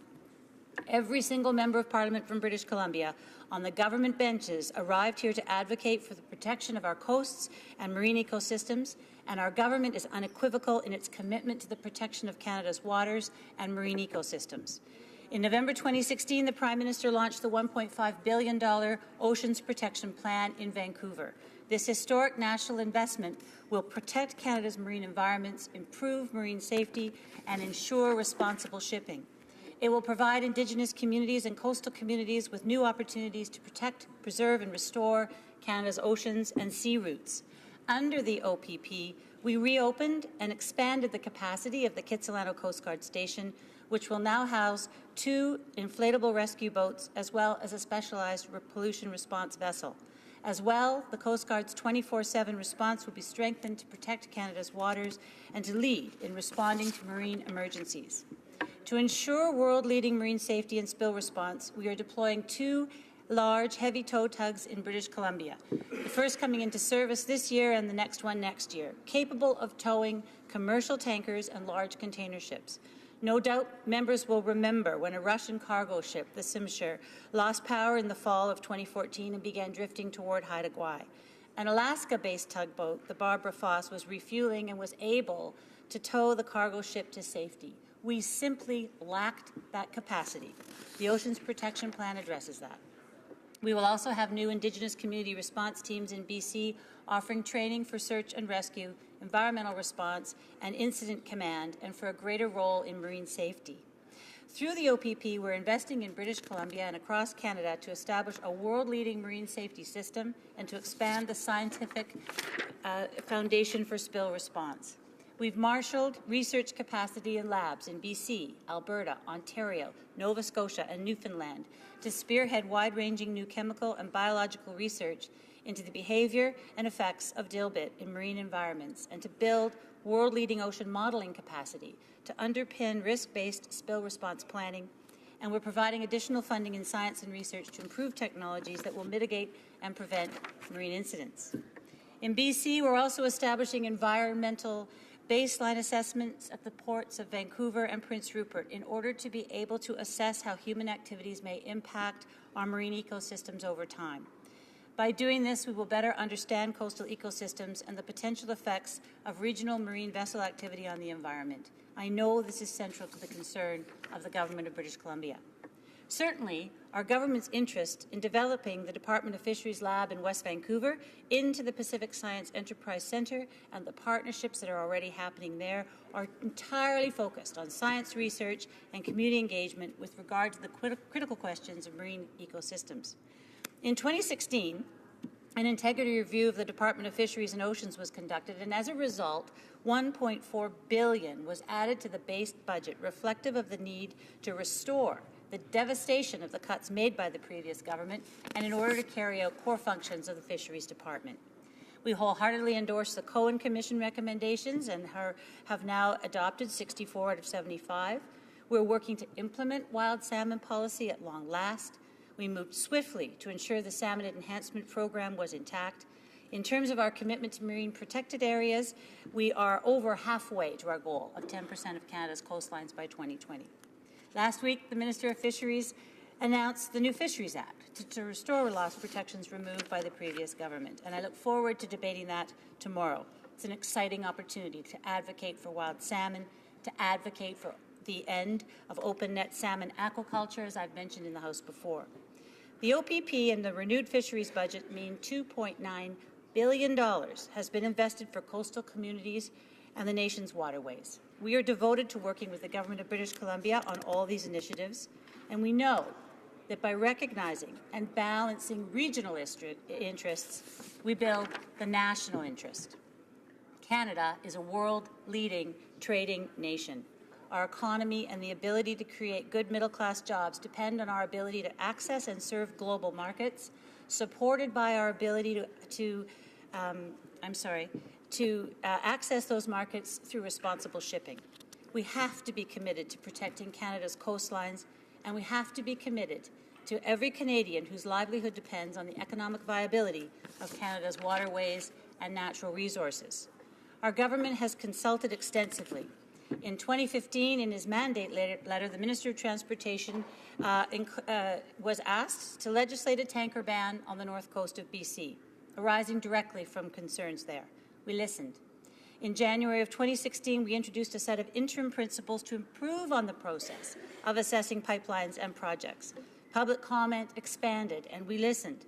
In November 2016, our government rejected Enbridge's proposal for the Northern Gateway pipeline, and in November 2016, we endorsed the Trans Mountain project, attaching 157 conditions. I believe this demonstrates a balanced approach, a thorough approach, and one that has been achieved by acting in good faith. It is the federal government's legal responsibility to ensure marine, rail, and pipeline safety, which we will uphold and which we will endeavour to ensure reflects broad considerations and benefits most people. In conclusion, the OPP, the new Fisheries Act, and the government's decision on Trans Mountain contribute substantially to strengthen the environment and the economy. There's no question that moving forward with Trans Mountain has been a difficult decision to make and an even harder one for many to accept, particularly many in my community. But now's the time to focus on the legislative strides we are taking to protect the coastal environment, wild salmon, ocean health, to tackle climate change and embrace opportunities for innovation and renewable energy as we transition to a low-carbon economy. I look forward to working with all British Columbians, Albertans, and Canadians toward our shared goals. Thank you. Questions and comments? The honourable member for Sherwood Park, Fort Saskatchewan. Well, thank you, Mr. Speaker. The fact is, people in my constituency and across Canada have a legitimate basis for being worried about the intentions of the government, because the Trans Mountain Pipeline really is the only pipeline that this government hasn't killed yet, and they're looking for all kinds of different ways to get to know. With Northern Gateway, it was killing it directly. With Energy East, it was compounding the process for review to such an extent that was far beyond what we've seen in any other similar project. The government, frankly, is looking for excuses to kill these projects, even if they don't necessarily want to say that they're doing it directly. So there's a legitimate concern there that Canadians have about the government's credibility on this issue. And I guess what I want to understand from the Parliamentary Secretary is, what's the difference? If they profess to be supportive of this particular pipeline project, but on the other hand, they've done everything they can to kill every other pipeline project, why should Canadians have confidence in them when it comes to this one? The Honourable Parliamentary Secretary to the Minister of Trade. Thank you very much. I would like to remind my honourable member that it was the courts that killed Northern Gateway explicitly because of the previous government's failure to consult.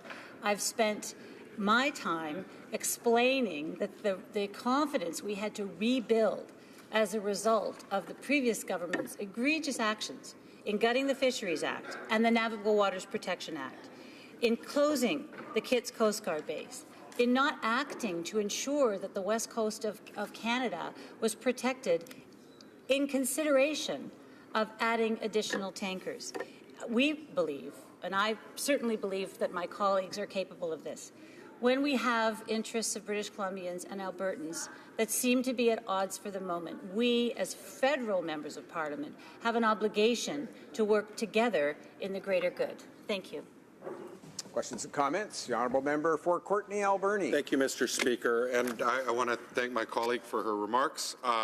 Certainly, as she's someone who is now a champion for Kinder Morgan, I want to bring back the thoughts that were brought forward in the campaign, because we know in the last campaign in Esquimalt, BC, in coastal BC, where we're both from, the Prime Minister promised voters that ongoing pipeline reviews would have to be redone under stronger, more credible rules, including for the Kinder Morgan Trans Mountain Pipeline project. Quote, a question to the Prime Minister, does your NEB overhaul apply to Kinder Morgan? The Prime Minister says, yes, yes, it applies to existing projects, existing pipelines as well. Question, okay, so if they approve Kinder Morgan in January, you're saying, the Prime Minister says, no, they're not going to approve it in January because we're going to change the government and that process has to be redone. And that was in August of 2015. Mr. Speaker, when he said it was going to be redone, it was going to be under a new process. That didn't happen, Mr. Speaker. And I want to ask my colleague, she talked about governing for all people across Canada. Will the member stand up and start governing for coastal people? Coastal people did not grant this project social license, Mr. Speaker. And the Prime Minister said to the people of coastal BC in August 2015 that he was going to show up for coastal people and stand up for them, and it didn't happen, Mr. Speaker. Honourable Parliamentary Secretary to the Minister of International Trade. Thank you very much. There isn't a single day that I haven't spent in Ottawa that I haven't been devoted to restoring lost protections from the previous government with regard to the Fisheries Act, with regard to the Navigable Waters Protection Act. These are the voices, these are the loud, clear, strong, practical, pragmatic, and reasoned voices of British Columbia working in concert with our resource sector. I would say that what has been redone is the Fisheries Act. What's been done in the first instance is a national price on carbon. What's been redone or invented is the Oceans Protection Plan, a $1.5 billion historic investment in marine safety. And that's not to mention the $1.4 billion added back into the fisheries budget. Those are the things British Columbians care about. This is very, very tough for British Columbia, but I feel that in the end we have come up with a balanced decision that respects our neighbours in Alberta and all Canadians. Thank you. Debate. The Honourable Member for Cloverdale, Langley City. Mr. Speaker, as we mentioned several times, this government believes that economic growth and protecting our environment go hand in hand. We've also made clear our determination to build a new relationship with Indigenous peoples based on recognition of rights, respect, cooperation, and partnership. Nowhere is that commitment clearer than in our promise to work in full partnership with Indigenous peoples when considering the development of natural resources and related major projects, because we recognize that their relationship with the land is profound and that the impacts of development can be great. We understand, too, that Indigenous peoples' traditional knowledge of the land and its resources is intrinsic to their cultural practices, and that we all benefit when the best of science is harmonized with traditional knowledge.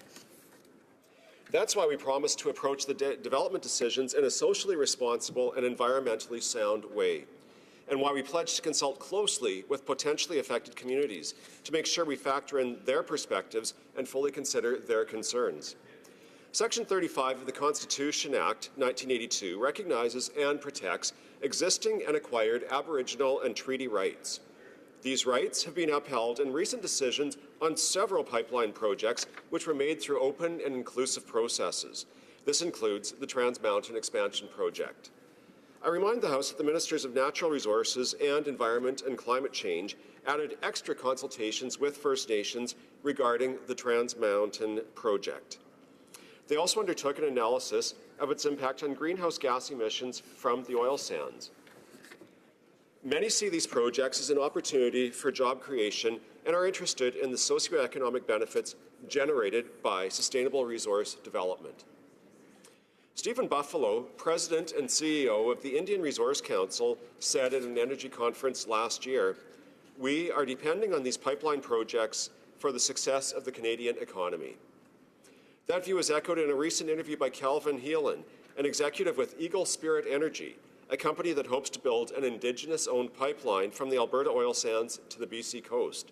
He stated, "The reality is, it is the only way forward. There's nothing else." That said, while resource-based projects can spur investment, Indigenous peoples, along with other Canadians, have been adamant that development decisions must be environmentally responsible and consider the concerns of potentially affected communities, which many believe has too often been neglected.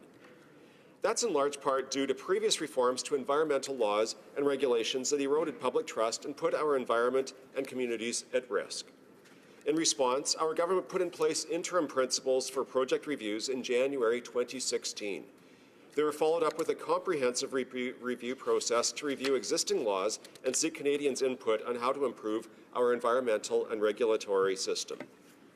Last week, the government delivered on its commitment to introduce proposed legislation that would put in place better rules for major projects to protect our environment, fish, and waterways, support reconciliation with Indigenous peoples, and rebuild public trust in how decisions about resource development are made.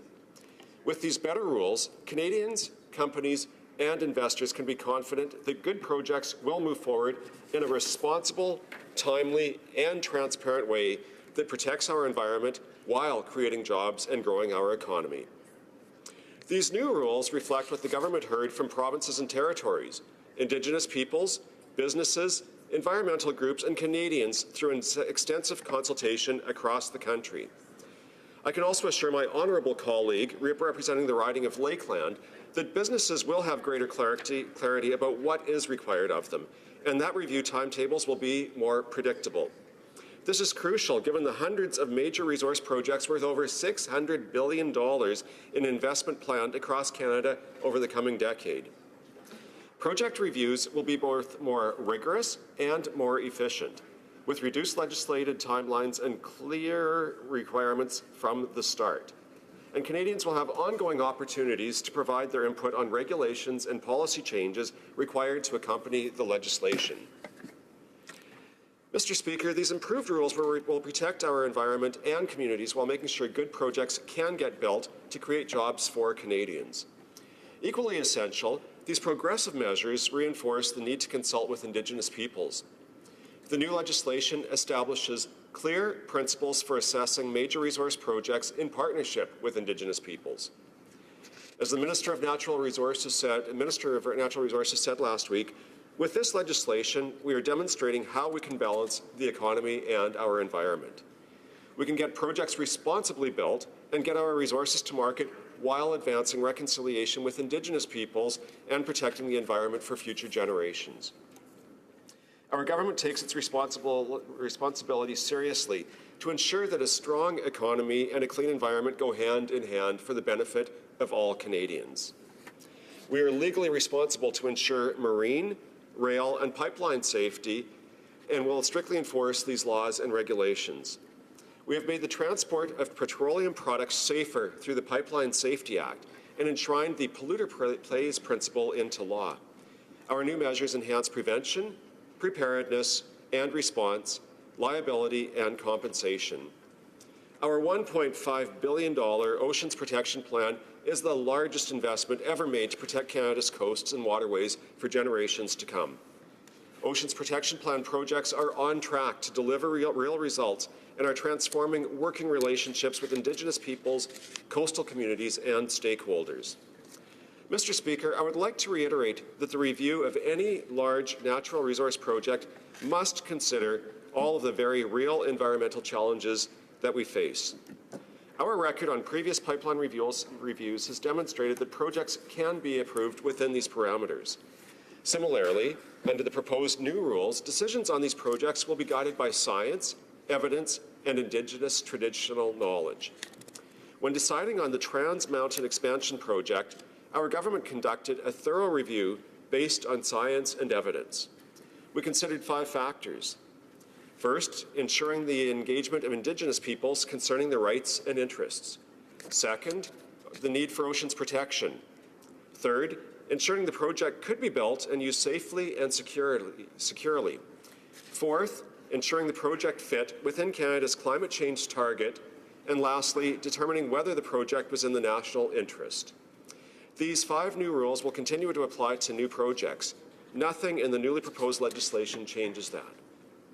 Mr. Speaker, I'm very proud to be part of a team that has worked hard to deliver on its commitment to engage with Indigenous peoples on resource development in Canada and to restore Canadians' confidence in the review process.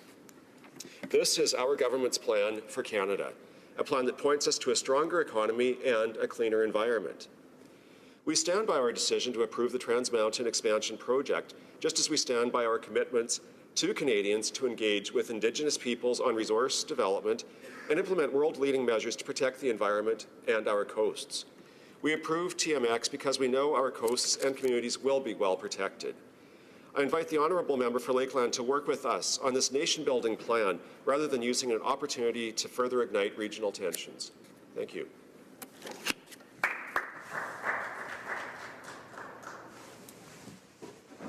Questions and comments? Question and commentaire. The honourable member for Courtenay Alberni. Mr. Speaker, I want to thank my colleague and friend from coastal BC, and I know he cares a lot about tourism in British Columbia. Tens of thousands of jobs rely on a clean and healthy environment in British Columbia, Mr. Speaker.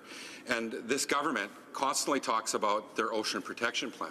Well, I'll tell you what it looks like, Mr. Speaker. If you ask the people in English Bay how the government's ocean protection plan responded to their bunker fuel spill, or the Heltzik on how they dealt with the diesel spill there, or the Hanjin, you know, these are shipping containers that landed in coastal BC. And when I came to the House and asked the Prime Minister what he was going to do to help coastal people to deal with cleaning up the largest marine debris spill in decades, he said, we've got a world-class ocean protection plan, and did nothing, Mr. Speaker, nothing for the people of coastal BC. There is no trust from coastal people that the ocean protection plan is going to protect what's happening right now. Never mind a 7-fold increase of raw bitumen, Mr. Speaker, when they don't even know how they're going to clean it up. So my question to the member is, does he think that 2 tugs and their proposals for ocean protection plan are good enough for what's happening today? Never mind a 7-fold increase of tanker traffic on the coast of British Columbia. The honourable member for Cloverdale Langley City. Speaker, I'd like to first begin by thanking my colleague opposite for his advocacy and support for the tourism industry. I've had the opportunity to live and work in his neighbourhood and know how beautiful it is and how important the coasts are on the island as they are on throughout Vancouver, the Vancouver area and throughout British Columbia. I find really important to remind Canadians that the investments that we made in the ocean protections plans are unlike anything that any government has done. There for sure is some cynicism, some hesitancy on the behalf of British Columbians about how we will protect our coasts, and the Ocean Protection Plan is moving forward with that. It takes time to mobilize the kind of investment in our protection that we are making, but as things get moving, the things we've done already with undoing the removal of protections that the previous government had done are critical, and we'll continue building on that. And I'm just very proud of the work that we're doing to promote the safety of our oceans, and maintaining the pristine nature of our coastlines for British Columbians as well as for visitors wanting to come and see our beautiful part of the country. Questions and comments? The honourable member for Abbotsford. Thank you, Mr. Speaker. And I do want to thank my colleague from Langley Cloverdale for his speech. He and I work together on the Environment Committee, and we do a lot of good work there. In fact, we've already had, I think, 2 consensus reports emanating from that committee, and looking forward to more. The question I have for him relates to the dispute between British Columbia and Alberta.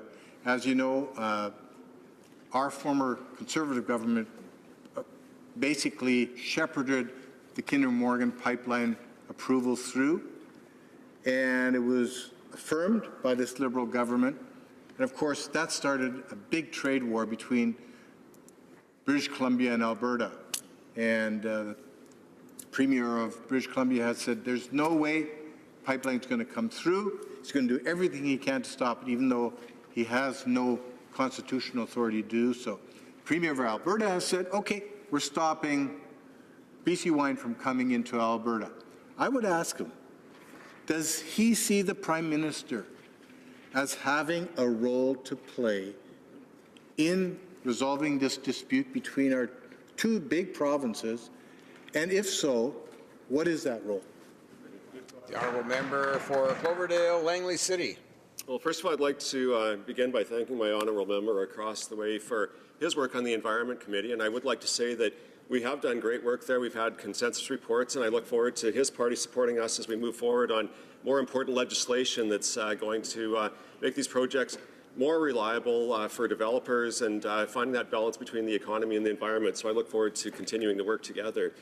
On the role of the Prime Minister and the current issues that we're seeing between Alberta and BC in particular, it's a challenging situation for sure. And I believe that the Prime Minister and our government is taking all the necessary steps to bring the parties together. We know that the previous government had actually walked away from engagement with the provinces, and that's part of where we ran into problems with these project approvals. We've engaged with the provinces, and we've had a bit of a rough spot now, but our government is working very closely with Alberta and BC to find a way forward through this, while respecting that the pipeline decision is a federal government responsibility. We need to make sure that that does happen, that we get oil to market, but it's done in a responsible way, and that is what our government's committed to doing and is working on a daily basis. Thank you. Before we go to resuming debate, it's my duty, pursuant to Standing Order 38, to inform the House that the questions to be raised tonight at the time of adjournment are as follows. The Honourable Member for Calgary Rocky Ridge in respect to taxation, the Honourable Member for Courtenay Alberni in regards to the environment, and the Honourable Member for Saanich Gulf Islands also in respect to the environment. Resuming debate, the Honourable Member for Kamloops, Thompson Caribou. Thank you, Mr. Speaker, and I too am very pleased to join the important debate today, and I'd like to note I'm going to be sharing my time with the member for Brandon Souris. I think it's been stated, but I do want to talk firstly about the importance of our oil industry to Canada and to the world. As it's been mentioned, we have 170 billion in reserves, and it's the 3rd largest in the world. These are economic benefits that are shared across the country as we, supply services and supplies. So I'd like to just give you a quick example. British Columbia services and supplies in 1 year, $1.3 billion. There's a company, for example, Watson Gloves. It's a glove maker that works, they sell work gloves, especially built to withstand the rigorous operating conditions in the oil sands. one example of a company benefiting. In Ontario, $3.9 billion, there's Berg Chilling Systems. It's an equipment manufacturer that develops custom-engineered chilling, pumping, and heat recovery equipment for use in natural gas production facilities. And then in Quebec, $1.2 billion in total. GHG Saturation, an innovative aerospace company working with oil sand producers to develop new satellite-based GHG emission acknowledging technologies. So that's just 3 examples of the many companies that are across this country that are benefiting from the oil sands. And I think it's important to point out these companies are about technology. People have looked at natural resources and just said, oh, you're just taking your supplies and you're sending them to market. If you look at that, GHG emission monitoring with satellites, these are innovative companies with technology that are supporting the oil sands. And I would say that the world needs more of Canada, not less. We are in probably one of the most environmentally sound emissions extractor of oil in the world. And certainly, if I look at it, I would send our product to China as opposed to many other countries that might supply the product with less environmentally sound practices. And whether we like it or not, we are going to need oil in certainly the immediate future and probably the midterm future before certainly someday we will probably have some advances in technology where our need for oil will be somewhat reduced. But in the meanwhile, Canada would be absolutely foolish not to take advantage of the opportunities. So what is the situation? We've heard we have a landlocked resource. So we have the inability to get our product to markets, and that's to the severe detriment also of the Canadian economy in terms of the tax revenue that's coming into both the federal government and all levels of government. There's been a lot of work, and certainly we tried very hard to find ways to get pipelines to Tidewater.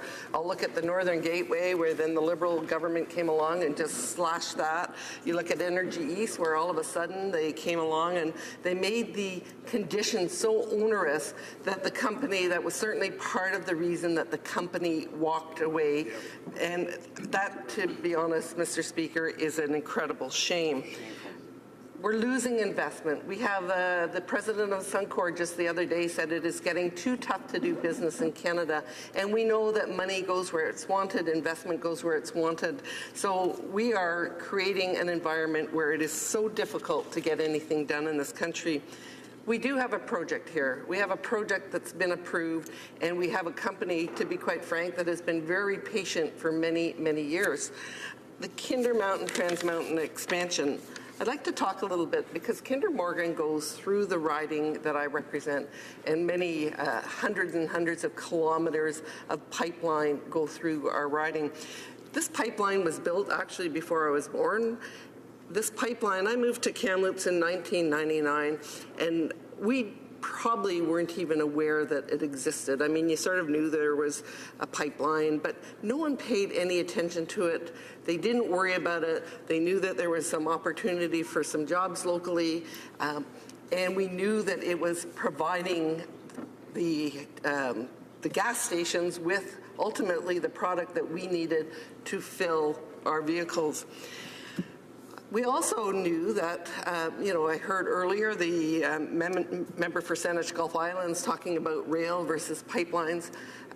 Mr. Speaker, if you transfer a lot of oil by rail, there certainly is, it's right along the salmon fish-bearing streams, and I think the actual chance of an incident with a rail is much, much higher than the chance of incident with pipelines.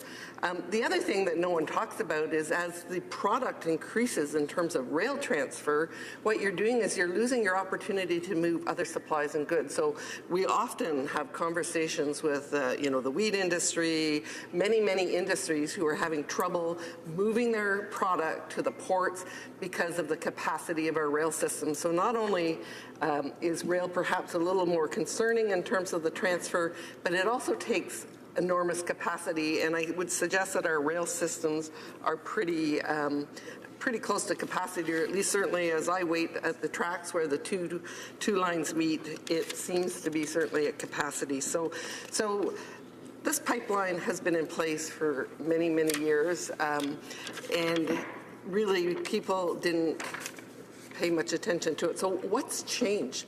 All of a sudden, there seems to be a dedicated movement. There's been a lot of talk, and I know there's been research done where there is foreign influence working with environmental groups to shut down our oil sands. So I'd like to ask everyone, why are they working to shut down Canada's oil sands? Why are they not focused on other areas where perhaps the ships coming in from Saudi Arabia or what's happening down in the U.S.? It seems like we have this targeted, intense effort to shut down our oil sands and to stop any pipeline project. And I think we clearly need to look at ourselves and ask what is happening here in Canada and come up with a few answers. I had quite a debate the other day with one of my NDP colleagues on Nation to Nation with APTN, and she was saying the First Nations don't want this project. And I said, the NDP don't want this project, but don't you speak for all First Nations when you say that. That is absolutely irresponsible. There are 51 First Nations who have signed on and who want to see this project proceed. These 51 First Nations have signed community benefit agreements, so that will be a source of revenue into their communities. And to be frank, Mr. Speaker, the NDP are saying these people shouldn't have this opportunity. Reconciliation has to include economic reconciliation. And time again, whether it's the Northern Gateway, whether it's a moratorium ban with Eagle Spirit, whether it's what happened up north in terms of the drilling ban, you were depriving many of our Indigenous communities, our First Nations communities, of opportunity to actually have benefits to them and their community. So again, 51 that are going through have signed agreements, including the many in the area that I represent, who are looking forward, to be quite frank, to some of the jobs that are going to come available, putting their equipment to work. So I think the NDP is very, very irresponsible when they make these blanket First Nations do not want this. So where are we here today is we also, I think sometimes Vancouver, Burnaby forget about how important that existing pipeline is to actually their lives. If something ever happened and that pipeline shut down in terms of the price of gas, the ability, the jet fuel that goes to our Vancouver airport, it is an important and critical resource for Vancouver also. So to suggest that it doesn't have benefit in Vancouver and their reluctance in Burnaby is a big concern, because frankly, I think most of the citizens in Burnaby take public transit, they have cars that they drive, and where do they actually think that resource is coming from? So what we're at today, and I think it's a very reasonable request, we have two provinces that are embarking on, quite frankly, a trade war. We have small business owners that are going to be hurt in this process, and this could be the person that makes gloves in Vancouver. It could be our winemakers. It could be the hardworking people of Alberta who have struggled for the last couple of years with a significant downturn.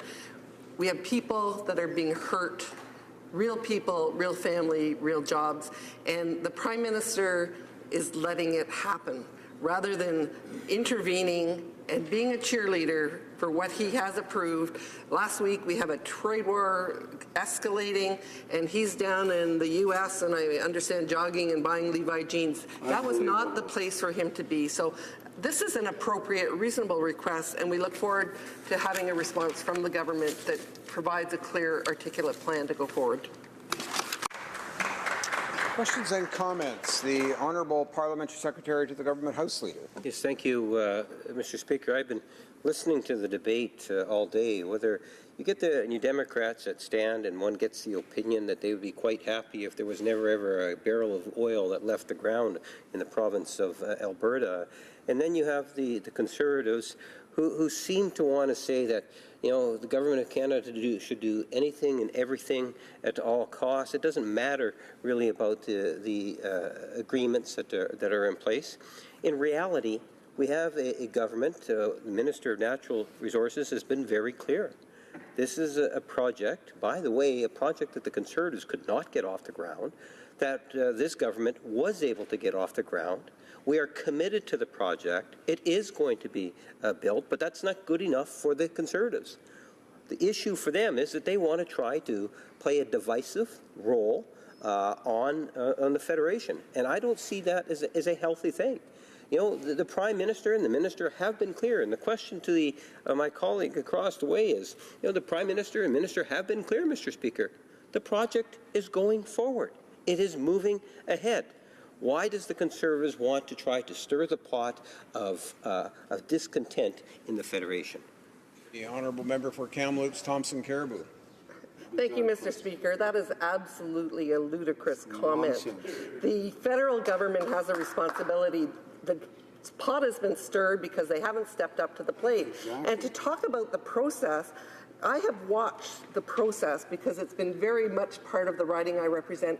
And for years, much longer before this government took over, there was conversations with the First Nations throughout the riding, conversations with the communities, a huge amount of work and progress. And yes, it culminated in an assessment report by the National Energy Board, which thankfully they accepted, not like the Northern Gateway, not like what they did with Energy East.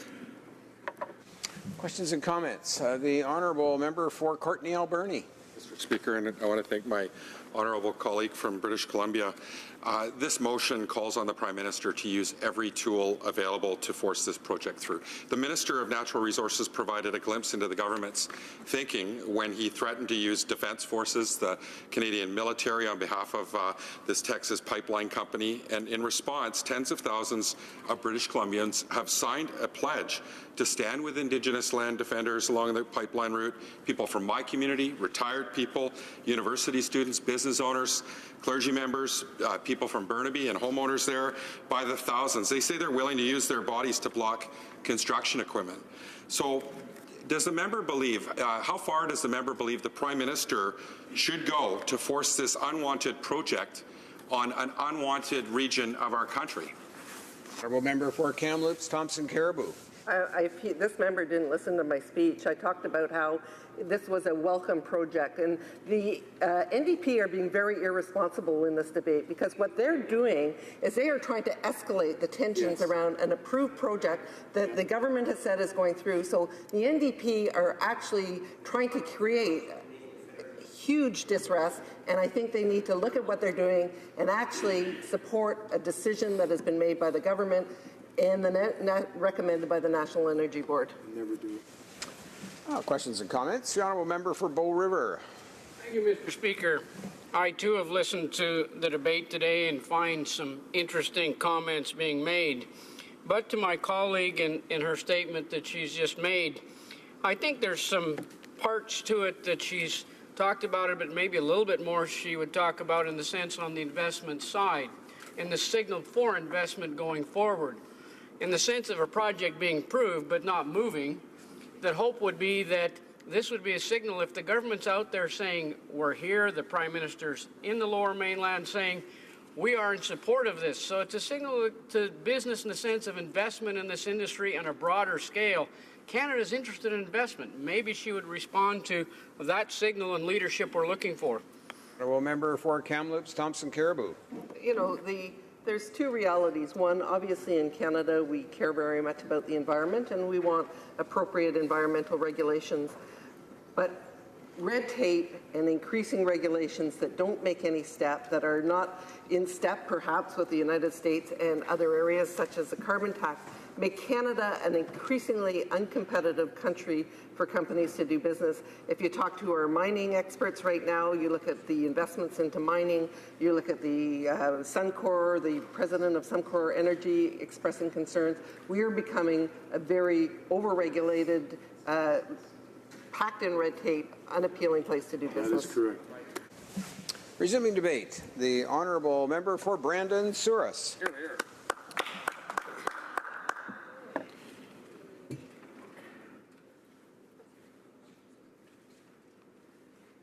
Thank you, Mr. Speaker, and Once again, it's our Conservative caucus that's taking the lead on an important issue facing Canadian economy.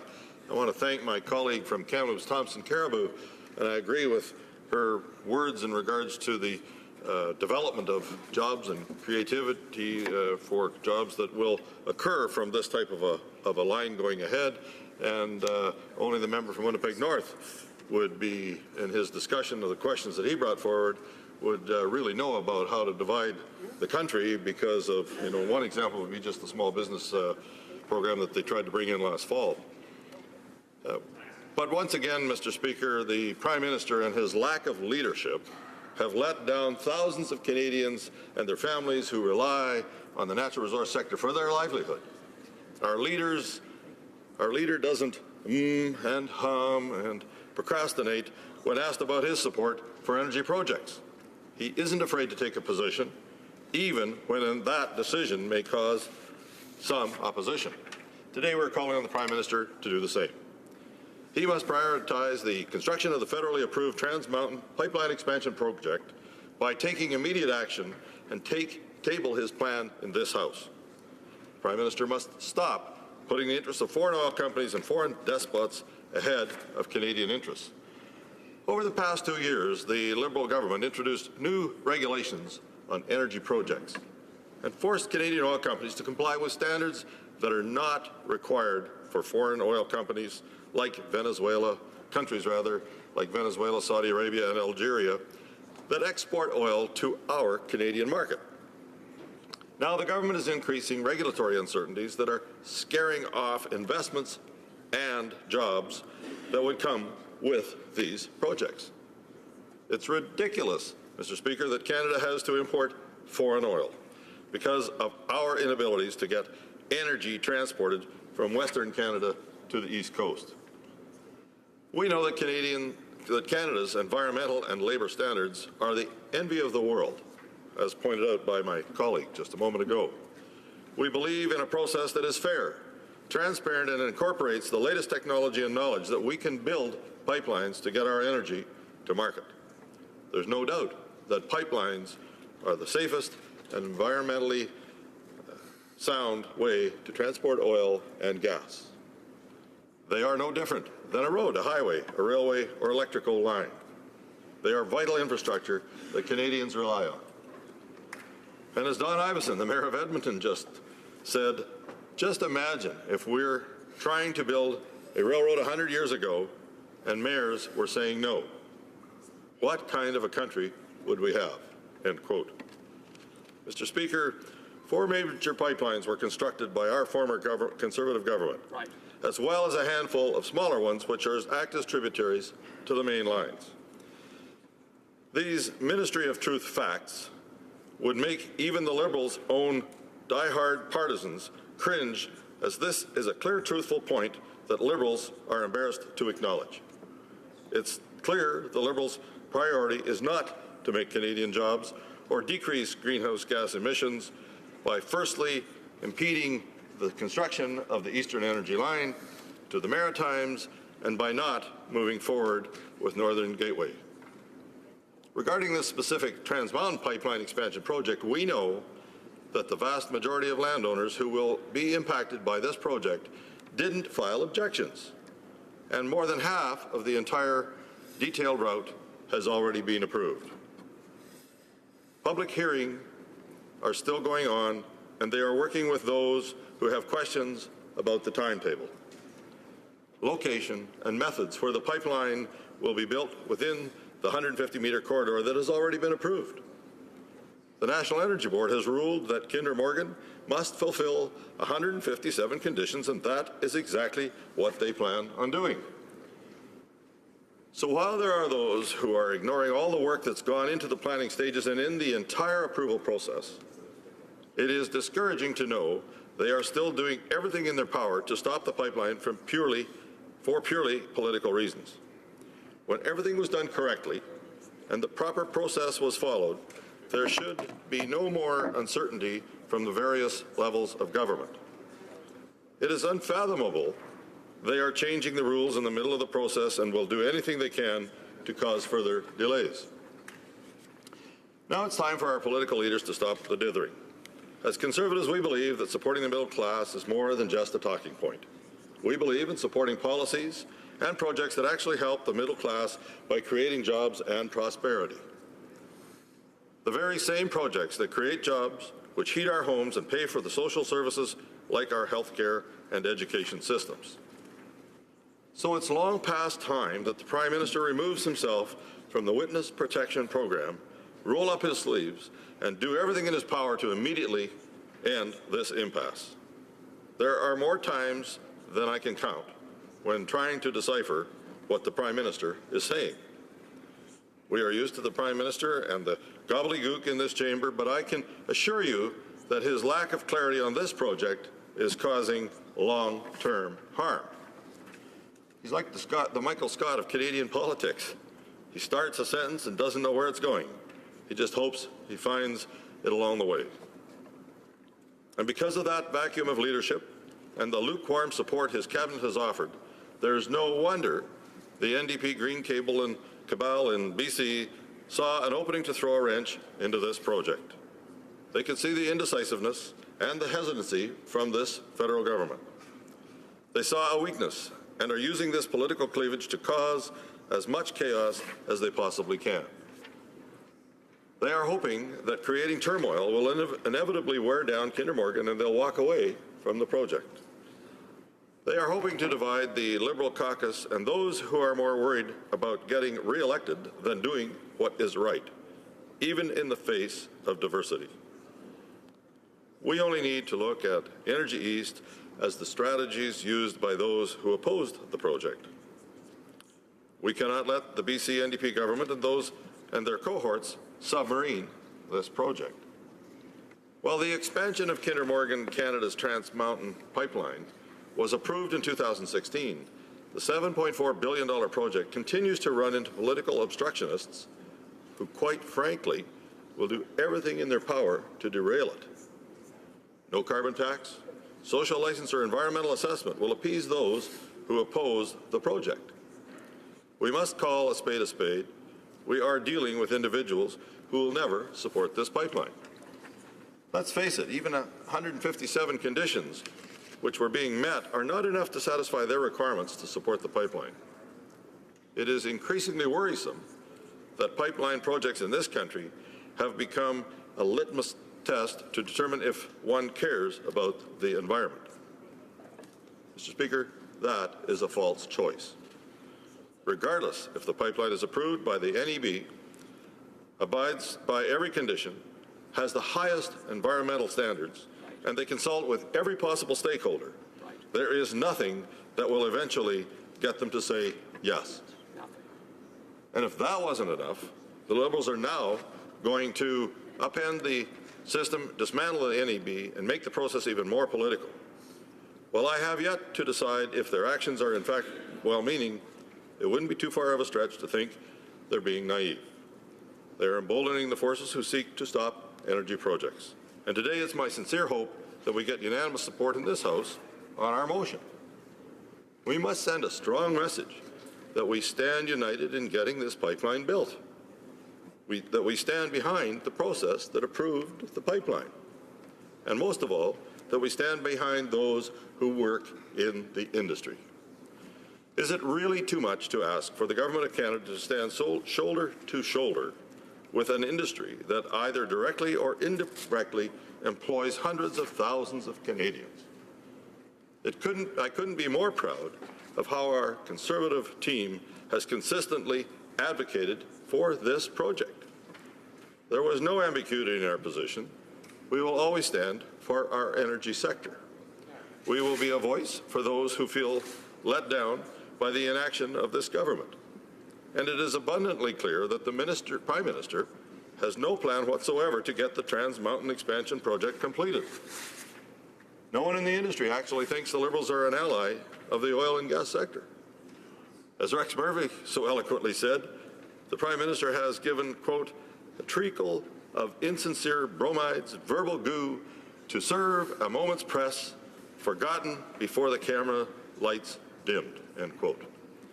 If only Kinder Morgan could change its name to Amazon or Bombardier, we wouldn't have to face this debate. We wouldn't have to ask the Prime Minister to do his job. we wouldn't need to ask the Liberals to stand up for their constituents. Mr. Speaker, I'll close by saying that I call on the government to put away their buzzwords and naivety and table a plan for this debacle to get this resolved. We will not waver or retreat when it comes to our livelihood. We will work to put people back to work and get the energy sector rolling. We will unite Canada, reduce red tape, and support job-creating projects like Trans Mountain. Thank you, Mr. Speaker. Questions and comments. The honourable member for St. Catharines. Thank you very much, Mr. Speaker. I'd like to thank the honourable member for his speech. I've been here all day listening to the debate, and it's interesting. It's almost as if the Conservatives aren't listening to this side of the House. And to quote the honourable minister, why can't they take yes for an answer? This project is in the national interest. It's something the Prime Minister, the Minister has consistently said is going to get built. But I've also been listening to the speeches, and I'm wondering, one thing has been left out by members from that side, including the honourable member who just gave a speech. Why didn't he mention that construction has already begun on the project at the terminal? And if he could explain the reason he's leaving out that important piece of the puzzle. Member for Brandon Souris. Mr. Speaker, I have to correct the member from across the way, Mr. Speaker. We have not seen a plan tabled in this House, as asked for in my speech, for carrying forward with the Kinder Morgan pipeline. We know that this government has already killed 2 other ones, and so Canadians are suspicious that when they say, oh yes, we will build it. But what decade? Will anybody still be alive in this House when they actually get it built? Where is the plan to move that oil into our foreign markets that really desire cleaner product, cleaner energy, Mr. Speaker, that will allow them to reduce greenhouse gases, which should, in fact, recur to our world participation in the reduction of greenhouse gases. Unlike what this government has done by forcing countries to bring in, by importing oil from other countries around the world that they have not enforced the standards on that they have on our own oil industry. Thank you. Questions and comments? The honourable member for Courtenay Alberni. I keep hearing from the Conservatives about jobs, and I think we need to talk about our resource industry here in Canada and how that's producing jobs. You know, in my riding, in Courtenay Alberni, in Port Alberni, we've seen raw logs go up tenfold in 10 years. This was under the Conservative government and the BC Liberal government. What does it look like? Highest crime rate in British Columbia, highest poverty rate in British Columbia.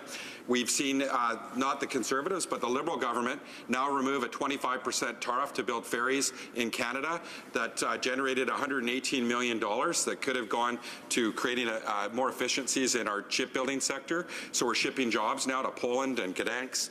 We're hearing about canneries closing on the North Coast, and we're shipping fish to China so that we can fillet them and put them on our grocery store shelves. But we don't hear about why this government in Alberta isn't processing raw bitumen. You know, the Norwegians have $1 trillion in their prosperity, their wealth fund, and Alberta's got $11 billion. Like, we've mismanaged our resources. And I want to hear from the member how they're going to create jobs refining products and how they're going to stop this rip and ship mentality that's failing communities like Port Alberni, and it's going to fail communities in Alberta. For Brandon Souris. Thank you, Mr. Speaker. It's been a lifetime goal of mine to make sure that we process more of our products here on the prairies, particularly in the grain industry that I've been involved in all of my life. But I go back to saying that if the government, or particularly the third party in the House, was really concerned about the environment, they would be pushing to get this oil into the hands of countries like China and other areas that want it, so that we can reduce the greenhouse gases in their countries. I spent 7 of my 14 years in the Manitoba legislature in opposition, Mr. Speaker, as the critic for environment and conservation. No one cares more about the conservation efforts than I do in regards to those areas in my history of farming, Mr. Speaker. And so I say that we need to make sure that we can produce as many jobs as we can and continue to process all of the products that we can possibly do in this country. And putting this project in place as a pipeline will put thousands of good-paying jobs into Canadian hands. One more question and response. The honourable member for Saanich Gulf Islands. Mr. Speaker, and following on quickly to the member from Brandon Souris' assertion that this will create thousands of jobs, I was an intervener in the Kinder Morgan review before the National Energy Board. Kinder Morgan in that review, and I refer you to volume 5B of their submission, claimed 2,500 jobs per year for 2 years. There has been no support for more jobs than that, 90 permanent jobs in BC. And that is part of the reason that the major unions of Alberta, Unifor, the Alberta Federation of Labour, oppose this project, because they recognize that shipping raw bitumen out of Canada ships out the refinery jobs with it. Can the honourable member refer us to any study that supports the claim that this will create more jobs than it kills? Honourable member for Brandon Souris. Well, I quote the one she just quoted from, Mr. Speaker. Said that they would produce, her own union said it would produce 2,500 jobs. That's thousands of jobs, Mr. Speaker. You know, I've worked in the oil industry and in farm agriculture all of my life, Mr. Speaker, and when you can move product, process it, take it even from an oil well to a battery, that's processing, and it creates jobs. It creates jobs all over Canada, not just in the oil field. We've seen that particularly with Fort McMurray. Jobs are made in the Maritimes, Mr. Speaker. They're made in her hometown. They're made in all of southern Ontario. Canada is the beneficiary of the movement of these products into the export market, just the same as I've dealt with all of my life in regards to the grain industry. And, you know, sure, we'd like to have more of it processed here in Canada. Part of that was the development of a larger livestock industry in the Prairie region, Mr. Speaker, because, of course, it costs too much money to ship raw materials like that to our foreign ports. Resuming debate, the Honourable Parliamentary Secretary to the Minister of Natural Resources. Thank you, Mr. Speaker. And I'd like to thank my honourable member from Lakeland for her motion. I know she understands, as do those of us on this side of the House, how important the Trans Mountain Expansion Pipeline is, not only to her own province of Alberta, but indeed to the entire country. I'm also pleased to see that her motion refers to two key points behind our government's approval of the TMX pipeline. First, that this pipeline is in the national interest and will create good-paying jobs for Canadians. And second, that if we want to sell our resources to the world, we have to provide access to those markets. Our government has never wavered in standing behind its decision to approve this project. The Prime Minister has made the case for it on many occasions, both in this House and elsewhere, including in Alberta and British Columbia. The Minister of Natural Resources has taken that same message across Canada, including just last week in Calgary and in a speech to the Vancouver Board of Trade a couple of months before that. So I don't understand how the honourable members on the other side could believe that this pipeline is anything but a priority for our government. Our position is clear, Mr. Speaker.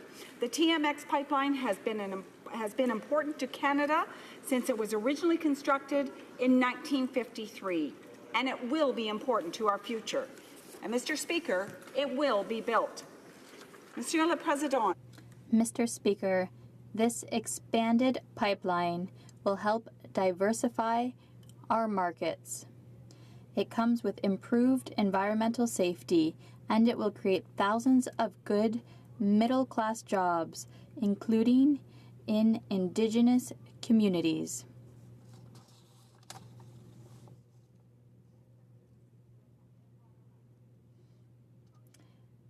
The TMX pipeline will also contribute to our government's plan to make Canada a global leader in the transition to a low-carbon economy.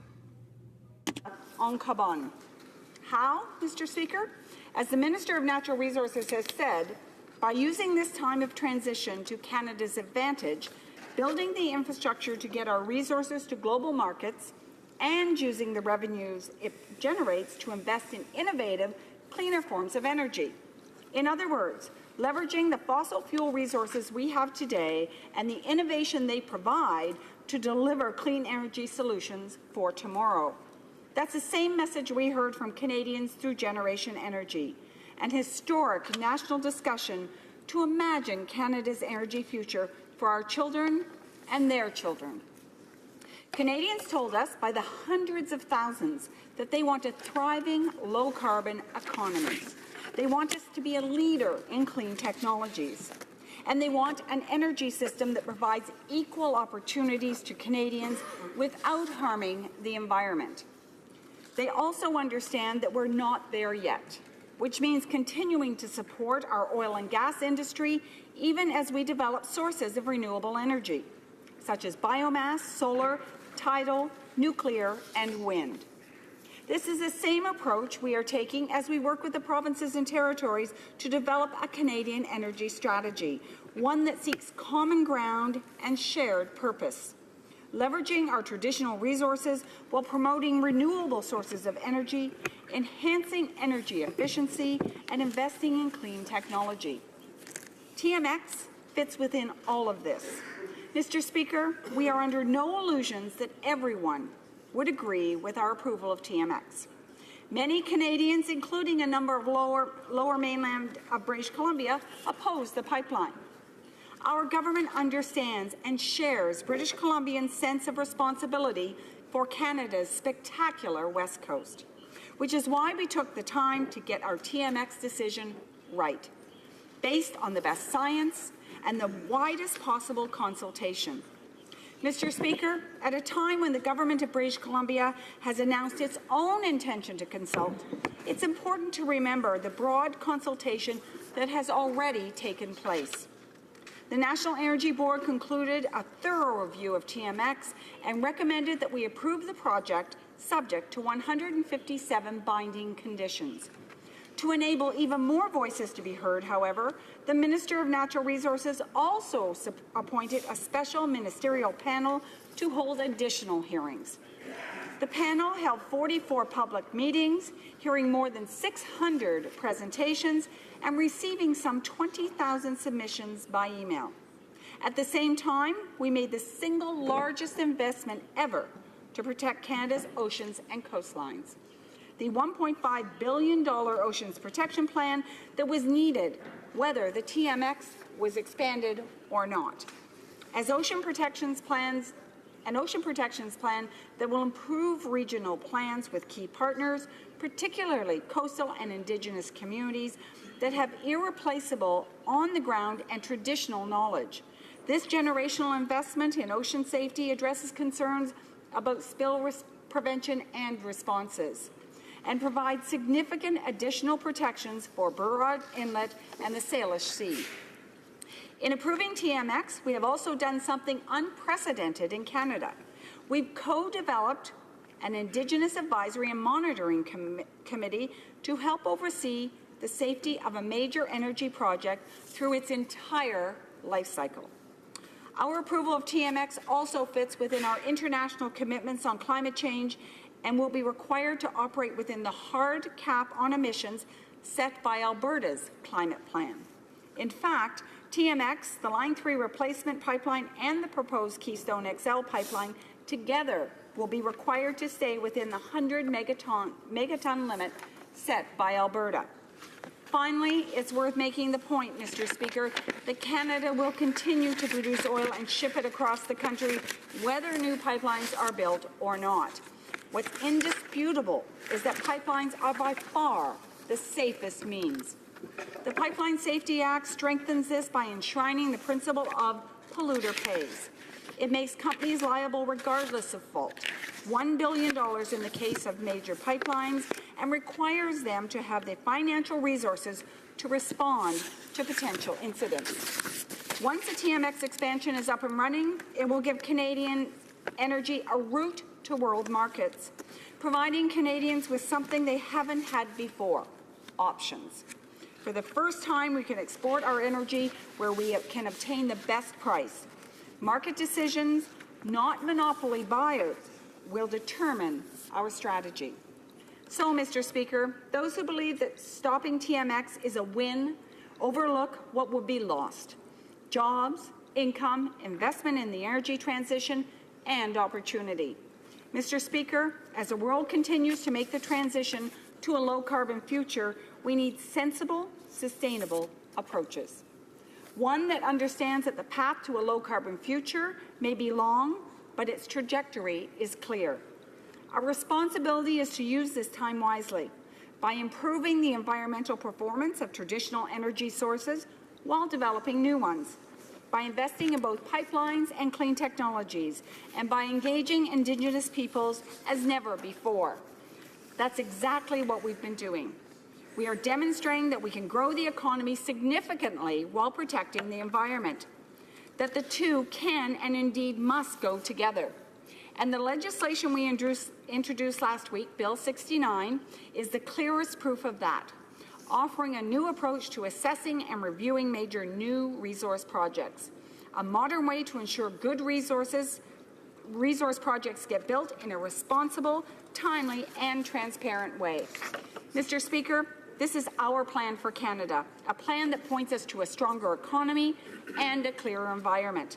I invite the honourable members opposite and the member for Lakeland to get behind this nation-building plan, to work with us rather than using this opportunity to further ignite tensions. Let's build a brighter future for Albertans, British Columbians, and indeed all Canadians together. Thank you, Mr. Speaker. Questions and comments. The honourable member for Esquimalt, Saanich-Sooke. Well, thank you very much, Mr. Speaker. And I have to say that this project certainly looks a lot different to the residents of a riding like mine that sits on the Salish Sea. It's where one spill could destroy the traditional food fisheries and ceremonial fisheries of 4 First Nations in my riding, where the tens of thousands of jobs that depend on the clean environment, the recreational fishery, the tourism. Nobody comes to see an oil spill as a tourist. So the jobs she's talking about, theoretical jobs and a very small number of jobs, are up against the very real jobs and the very real needs of First Nations in my riding when it comes to this pipeline. So my question to her, she talks about the Ocean Protection Plan and she talks about all the great things the government's going to do. Does she really believe that a standard that says it will take 6.5 hours for oil cleanup crews to get to my riding to start working on a spill, and that a success would be a 15% cleanup? Does she really think that people in my riding can support such a plan for a 400% increase in tanker traffic? Good question. The Honourable Parliamentary Secretary to the Minister of Natural Resources. Thank you, Mr. Speaker, and I thank my honourable colleague for the question. The Ocean Protections Plan is historic. It is world-leading $1.5 billion to protect our beautiful coasts. In addition to the Ocean Protections Plan and part of the bill that was put forward last week, C-69, there is also a component in there around transportation, around fisheries, around oceans. And I think it's important to remember that it's not each piece individually, but the importance of all of those pieces coming together to ensure that we're able to get our resources to market and protect our environment and protect our coastlines. Thank you, Mr. Speaker. Some comments. The Honourable Member for Saanich Gulf Islands. Mr. Speaker, I was somewhat horrified to hear the Honourable Parliamentary Secretary refer to the National Energy Board review of Kinder Morgan as, quote-unquote, a thorough review, unquote. This is the same review, and I quote the Prime Minister from a campaign stop in August 2015 when he stopped in Esquimalt. He was asked by Kai Nagata, former journalist, whether the commitment to a thorough review would apply to Kinder Morgan as well. I quote the Prime Minister, yes, it applies to existing projects, existing pipelines as well. And then when pressed, he said, no, they're not going to approve it in January because we're going to change the government, and that process needs to be redone, close quote. That's what British Columbians heard from the Prime Minister. I was an intervener in the National Energy Board process under Kinder Morgan. As someone who appeared as a lawyer before the National Energy Board going back to 1981, I know what it's like to appear before the National Energy Board when it's doing the job of a credible regulator. And I know what it's like to be before the National Energy Board when the project process is a sham that any government should be ashamed to support. And I asked the Parliamentary Secretary, who should we believe here now that the Prime Minister has abandoned the pledge to really study Kinder Morgan? Why should we accept the flawed process rejected by that Prime Minister on the campaign trail is now magically a thorough review? Parliamentary Secretary to the Minister of Natural Resources. Thank you, Mr. Speaker, and I thank my honourable member for her question. In January of 2016, we put in interim principles, and the minister also created a ministerial advisory panel to hear from those people along the TMX route who felt that they hadn't had an opportunity to contribute to that process. There were I believe, over 20,000 email submissions. There were 44 panels. There was a much more robust opportunity for people to contribute, Canadians. And I would ask the member opposite, with such experience and such passion, I hope that she will be helping inform the process as we go through Parliament around this very important piece of legislation. Thank you. Yeah, we've got enough time for one more short question and response. The honourable member for St. Catharines.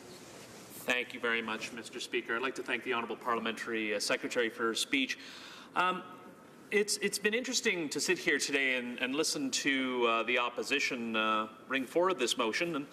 And I brought it up before. Why can't they take yes for an answer? This is a project that the government is pushing, the Prime Minister is pushing, and will create lots of jobs. I was wondering if the Parliamentary Secretary can expand on how this will benefit the national interest and what this pipeline will mean for both the economies of British Columbia and Alberta. Well, Parliamentary Secretary. Thank you, Mr. Speaker, and thank you to my honourable colleague for that great question. It is about a benefit to Canadians. This project will create jobs in Alberta and British Columbia, but will benefit all Canadians. It is important that we, as a government, have identified the opportunity for the economy and the environment to go hand in hand, and we've acted on that opportunity. We've acted on that opportunity by approving the TMX pipeline to provide for those jobs, for the increased economic development, and provide our industry with the opportunity to sell their product offshore. And as I said earlier in my speech, Mr. Speaker, the oil is going to be produced, it's going to transit. Pipelines are the safest way to do that. Thank you. Resuming debate, the honourable member for Edmonton Centre. Thank you, Mr. Speaker. It is with deep concern that I rise in the House today. It's a deeply worrying time for hardworking people in my home province of Alberta and for families in Alberta, in British Columbia, and for our whole country. Mr. Speaker, the Government of Canada approved the building of the Kinder Morgan Trans Mountain Pipeline because it is in the national interest. This project is in the national interest because it represents a $6.8 billion investment that will create 15,000 jobs during construction and 440 jobs per year after that. This doesn't even mention all of the indirect jobs that will be produced from the opportunities related, benefiting over 2,500 local businesses alone. This pipeline is in the national interest, Mr. Speaker, because it will allow Canada, not simply Alberta, to get one of our country's most valuable natural resources to Tidewater and to access markets beyond the United States. This means billions of dollars of investment and direct benefit to the Canadian economy. The TMX pipeline is in the national interest because it went through a rigorous review process under the interim principles brought in by our government that included consultation with First Nations peoples, listening to the honest concerns of citizens in the Lower Mainland of British Columbia and others who raised valid questions about protecting our oceans. We did something that for 10 years the previous government refused to do. We listened to the concerns of Canadians and we responded to those concerns because we knew that it would improve the Kinder Morgan project. We responded with a $1.5 billion ocean protections plan, and we helped to ensure that over $300 million in financial commitments to First Nations communities would flow from the proponent. We also worked closely with the Government of British Columbia under former Premier Christy Clark, who, after years of serious concerns about the project, agreed that our government and key stakeholders had taken the steps necessary to gain their agreement. This is a multi-billion-dollar infrastructure project that runs 1,150 kilometers, and it's natural that not everyone agrees with it. Let me give you a corollary, if you will, Mr. Speaker. As you know, I represent the downtown core of Edmonton, and I hear from people regularly about disagreements over converting a 1,350 square meter parking lot into an apartment complex. Reasonable people are going to disagree about reasonable projects, and that is why we have elected governments in place to weigh concerns and opportunities and to come to a decision. And that is exactly what has happened here. Sadly, Mr. Speaker, no sooner had our government approved the Trans Mountain Pipeline than the opposition united in rooting for the project to fail.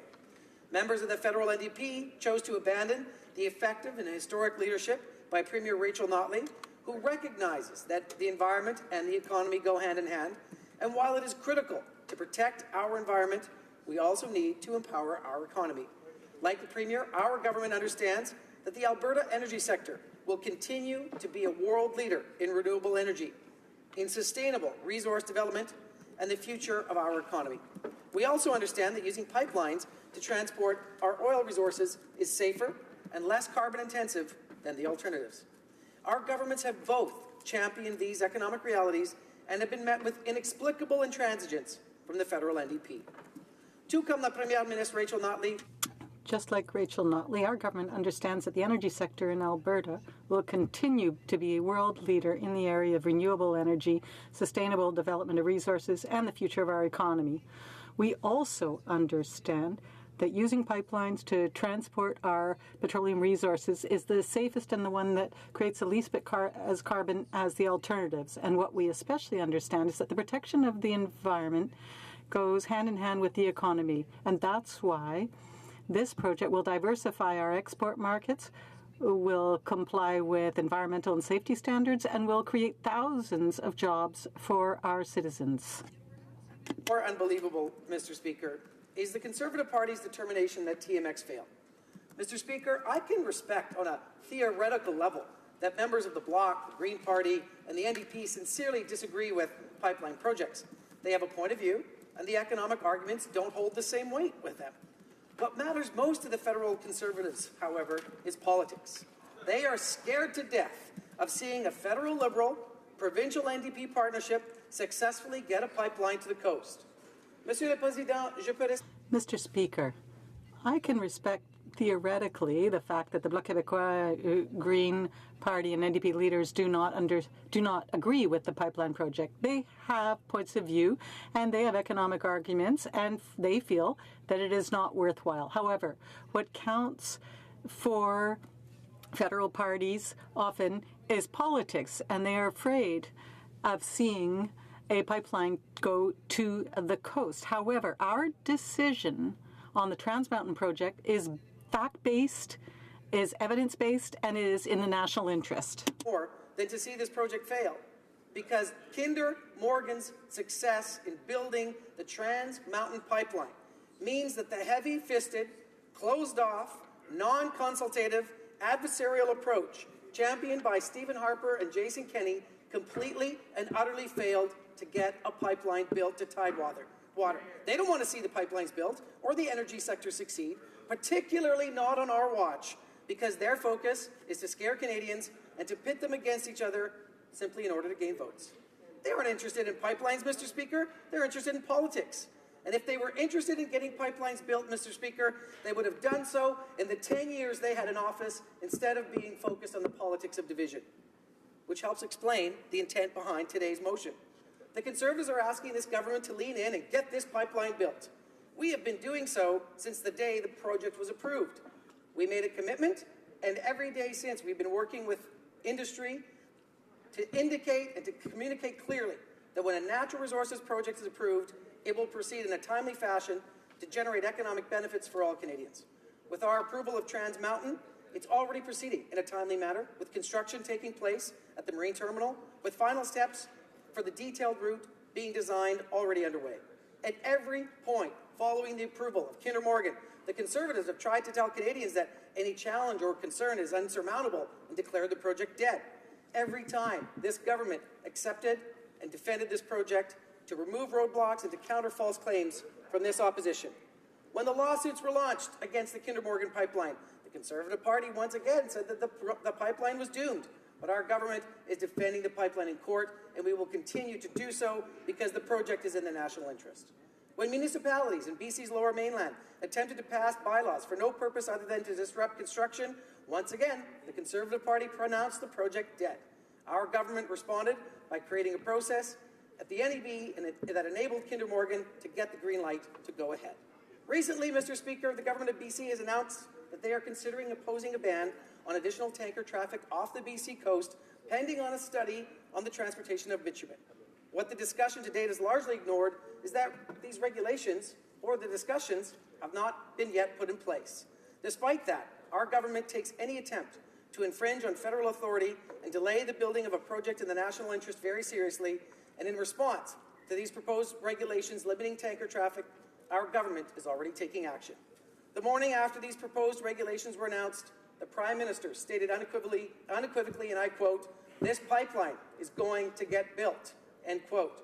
In the days that have followed, the Minister of Natural Resources was unequivocal, stating, and I quote, "No province can impinge on the national interest," end quote. The Minister of the Environment, members of Cabinet, and government officials have been speaking with their counterparts in BC, working to find a solution, all before any regulations have even been designed. Mr. Speaker, our government has been involved in real action, while today's motion is mere theatre.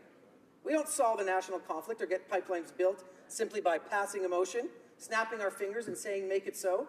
Canadians understand that Parliament can't just pass a motion, and the result will be BC and Alberta governments shaking hands, ending all of their disagreements, and all will be well. This motion is neither a serious proposal nor a serious solution. What is important to note, Mr. Speaker, is that our government has been acting every day since this pipeline was approved. And if there was any doubt that this is not a serious motion, simply have a look at the last words. They want a solution to a motion of interprovincial conflict in 72 hours. 3 days, Mr. Speaker. You can't get a blood test result in this country in 3 days. You can't even get flowers delivered on Valentine's Day without 3 days' notice.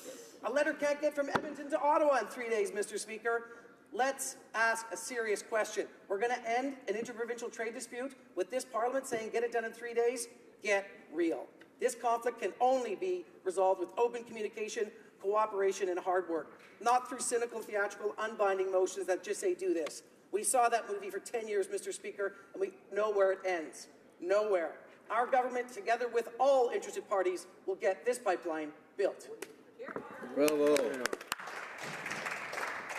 Questions and comments. The honourable member for St. Albert, Edmonton. Well, thank you, Mr. Speaker, and it's nice to hear that the honourable member for Edmonton Centre actually supports pipelines, because it really begs the question, where was that honourable member when his government killed the Northern Gateway pipeline?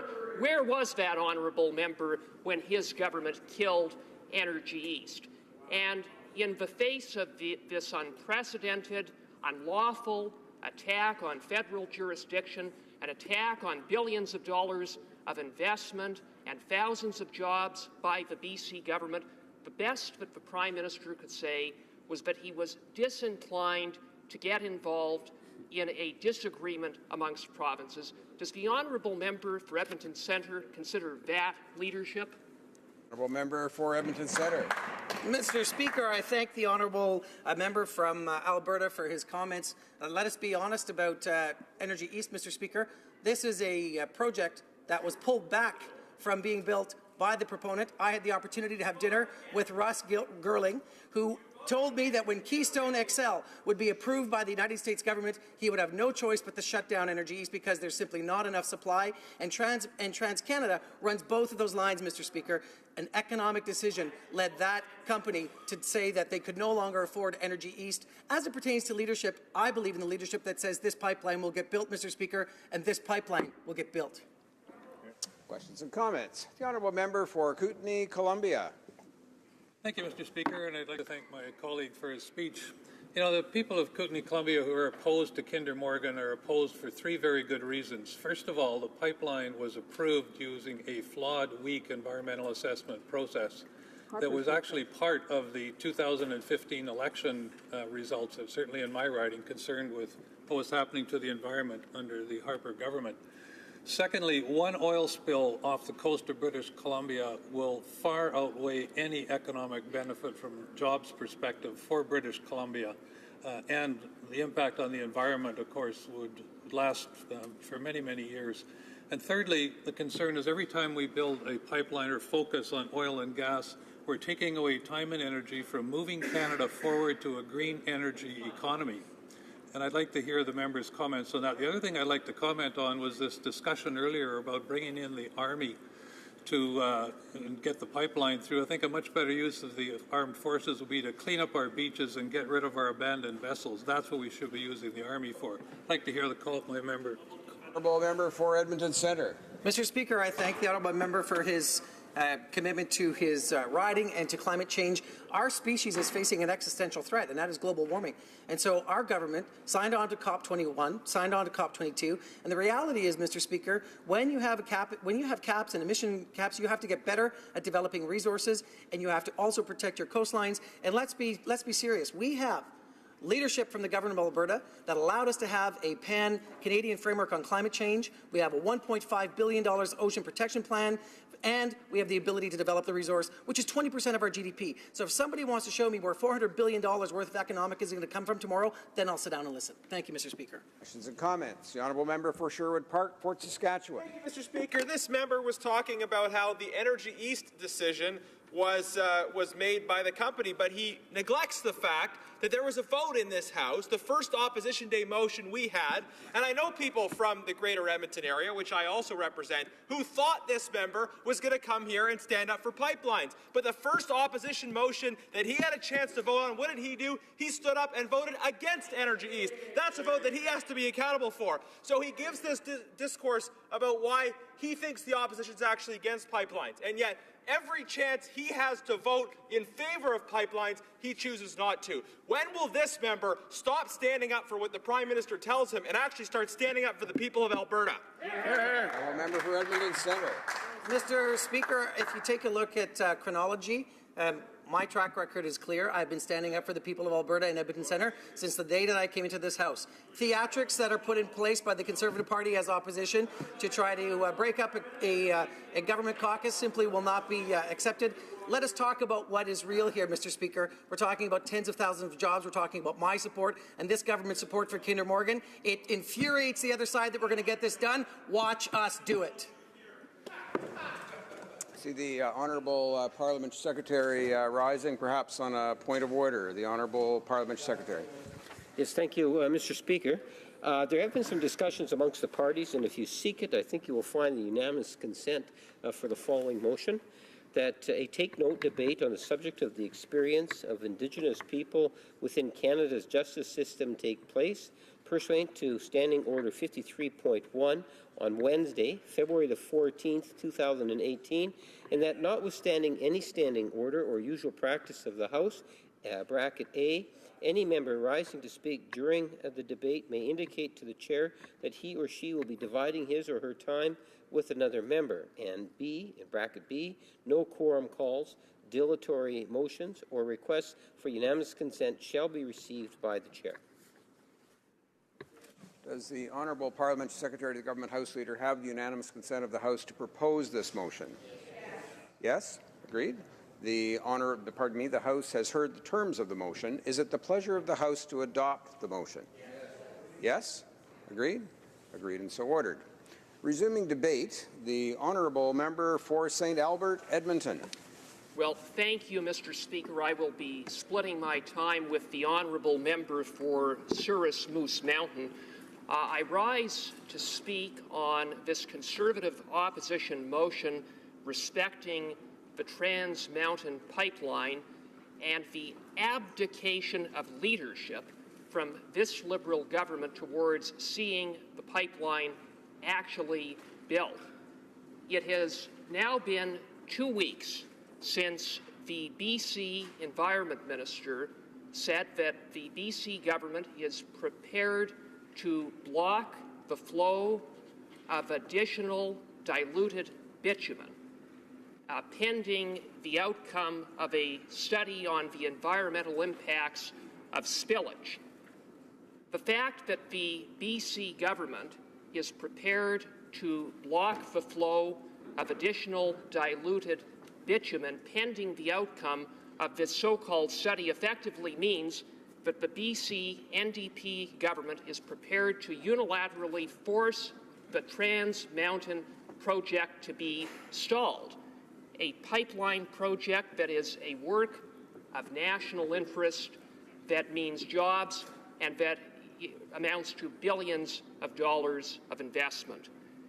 Mr. Speaker, the plan of delay on the part of the BC NDP government is unlawful, it is unconstitutional, it puts a $7.9 billion pipeline project at risk, and with it, thousands of jobs. It is an undisputed fact that interprovincial pipelines like Trans Mountain fall squarely within federal jurisdiction. And as part of that federal jurisdiction, there was a significant, substantive, and comprehensive review of this project by the National Energy Board. And at the end of that review, the National Energy Board gave Trans Mountain the green light.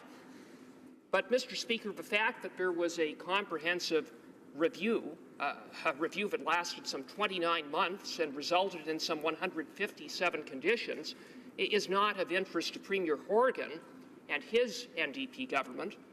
What Premier Horgan is interested in is obstruction. He's interested in delay. He's interested in using all means necessary to stop Trans Mountain. And Premier Horgan has said as much. And true to his word, Premier Horgan has declared war on Trans Mountain, and in so doing, he has declared war on federal jurisdiction. So, Mr. Speaker, in the face of this unprecedented attack on federal jurisdiction on the pipeline approval process by Premier Horgan, what has the Prime Minister done? What has the Minister of Natural Resources done? What have the 3 Liberal MPs from Alberta done, Mr. Speaker? Have they stood up for federal jurisdiction? No. Have they stood up for the rule of law? No. Have they stood up for the billions of dollars of investment and the thousands of jobs that are at risk due to the reckless actions of the BC NDP government? Not a chance. Mr. Speaker, instead, the Prime Minister has been silent. The best, in fact, that the Prime Minister could say was that he was disinclined to get involved in disagreements between provinces. Disagreements between provinces? Mr. Speaker, what is the Prime Minister talking about? This is not a matter of a disagreement between provinces. This is a matter of an interprovincial pipeline that is in the national interest, that went through all of the hurdles, got the green light from the National Energy Board after a comprehensive review, was approved by the federal cabinet, and is now being stalled by the unilateral actions of the BC NDP government, a government that has made clear that it is prepared to thwart the rule of law and put thousands of jobs at risk and billions of dollars at risk and effectively hold this country at ransom. That is the position of the NDP government in British Columbia, and that's what this Liberal government faces. And in response to that, all the Prime Minister can say is that he's disinclined to get involved in disagreements amongst provinces. Mr. Speaker, if that is what the Prime Minister calls leadership, I call it pathetic leadership, Mr. Speaker. Then there's the Minister of Natural Resources, who said, I think it was on Global Television, that if the British Columbia government wants to review the issue of spillage, that they can go ahead so long as there is not unreasonable delay. You know, what a joke. What a joke, Mr. Speaker. Instead of standing up for jobs, instead of standing up for rule of law, instead of standing up for our energy sector, the position of the Minister of Natural Resources is one of going along and getting along with the BC NDP, Mr. Speaker. And quite frankly, the lack of leadership that we have seen from the Prime Minister and from the Minister of Natural Resources on the Trans Mountain pipeline is part of a 2.5-year pattern on the part of this government in terms of the lack of leadership that it has provided in terms of championing Canada's energy sector. This government so often likes to say that the economy and the environment go hand in hand. We hear that talking point again and again, but you know what, Mr. Speaker, those are just words, because when one looks at the record of this government, time and time again, instead of balancing the environment and the economy, the record of this government is to side with U.S.-financed radical anti-oil sands activists. That is precisely what this government did when they killed the Northern Gateway Pipeline by imposing an arbitrary tanker ban on the north coast of British Columbia, not based on science, not based upon what was in the best interests of the environment, but on the basis of raw politics. This is the same government that is responsible for killing Energy East by changing the rules of the game midway through the review process. And now this is a government that is sitting idly by as Premier Horgan threatens yet another pipeline project. Now, we've heard a lot of speeches, a lot of talk today from members opposite about how they believe that this project is in the national interest.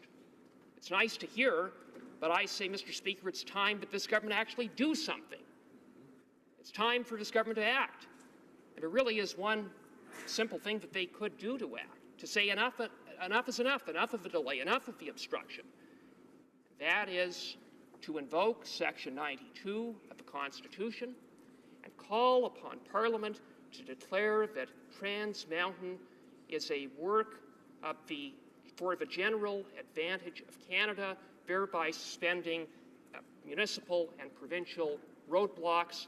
The time for talk is over, Mr. Speaker. The time for action is now. The clock is ticking.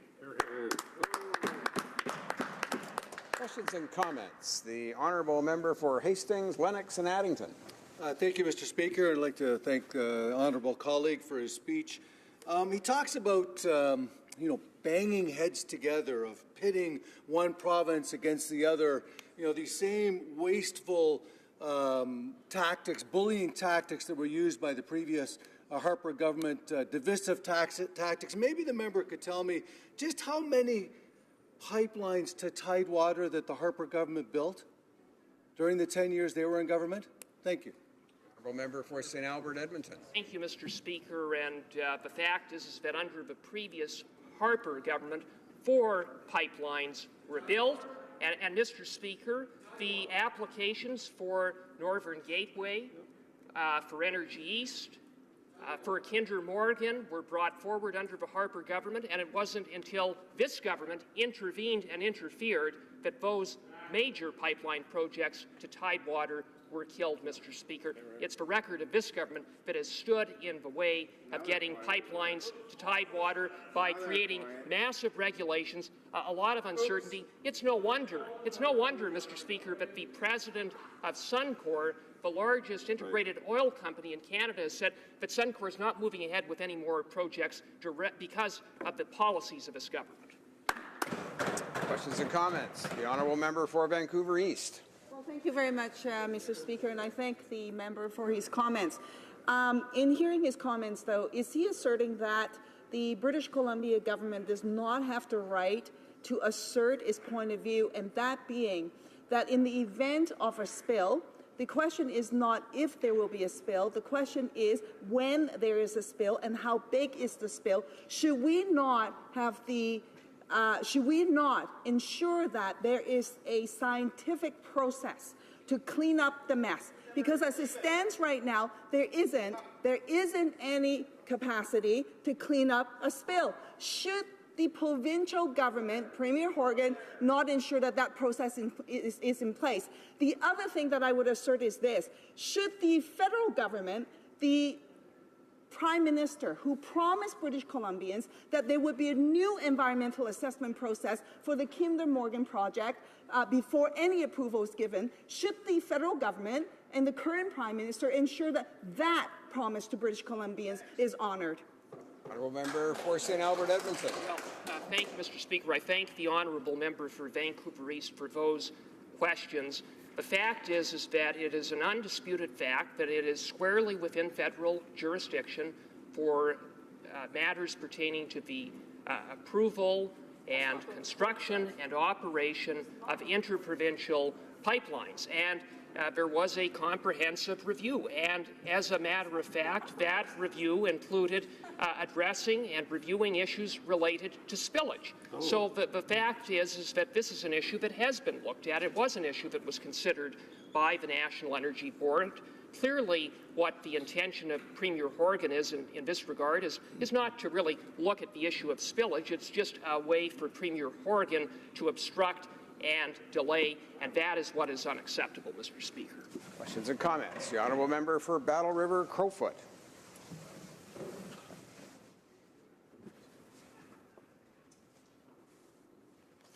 Thank you very much, Mr. Speaker. And today is a very important debate. We're here debating the Trans Mountain Expansion Project and the ability to move our energy to the Tidewater. And Mr. Speaker, the reason that we're having this debate is that since this Liberal government has come into power, we have seen capital leaving Canada for these types of projects. We've seen investment dollars leaving Canada.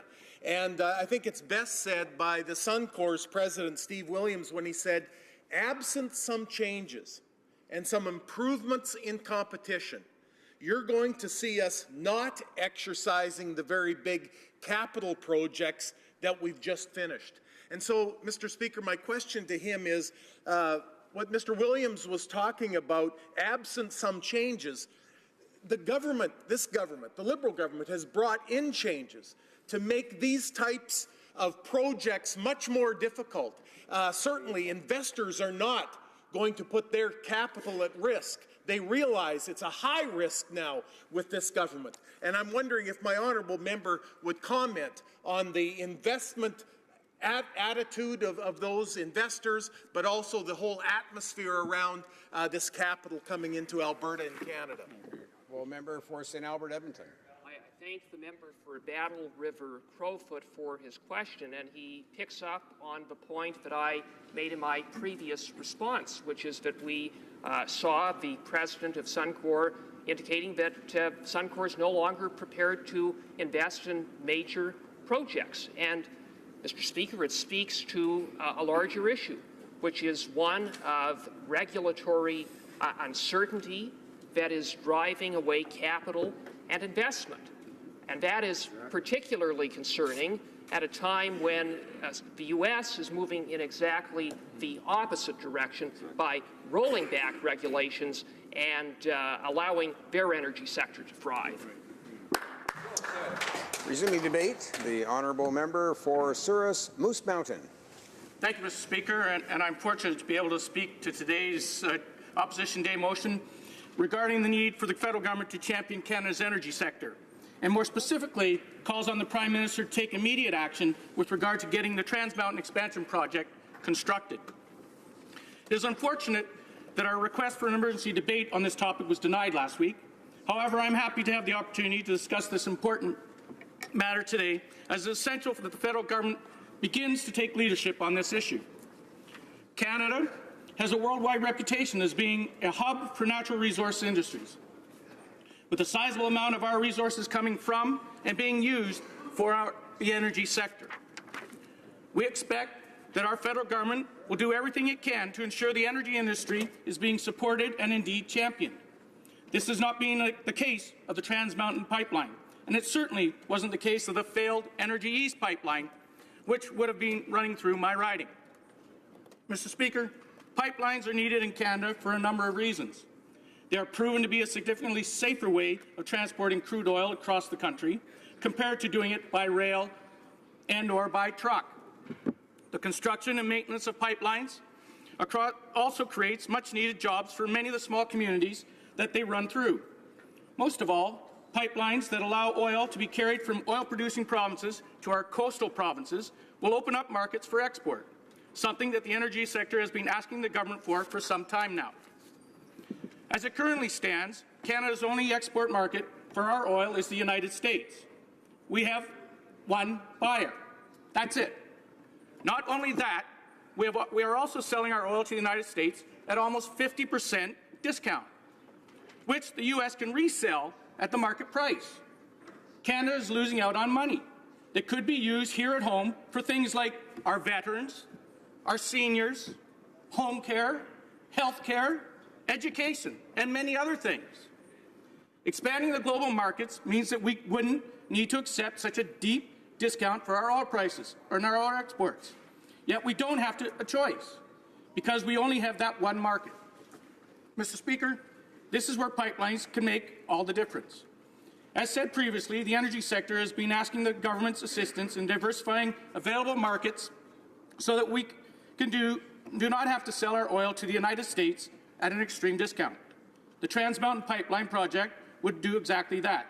It has gone through rigorous environmental assessments, including a 29-month review by the National Energy Board, which recommended federal approval. You would think that taking action on this recommendation would be easy, and we would have shovels in the ground. Instead, British Columbia and Alberta are waging a trade war, and the root cause of this is the lack of leadership on behalf of this Prime Minister. When the Prime Minister fails to stand up and support energy projects that are in the national interest of all Canadians, there are bound to be repercussions. This is what we are seeing now between British Columbia and Alberta, and it is completely unnecessary. It is the federal government's responsibility to ensure that it is not pitting provinces against provinces, but that is exactly what is happening here. It wouldn't just affect the provinces involved, but it will tend to be a trend-setting precedent across the entire country. The Prime Minister has tried to reassure Canadians by stating we're going to get the Trans Mountain Pipeline built. Unfortunately, based on the number of promises that he and his government have already broken to Canadians, these words cannot be trusted. Do $10 billion deficits, electoral reform ring a bell? It seems that, though, sunny ways has turned into sunny words, given the lack of action on this and other files. The inaction on the Trans Mountain project has literally created a national conflict that continues to grow with every day that passes. This is not leadership, and it is not helping our economy. Mr. Speaker, I'd like to touch on something I mentioned earlier about the failed Energy East pipeline, and that is the effect on the communities involved. The town of Moosomin in my riding was one of those places where Energy East would have gone through. It would have created many jobs, both in the construction and the maintenance of the pipeline and the retaining reservoirs. Moosomin has a population of roughly 3,000 people, many of whom work in or rely on the energy industry to keep them employed. When Energy East was cancelled, it didn't just affect those who would be directly employed through the building of the pipeline. It also affected the entire service industry that was expecting an influx in business due to the pipeline's construction. The trickle-down effect is real. Ask the hotels, ask the restaurants, who have been struggling since the decrease in the oil prices back in 2014. When a key industry in a small community stops getting the support it needs, and by its federal government no less, it can be the death knell for businesses. Put a carbon tax and sweeping changes to small business taxes on top of that, and you have a recipe for disaster. A death by 1,000 cuts. The Prime Minister is doing nothing and lets the industry twist in the wind, changing rule after rule, just like with Energy East. It seems the Prime Minister hopes the industry simply loses interest and finds the project economically unpalatable, allowing him to place blame elsewhere. People and communities will suffer from this lack of leadership. Mr. Speaker, my constituents expect this Prime Minister to understand the ins and outs of life for rural Canadians, and they expect him to care about it. And they expect him to care for the people who reside in small communities like those in my riding. He failed to champion Energy East and sat back, allowing the Mayor of Montreal, former Liberal MP, to lobby against the project, which certainly had an effect on the decision to cancel it. He didn't step up then, and he isn't stepping up now. To Western Canadians, this is yet another example of the Liberal government favouring the East and failing to represent the interests of those in the West. The people of Moosomin and those in Alberta and British Columbia deserve better. They need leadership, and without it, the situation will only get worse. Mr. Speaker, what we need is a concrete plan, an action plan, and a strong voice to say this is wrong and unconstitutional. The Prime Minister and his government can talk the talk all they like, but if they can't walk the walk, it means bad news for our economy. Saskatchewan has already lost thousands of jobs, and the lack of confidence in the industry will trickle down to affect us even more. Mr. Speaker, energy investment in Canada is lower in the last 2 years than in any other 2-year period in 70-year history, and this government's inaction will keep further investment out. If the leader of a country can't even support his own energy sector, how is that supposed to instill confidence in foreign investment? Coupled with the lack of access to global markets, it is clear that the energy industry needs a champion. Unfortunately, I do not think that this Prime Minister will be it. Let's be honest here. The more he delays, the more he kicks the issue down the road, the greater the chances that he can claim he supported Trans Mountain project, but, shucks, they threw in the towel before we could even got a chance to help them. Today's motion calls for the Prime Minister to take immediate action using all tools available to establish certainty for the project and to mitigate damage to the current interprovincial trade dispute, and table this plan in the House no later than noon on Thursday, February 15, 2018. This is a reasonable, logical request. It is all well and good to say that something will get done, but until there is some level of commitment there, on paper, there is no way for them to be held accountable. It is our job on this side of the House to do exactly that, hold the government to account. That becomes difficult, Mr. Speaker, when the government refuses to nail anything down, but instead gives out vague promises and reassurances that have no actual effect on getting things done. Mr. Speaker, I know that members on the government side will likely stand up and tell me that they will take no lessons from the opposition on this. But they don't need to take lessons from us. Their own party has made enough mistakes with its handling of the energy industry over the past few decades, which they should have learned from. I'm sure many of us remember the National Energy Program. If you do not learn from history, you're bound to repeat it. Alas, this is what is happening here, right down to the name of the Prime Minister involved. Mr. Speaker, the Trans Mountain Pipeline needs to be built, and this Prime Minister needs to start taking action on it. The situation with Alberta and British Columbia is a symptom of a greater problem, a lack of leadership. I call on the Prime Minister and this government to stand up, do the right thing, resolve this provincial trade dispute, and truly become a champion for Canada's energy industry. They need it. Canada needs it. My constituents need it. Thank you, Mr. Speaker. Questions and comments. Question and commentaire. The Honourable Parliamentary Secretary to the Government House Leader. You know, Mr. Speaker, throughout the day we hear from Conservatives saying, do this, do that, do this, and in regards to it. And I think that what is most significant for us to recognize is that we have a government for the first time in the last 10 years or more that has actually advanced the importance of getting oil to export markets, something in which the former Stephen Harper government failed at doing. Now what we have is the Conservative Party trying to cause discontent, trying to create a wedge issue. I would suggest to you that the government is on the right track. It has been over the last couple of years. It's clearly demonstrated that, Mr. Speaker. And my question to the member across the way, and it's kind of a collective question as the member can respond, is what more can be done when we finally have a Prime Minister that actually made it happen and a Prime Minister that is committed to making sure that the shovel does get in the ground. So much more than what the previous Stephen Harper government accomplished. For Souris Moose Mountain. Thank you, Mr. Speaker, and I thank the honourable member for his question. And his comments reflect a number of issues, and he basically is asking, what can this Prime Minister do to show what he cares about? Well, he is from Winnipeg, and I know in Winnipeg they have a number of nice facilities there that deal with our sporting body. And let's take a look at our Olympians right now, who are over in Pyeongchang, who are competing. And we have Olympians that are standing up there, and I take for something that I enjoy quite tremendously, which is the figure skating teamwork, which we got a gold in yesterday. And congratulations to that whole team. But Mr. Speaker, what did we see with that group? We saw every single one of those skaters, whether it was the singles men or the singles women, or whether it was the ice dancers or the group together. What happened when you saw Canada's team? When you looked in the kiss and cry booth, they had behind them all of our Canadian athletes. Every single one of that team was there. You looked at the other teams, and they had 1 or 2 or 3. They showed teamwork, Mr. Speaker. They showed commitment. They spoke for it, and they showed their actions. Questions and comments. The honourable member for Prince Albert. Thank you, Mr. Speaker. Mr. Speaker, a little history lesson.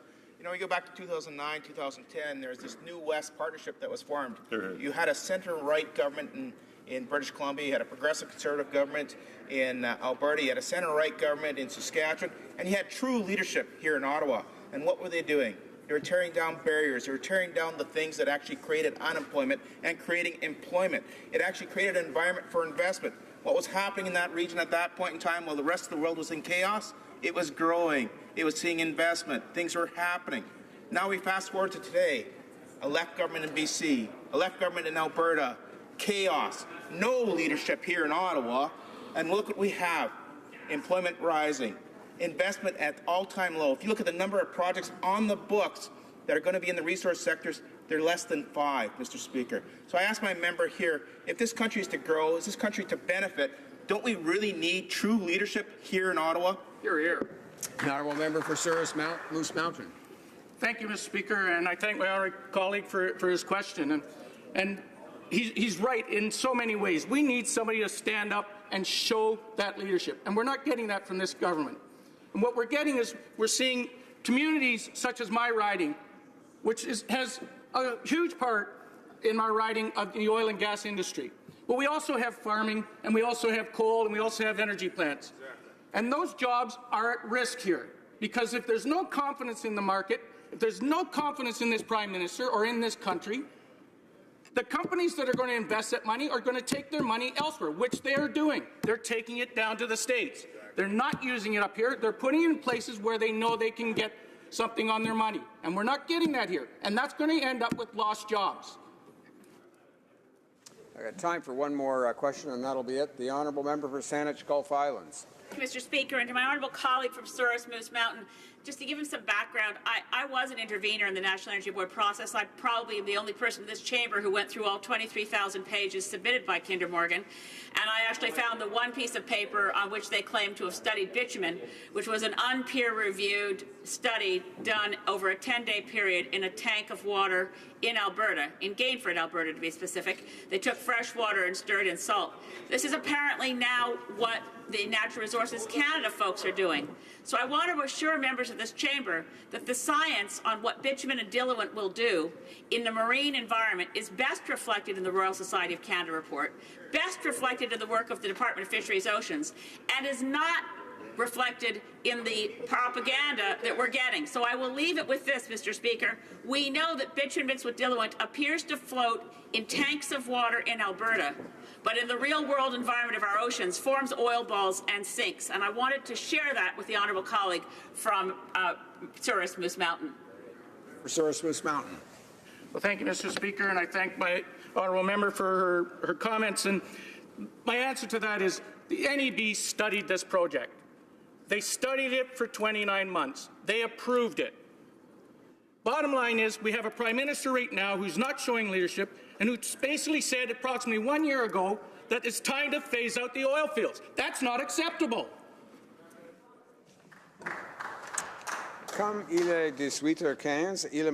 It being 6:15, it is my duty to put forward all questions necessary for the business of supply. The question is as follows.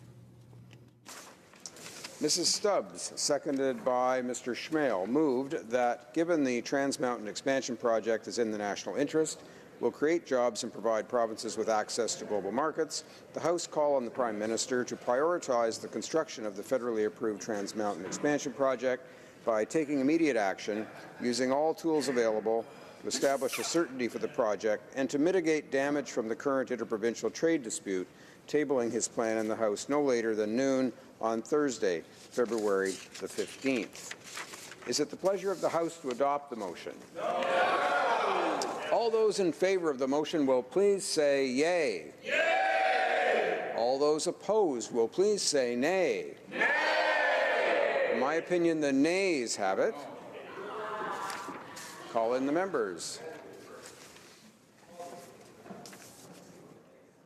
Mr. Speaker, I ask that the vote on this motion be deferred until tomorrow, February 13th, 2018, at the end of time provided for oral questions. Great job. Accordingly, the division is deferred until tomorrow at the conclusion of oral questions. And I see the honourable member for Perth Wellington perhaps rising on a point. Thank you, Mr. Speaker. I believe if you seek it, you will find unanimous consent of the House to see the clock at 6:30.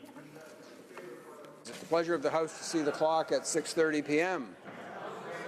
Yes? Agreed? Agreed and so ordered. Pursuant to Standing Order 37, the House will now proceed to the consideration of Bill C-378 under private members' business. Orders of the day. Private members' business, resuming debate at second reading on Bill C-378, an act to amend the Department of Veterans Affairs Act fairness principles, standing in the name of Mr. Broussard. Resuming debate, the honourable member for Courtenay Alberni. Thank you, Mr. Speaker. I want to thank you, Mr. Speaker. I'm honoured to be here as the critic for Veterans Affairs on behalf of the NDP. And I want to thank my friend and colleague from Barrie Innisfil for tabling this very important bill. C-378 recognizes what all Canadians know and believe. Specifically, this bill recognizes that our veterans, as well as their dependents and survivors, should be treated with dignity, respect, and fairness. That the uniqueness of the person's profession and of the obligations and sacrifices such a profession demands also impacts the experiences of their family. And that any decision regarding the care, treatment, or re-establishment in civil life of the person and the benefits to be provided to them be made in a timely manner. Mr. Speaker, on these points you will find little disagreement among Canadians and certainly not amongst New Democrats. However, this bill, when well-intentioned and agreeable as it is, represents somewhat of a missed opportunity to state unequivocally that our government, acting on behalf of the people of Canada, recognizes that we have a sacred obligation to our veterans. Canadians, of course, love our veterans and their families, and we thank them for their service and for their sacrifice. At one time, this love and respect was obvious in the treatment bestowed upon veterans by our government. Lifelong pensions, the creation of Wartime Housing Limited, and complete coverage for all disabilities incurred during service were once the ways this love was shown to veterans by our government on behalf of all Canadians. And indeed, it is widely agreed that at one point in time, our government firmly believed that it had a sacred obligation to our veterans and to their families. This obligation was a clear acknowledgement that when a woman or man entered into service of our country, that they put their health and life on the line for us, and that our government would be there to care for them for the rest of their lives.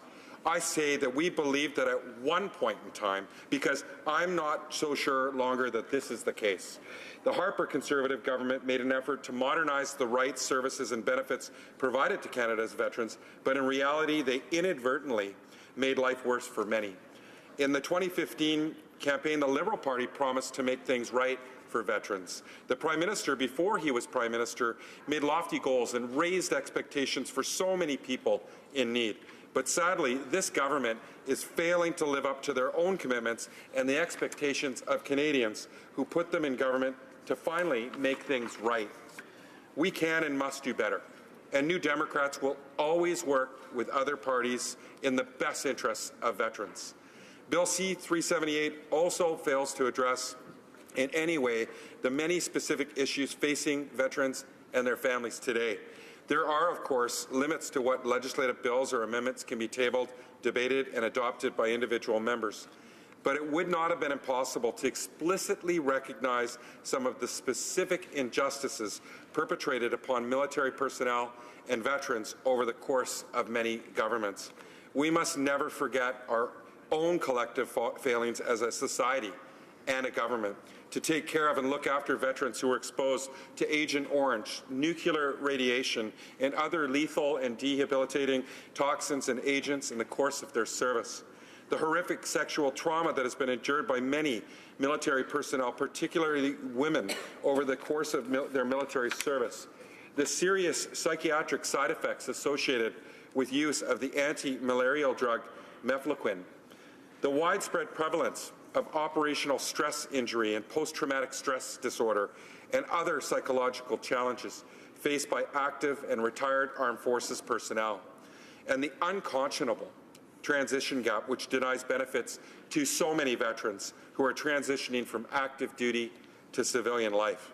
Veterans Affairs Canada acknowledged late last year that there were about 29,000 applications for disability benefits in the queue waiting to be processed at the end of November. And nearly half of those cases took longer than 16 weeks to process. That's a 50% increase over the last 8 months, Mr. Speaker. A particularly stark example of how our governments have changed the way they serve veterans is with housing. And today we have veterans camping out, Mr. Speaker, just blocks away from here in the cold to raise awareness about veterans living on the streets of our country, Mr. Speaker. And the Wartime Housing Limited was created after World War II to transfer 30,000 affordable homes to veterans. But today, there are more than 770 veterans that the government classifies who are homeless and living on the street. But the number, we believe, and hearing from Vets Canada, that it's over 5,000. And shamefully, we know that number is rising with the current housing crisis in our country. Improving support programs for families and dependents of veterans who are also suffering, yet who also carry a very heavy burden on behalf of our country. And the unintended and negative consequences experienced by veterans as a result of changes under the new Veterans Charter, including the ongoing court battle with Equitas and their effort to reestablish lifelong pensions for veterans that began under the Harper Conservatives and which this Liberal government has now adopted the same pattern.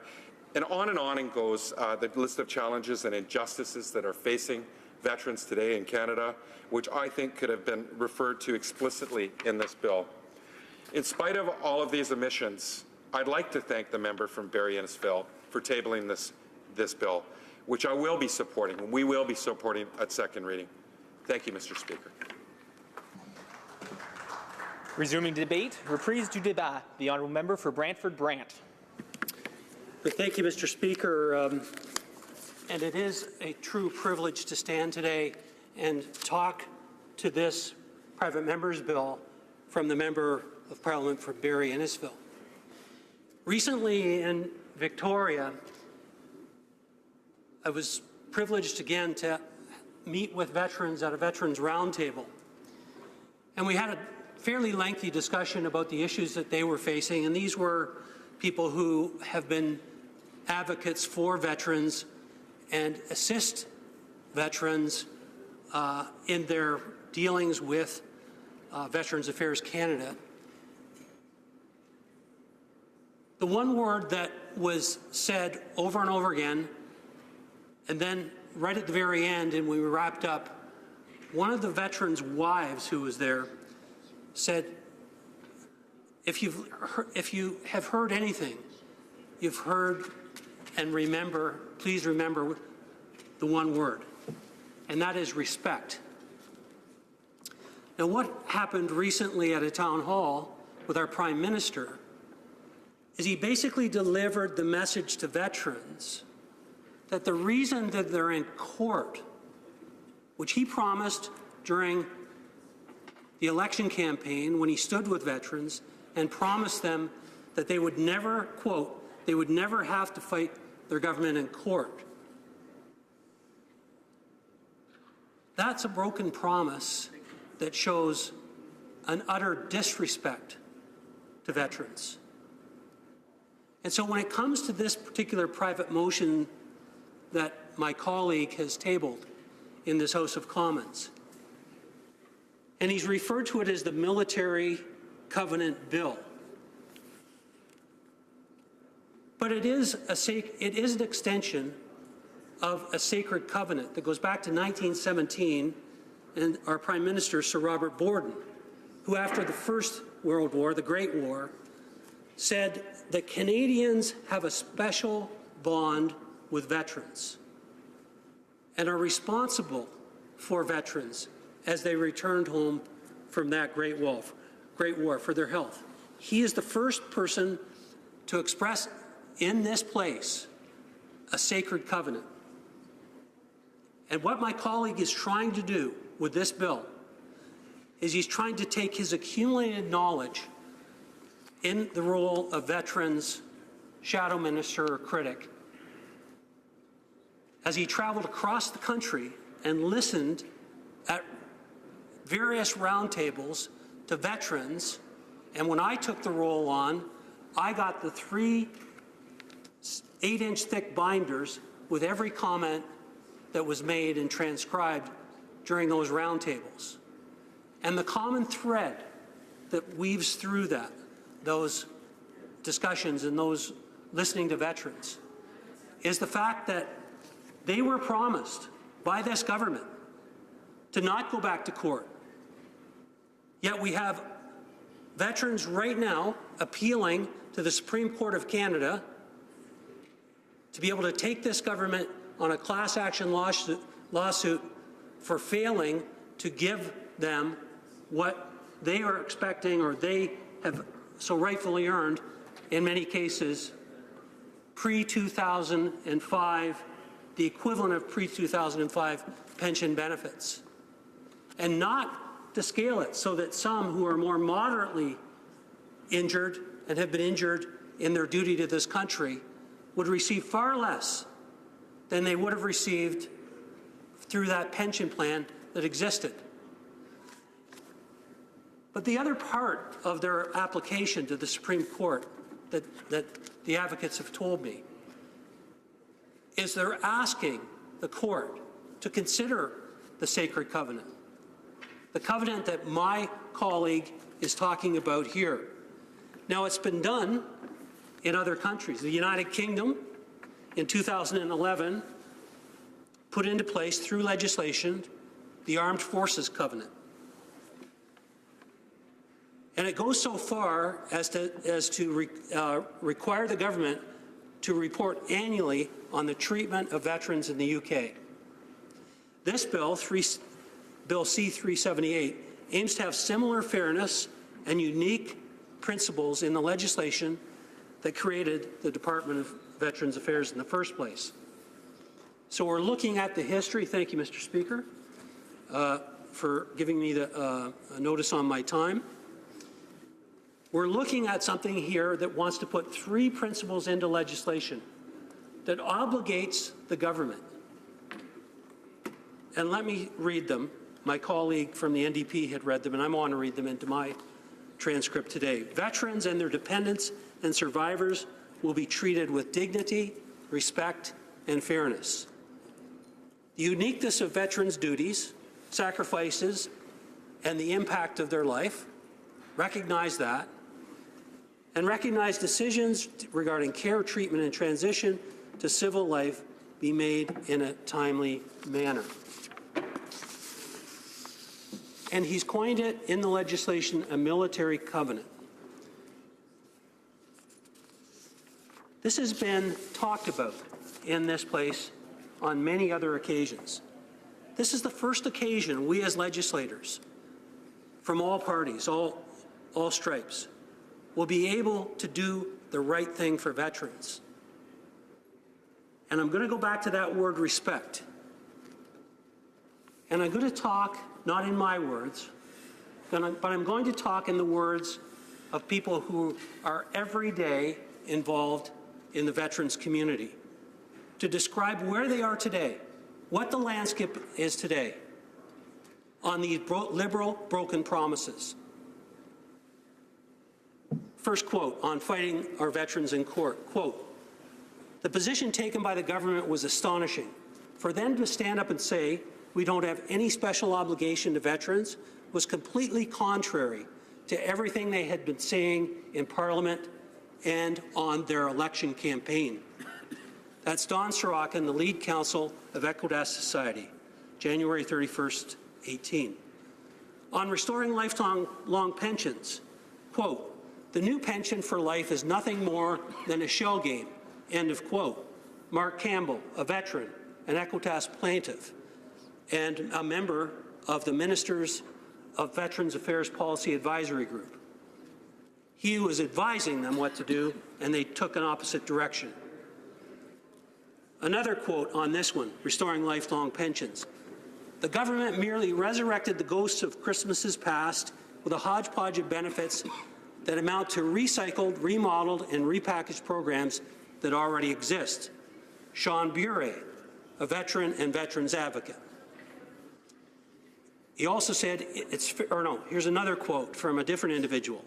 "It's fair to say the disappointment, in brackets, with the new plan has been immense because it didn't do the trick. If you're going to make a promise to provide lifetime pensions, then do it." That was Brian Forbes, the Executive Director of War Amps Canada, Chairman of the National Council of Veterans Associations of Canada, in the Canadian Press.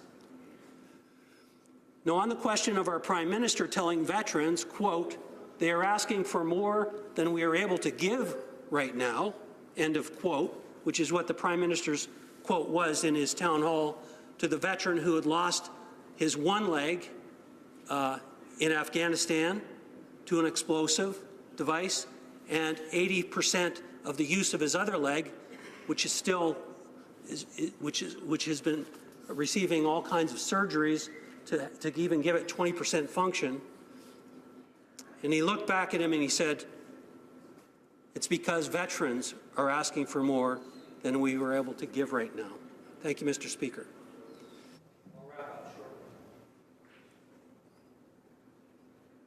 Here's a quote from the Royal Canadian Legion on that.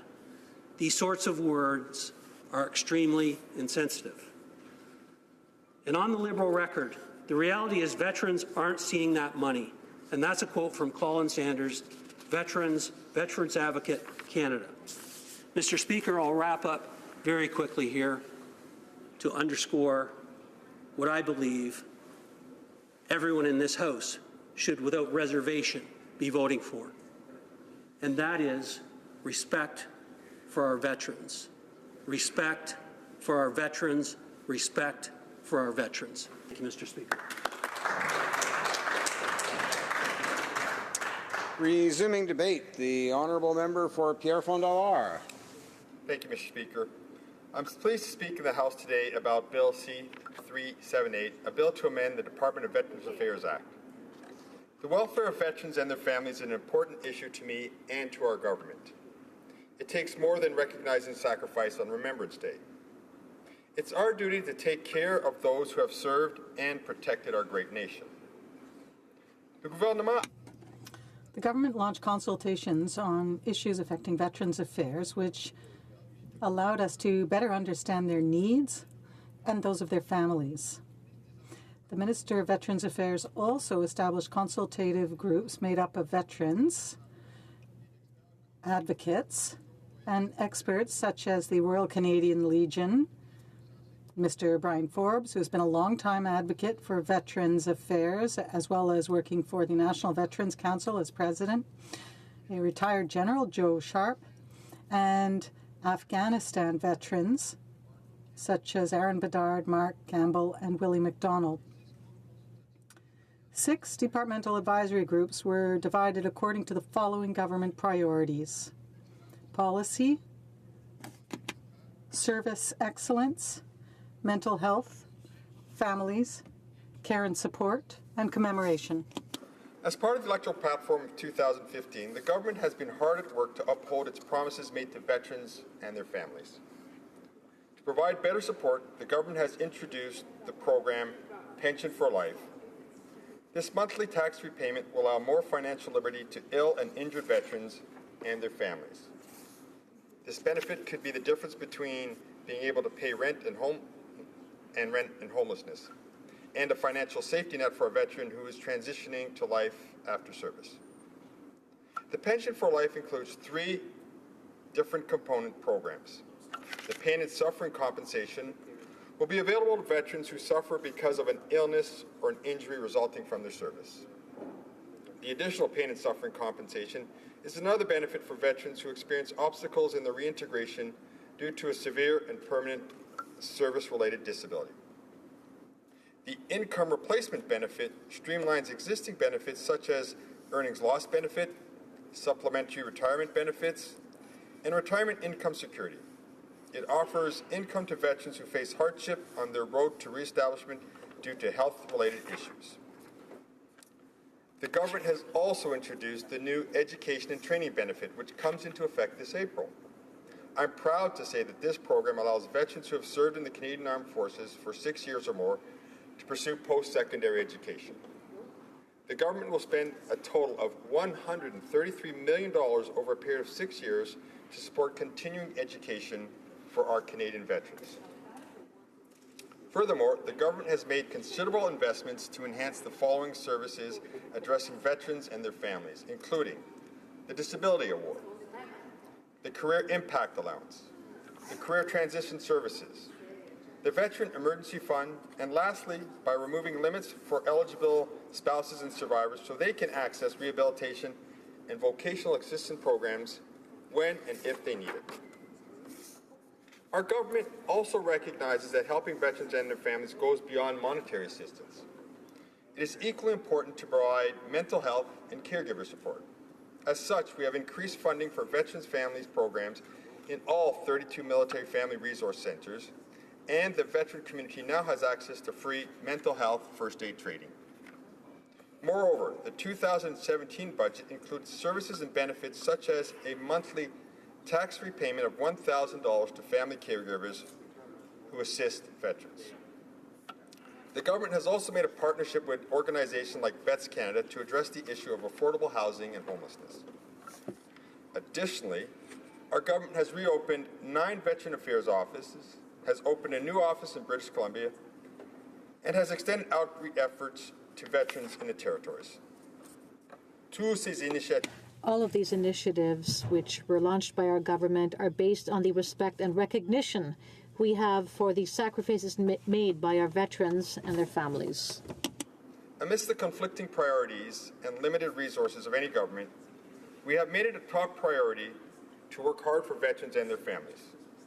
We also recognize this file is an ongoing process and that the well-being of veterans must and will remain a top priority for this government. I would now say, Mr. Speaker, I had the honor this summer of attending the Invictus Games, which is a games that were put on by Prince Harry for veterans who are injured. The Invictus Games is based on a poem called Invictus, and there's a line in there that I truly think is wonderful. It says, "I thank whatever gods may be for my unconquerable soul." Mr. Speaker, my grandfather, who I'm named after, Frank Baylis, fought in the First World War and was buried alive. He fought in the trenches, and when the trenches collapsed, he just had his hand out.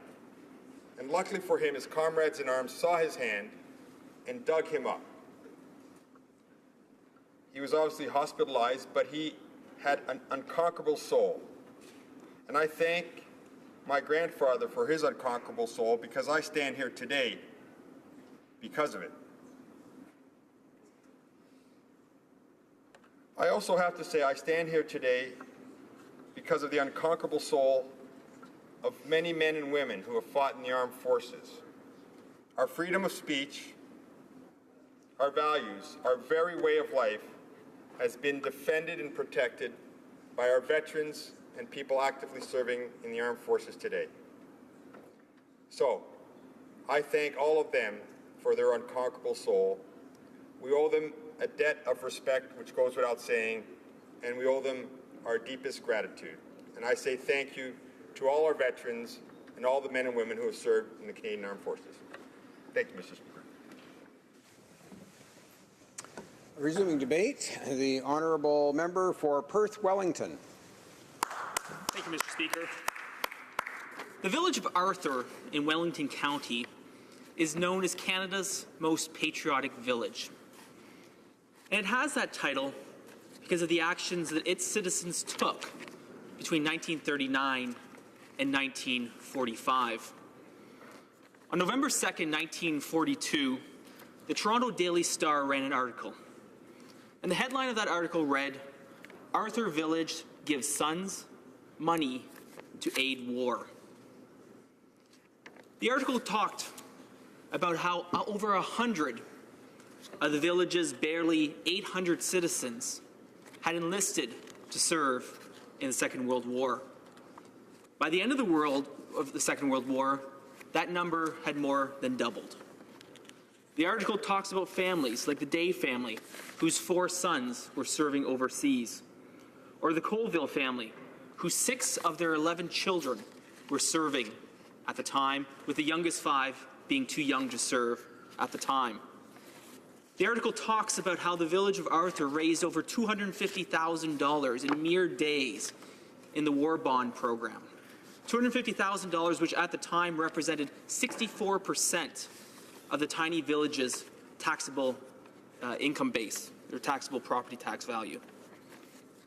And I raise this story about the village of Arthur because it reminds me of a mural that's proudly displayed in Arthur beside its fieldstone cenotaph.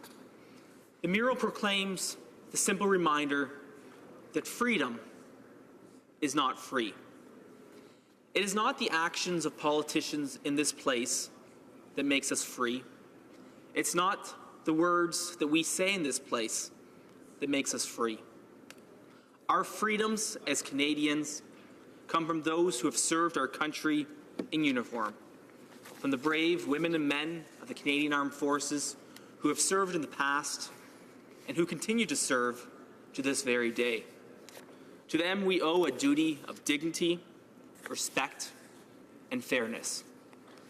Mr. Speaker, Bill C-378 does just that. This bill elevates a moral expectation to that of a legal requirement.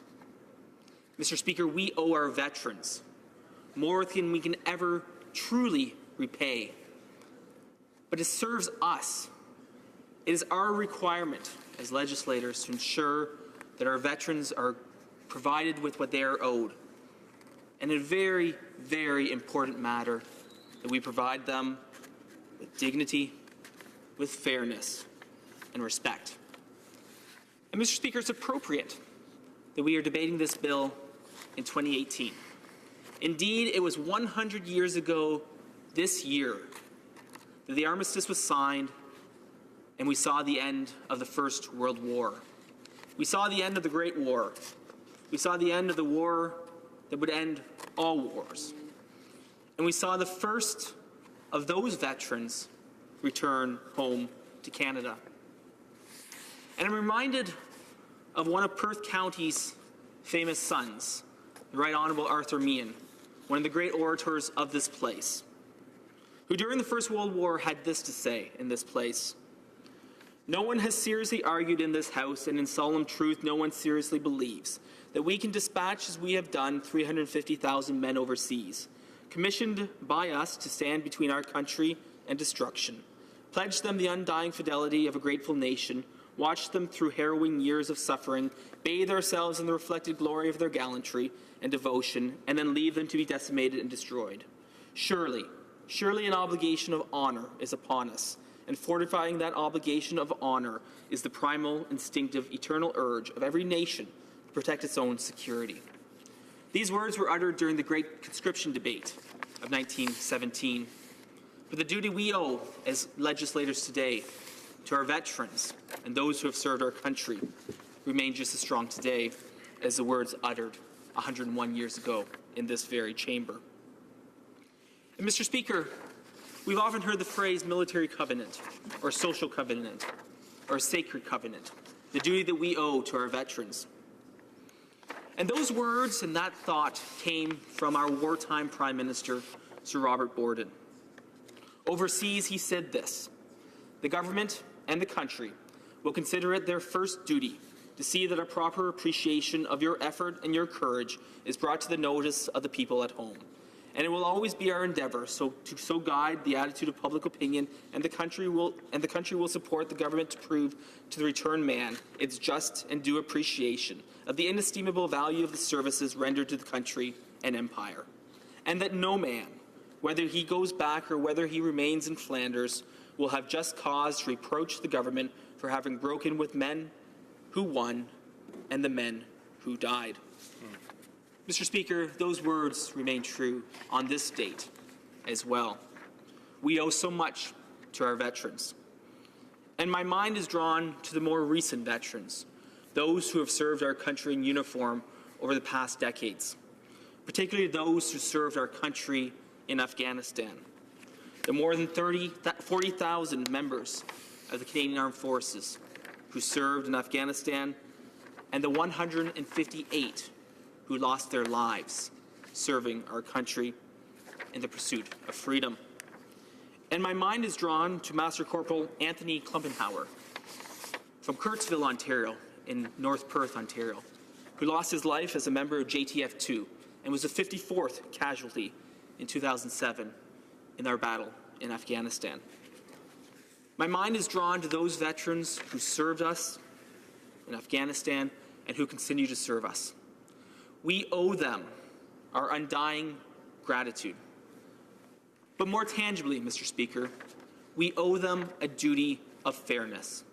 And that is exactly what this bill does. It enshrines in law. It enshrines for all Canadians to see and for all parliamentarians to respect. It enshrines the principles of dignity, of respect, and of fairness. Mr. Speaker, it is my great honour to support this bill, and I hope all parliamentarians will do the same. Thank you, Mr. Speaker. Resuming debate, the honourable member for Fleetwood Port Kells. Well, Mr. Speaker, I'm honoured to have the opportunity today to speak to Bill C-378, which is the Act to amend the Department of Veterans Affairs Act.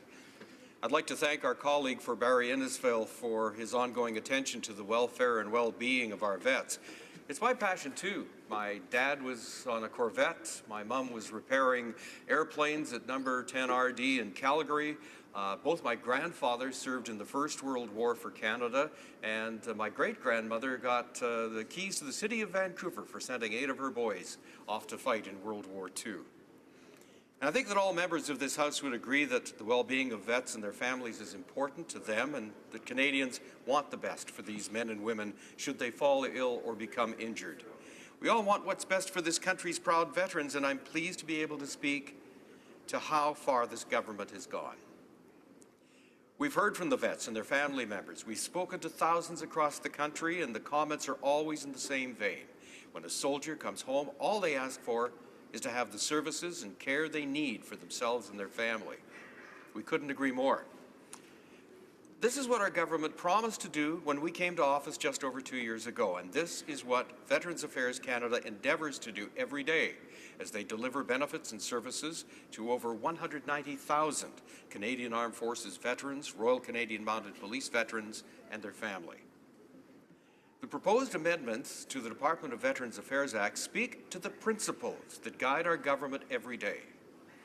Principles of action that guide Veterans Affairs Canada in their commitment to ensure veterans and their families receive the care, compassion, and respect they deserve. Principles similar to those already enshrined in the Veterans Bill of Rights. They're the same principles that the Minister of Veterans Affairs leads his department by, and which led to the announcement in December on the new pension for life. However, they're not objective principles that should be written into law, which is why we cannot support Bill C-378. This bill offers no benefits or services for veterans or their families. Now, I assure you, just as veterans and their fallen comrades sacrificed everything to safeguard our future, this government is here to safeguard theirs, and that includes the work we do to deliver services and benefits to veterans. What we can and should all support are measures to increase benefits for veterans.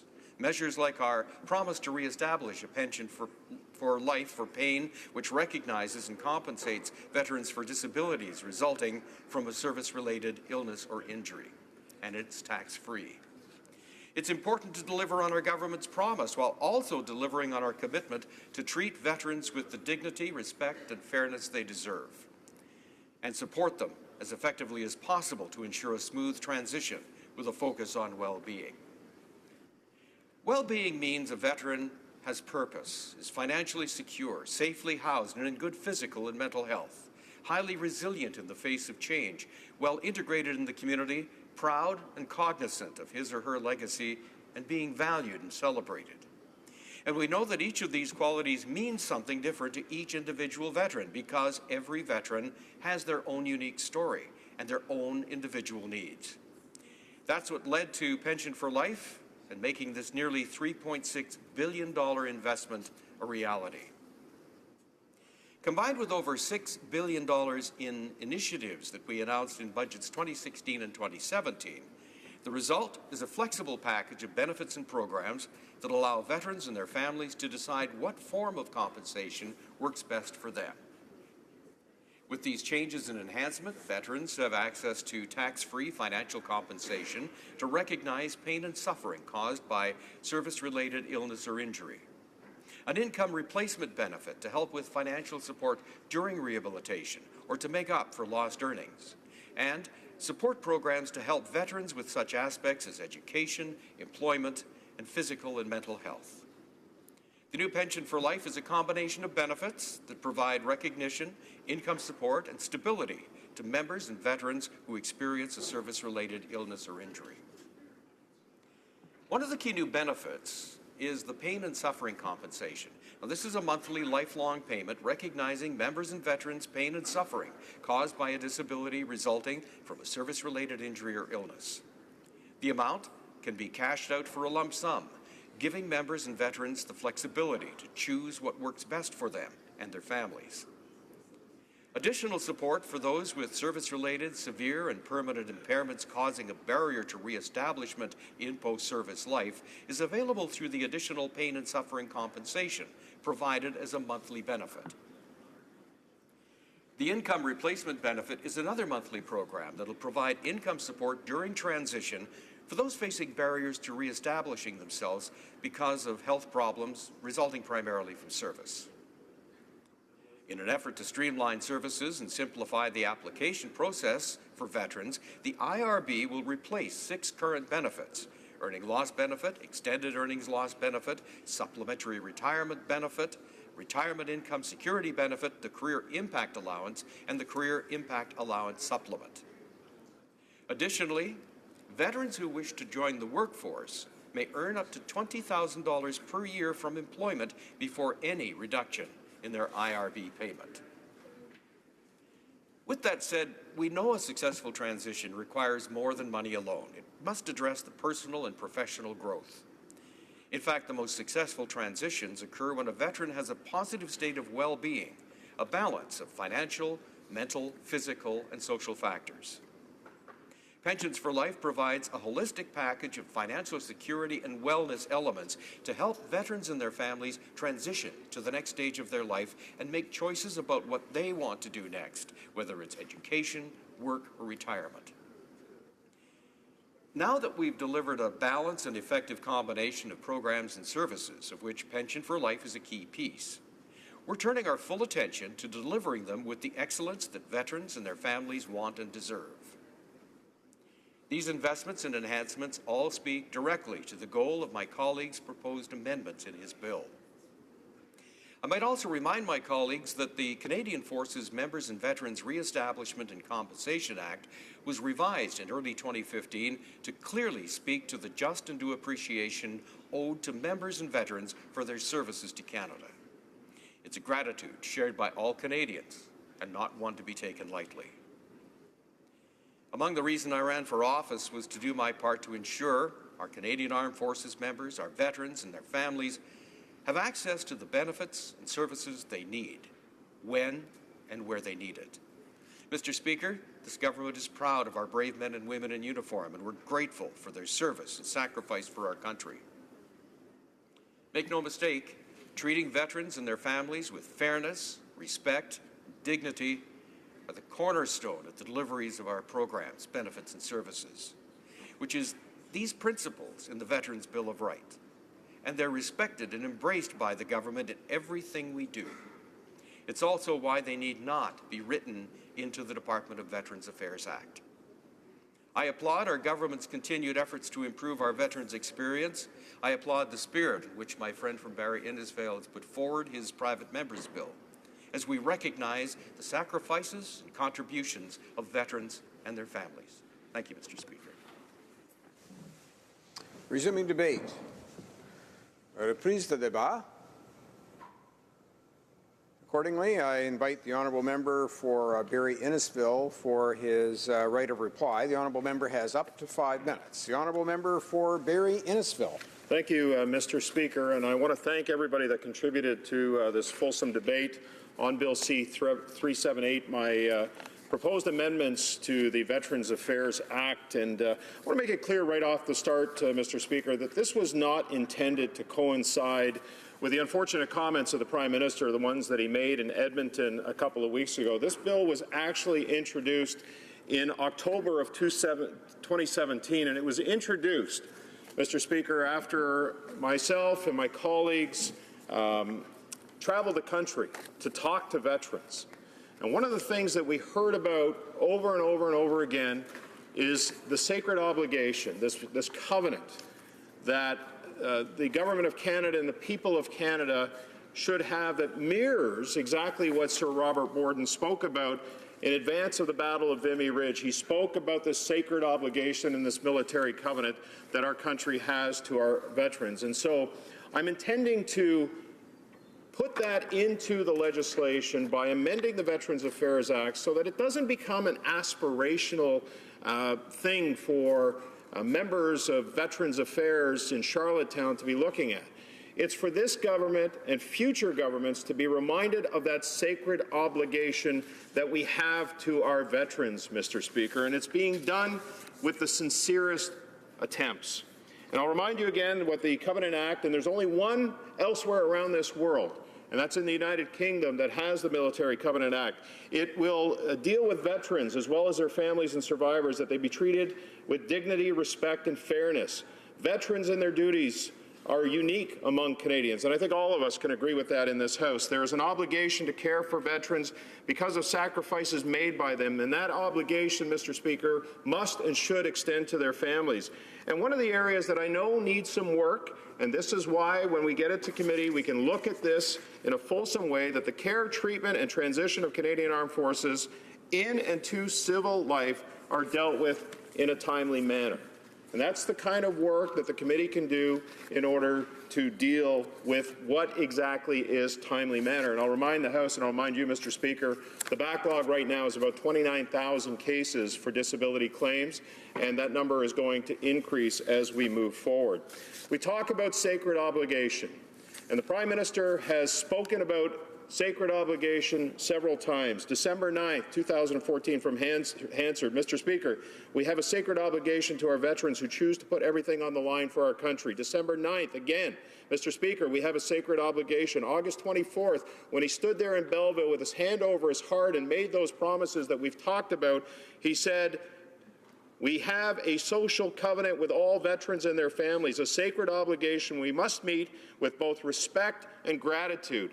Prime Minister, again, November 25th, 2015. Mr. Speaker, we have a sacred obligation to our veterans, but too many of them are struggling. Over and over and over again, Mr. Speaker, not only the Prime Minister, but the current Minister of Veterans Affairs, the former Minister of Veterans Affairs, all talk about this sacred obligation that we have to our veterans. And what I'm trying to do, honourable members, with this bill is to try to enshrine that in legislation. So not just this government, future governments, future prime ministers, future ministers of Veterans Affairs, and future employees at Veterans Affairs Canada understand that it is the will of Parliament and the will of the Canadian people to make sure that we live up to this fulfillment and this sacred obligation that we have to our veterans.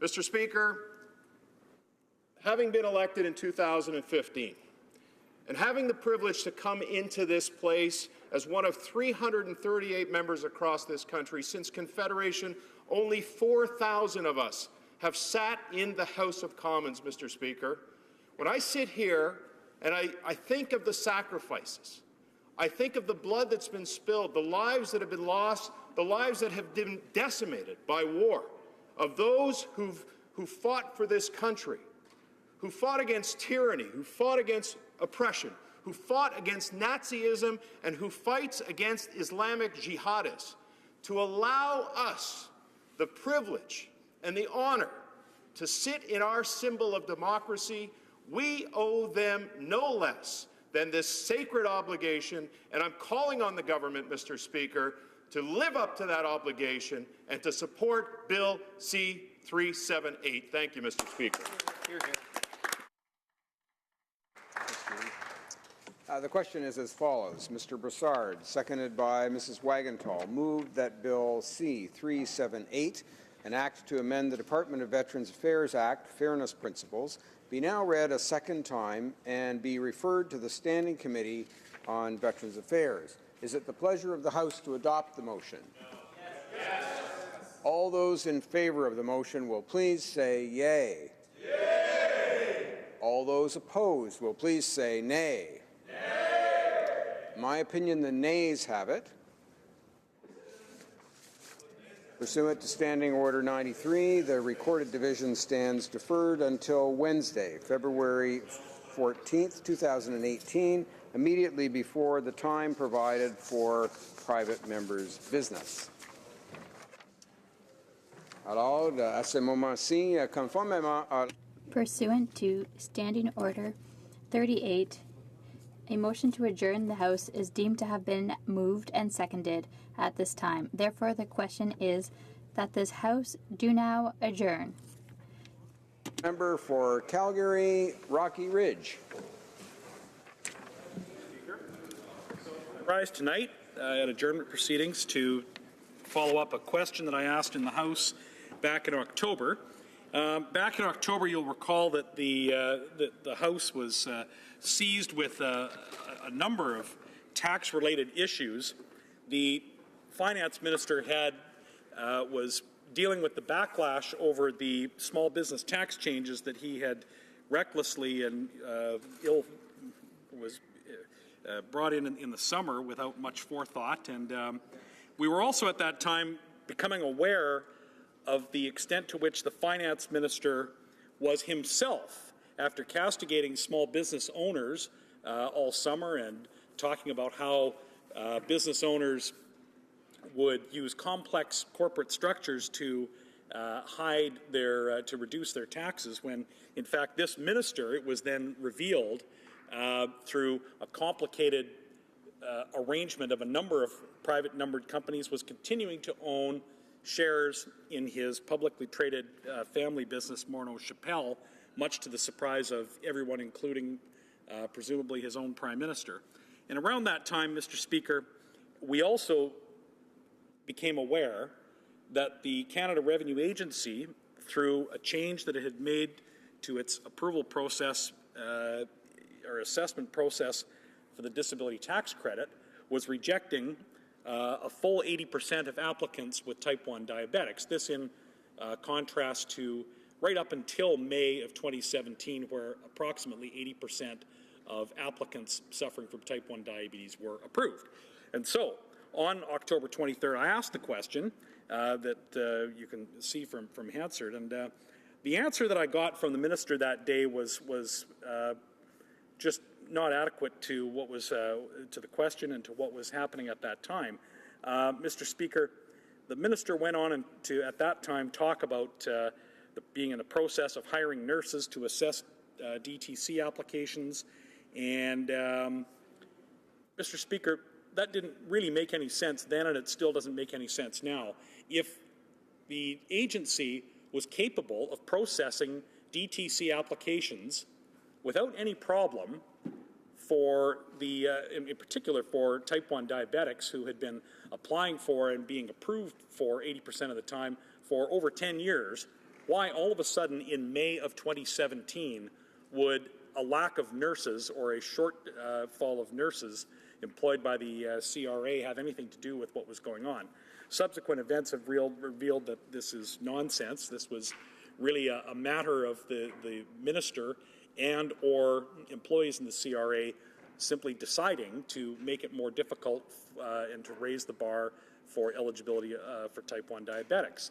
And so here we are. This is a government that has gaping holes in its budget, that has an out-of-control spending problem, and will go after any low-hanging fruit for additional revenue, including pursuing type 1 diabetics, single parents.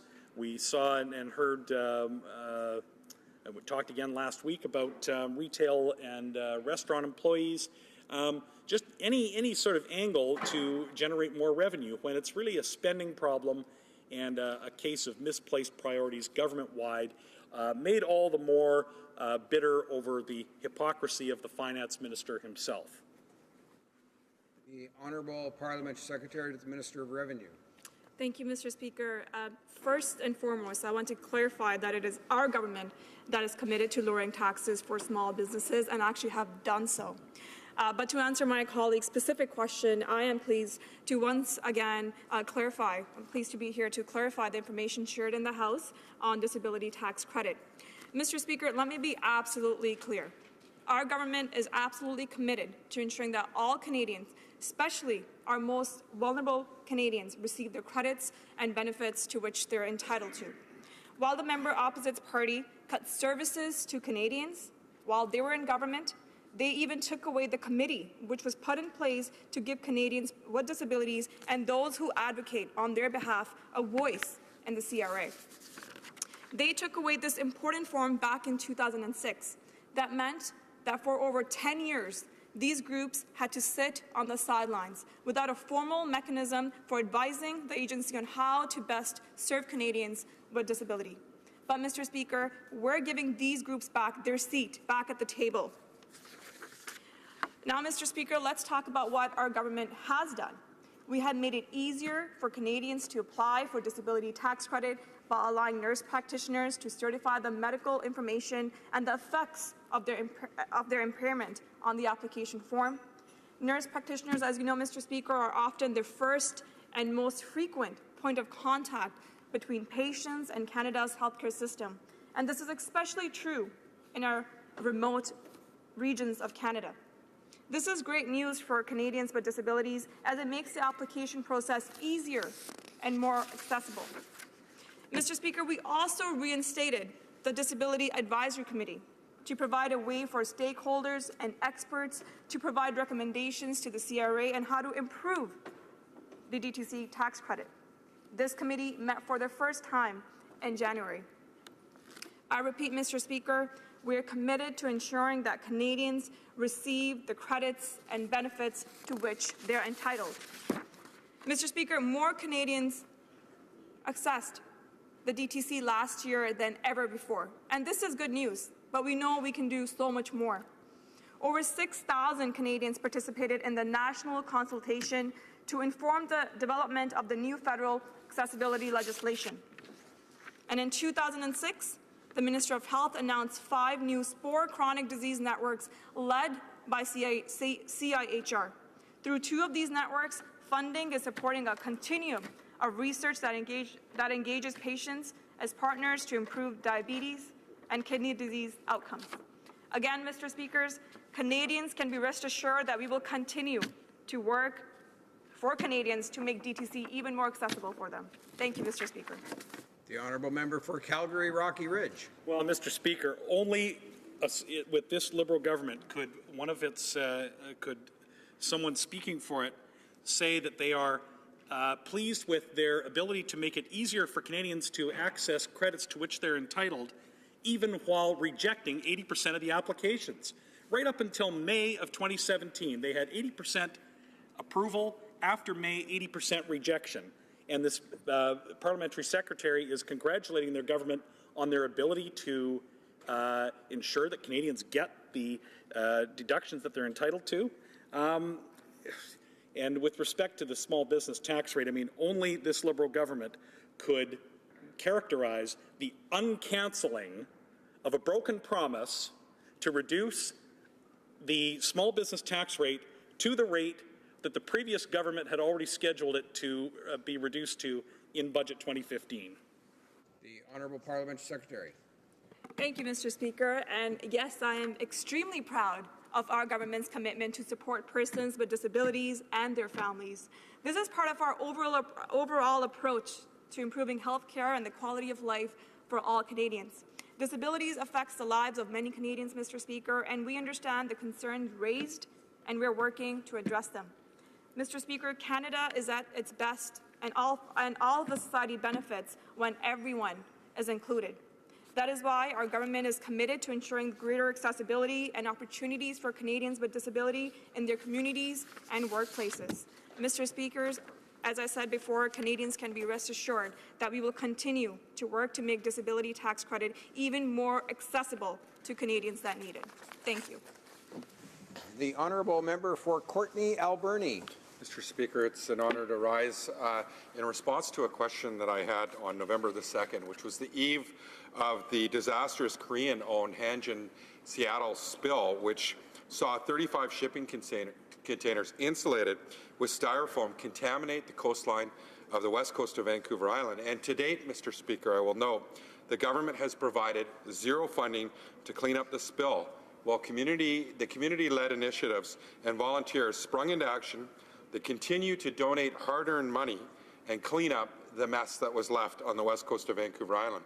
And I do want to thank the groups that really led the charge: Ocean Legacy, Pacific Rim chapter of Surfrider, Clayoquot Cleanup, the Tlaloquit Indigenous Guardians, the leaders in Tofino and Ucluelet, and the Nuu-Chah-Nulth leaders that called for support from Ottawa, which didn't happen. Mr. Speaker, during the year that we didn't get support on the West Coast, the government indicated, and it took a year to get an answer from them, that there was a near-complete legislative and regulatory void for coastal debris cleanup and no dedicated fund. Mr. Speaker, when this incident took place, I came into the House of Commons, notified the government, called for support. The government didn't provide any support. Early in last year, in 2017, the Parliamentary Secretary at the time of Transport identified that the government's position was that they didn't feel that ocean plastics and marine debris posed an immediate threat to the environment. Mr. Speaker, we know that's ridiculous. And through debate, even today, as we debated the proposed Trans Mountain pipeline, it was really clear, hearing from members, that they don't understand how important the ocean is for us. Mr. Speaker, it's not just about the economy or the environment or our food security and recreation, because it is all of those to coastal people. It's our home. It's what connects us. It's our language, Mr. Speaker. It feeds us, and Mr. Speaker, we rely on it every day to sustain our communities and our sensitive ecosystems. Mr. Speaker, during the time that the government has shown no action, I've raised this concern in the House of Commons repeatedly. And the response I've been given is that the government has created a world-class ocean protection plan. Well, Mr. Speaker, what that looks like is it's invisible on the ground. We haven't had any support. Meanwhile, the government went to the United Nations, to the first World Summit on Oceans last June. They signed on to agreements to help tackle ocean plastics, which we know ocean plastics, if we keep going the way we're going, Mr. Speaker, will outweigh fish by 2050. We recently heard that they want to use the G7 to talk about ocean plastics and combating ocean plastics. Mr. Speaker, I've had questions directly to the Prime Minister, to parliamentary secretaries of the Environment, of Fisheries and Oceans, Transport, the Transport Minister. All of them, again, keep touting this world-class ocean protection plan. But when it comes to ocean plastics, we've seen nothing. What we'd like to see is a national strategy to combat plastic pollution in aquatic environments, and create a permanent, dedicated annual fund to help clean up efforts like this in the future, Mr. Speaker. This was a serious incident that took place, and the Government of Canada was invisible. And, Mr. Speaker, we expect more. Everyone expects more, and certainly coastal people expect more. And I hope the government today will come forward with a solution that they're actually not going to leave our communities high and dry if an incident like this takes place again. Mr. Speaker, we're seeing global trade with Asia, growing at a rate of 6% a year over the last 2 decades. And we've seen no supports on the ground for the impact of that marine highway is having on our sensitive ecosystems. I outlined how important the ocean is to us, Mr. Speaker. I hope that the member opposite will share a positive solution moving forward. The Honourable Parliamentary Secretary to the Minister of Transport. Thank you, and I'd like to thank the honourable member for his question. And, you know, Mr. Speaker, with goods being shipped to and from Canada's coast, it is imperative that these products get to market in a safe and responsible way. And that's one reason behind why the government announced the Oceans Protection Plan, the $1.5 billion investment to ensure safe, clean and efficient marine transportation that protects marine environments and communities. This initiative will allow us to achieve a world-leading marine safety system that can respond to marine accidents that threaten Canada's oceans and waterways. It will allow us to further strengthen the Canadian Ship Source Oil Pollution Fund. Our government is also addressing the risk of other types of hazardous and noxious substances transported by ships and is adopting regulation as the final step towards Canada's ratification of the 2010 Hazardous and Noxious Substances Convention. Altogether, these measures will set Canada's regime as the international benchmark for a robust polluter-pay ship source pollution liability and compensation regime. The safety and protection of our waterways and shorelines and the many people who make use of them are at the heart of these regulations. Canadians, as well as visitors, enjoy our coasts and waterways for a variety of purposes, and we have a duty to ensure that they are protected. Our government will continue working with the marine stakeholders, Indigenous groups, and coastal communities to implement the various measures in the Oceans Protection Plan. Indigenous and coastal communities will have many opportunities to participate in responsible shipping. They will contribute to and have access to information on marine shipping activities and will also be offered training and have the opportunity to participate in search and rescue missions, environmental monitoring, and emergency spill response. It's through the participation from marine stakeholders, Indigenous groups, and coastal communities that our Ocean Protection Plan will succeed and our coast and waters will be preserved for future generations. Thank you, Mr. Speaker. The Honourable Member for Courtenay Alberni. Mr. Speaker, the Ocean Protection Plan doesn't even mention ocean plastic anywhere in its document or any measures of how they're going to tackle it. In fact, the Government of Canada didn't do anything when this spill happened. In fact, the local community in Pacific Rim National Park, quick-thinking staff, appealed to the bankruptcy court, and the bankruptcy court got $72,000, which came to Ottawa. And in fact, Mr. Speaker, that money sat in Ottawa for 5 months, not in the hands of coastal people that were doing the hard work cleaning it up. This government failed coastal people. And today, there's no answers to how they're going to amend their Ocean Protection Plan to tackle ocean plastics. We put forward a strategy, a clear strategy to talk about plastic debris discharge, how to limit reduction of microplastics entering our environment, and a permanent dedicated and annual fund, which is necessary, not just ongoing, but especially if there's emergency. Right now, the government has provided no answers again today, Mr. Speaker. The Honourable Parliamentary Secretary to the Minister of Transport. Mr. Speaker, this government takes safety and security and the protection of life and the marine environment as our key priorities. And that's been the core of various initiatives announced through the Oceans Protection Plan. Parks Canada has been involved in this cleanup. Funding was provided by the Hanjin as part of the debris cleanup. Those funds were provided to Parks Canada Pacific Rim National Park Reserve. And I would like to add my thank you to all of the groups who helped make a difference. Moving forward, our measures are, as part of the Ocean Protection Plan, will set Canada's regime as the international benchmark for a robust polluter-pay ship source, pollution liability and compensation regime. Thank you, Mr. Speaker. The Honourable Member for Saanich Gulf Islands. Thank you, Mr. Speaker. It's an honour to rise this evening in adjournment proceedings to return to a question I asked October 23rd of last year. Some will remember this question only for the uproarious laughter that ensued, most inappropriately, as some members in this place thought the Minister of Transportation had misspoken. He referred, and with the kind of, I have to say, the kind of sense of shared commitment that the opposition benches all felt in opposing the omnibus budget bills put forward by the previous government.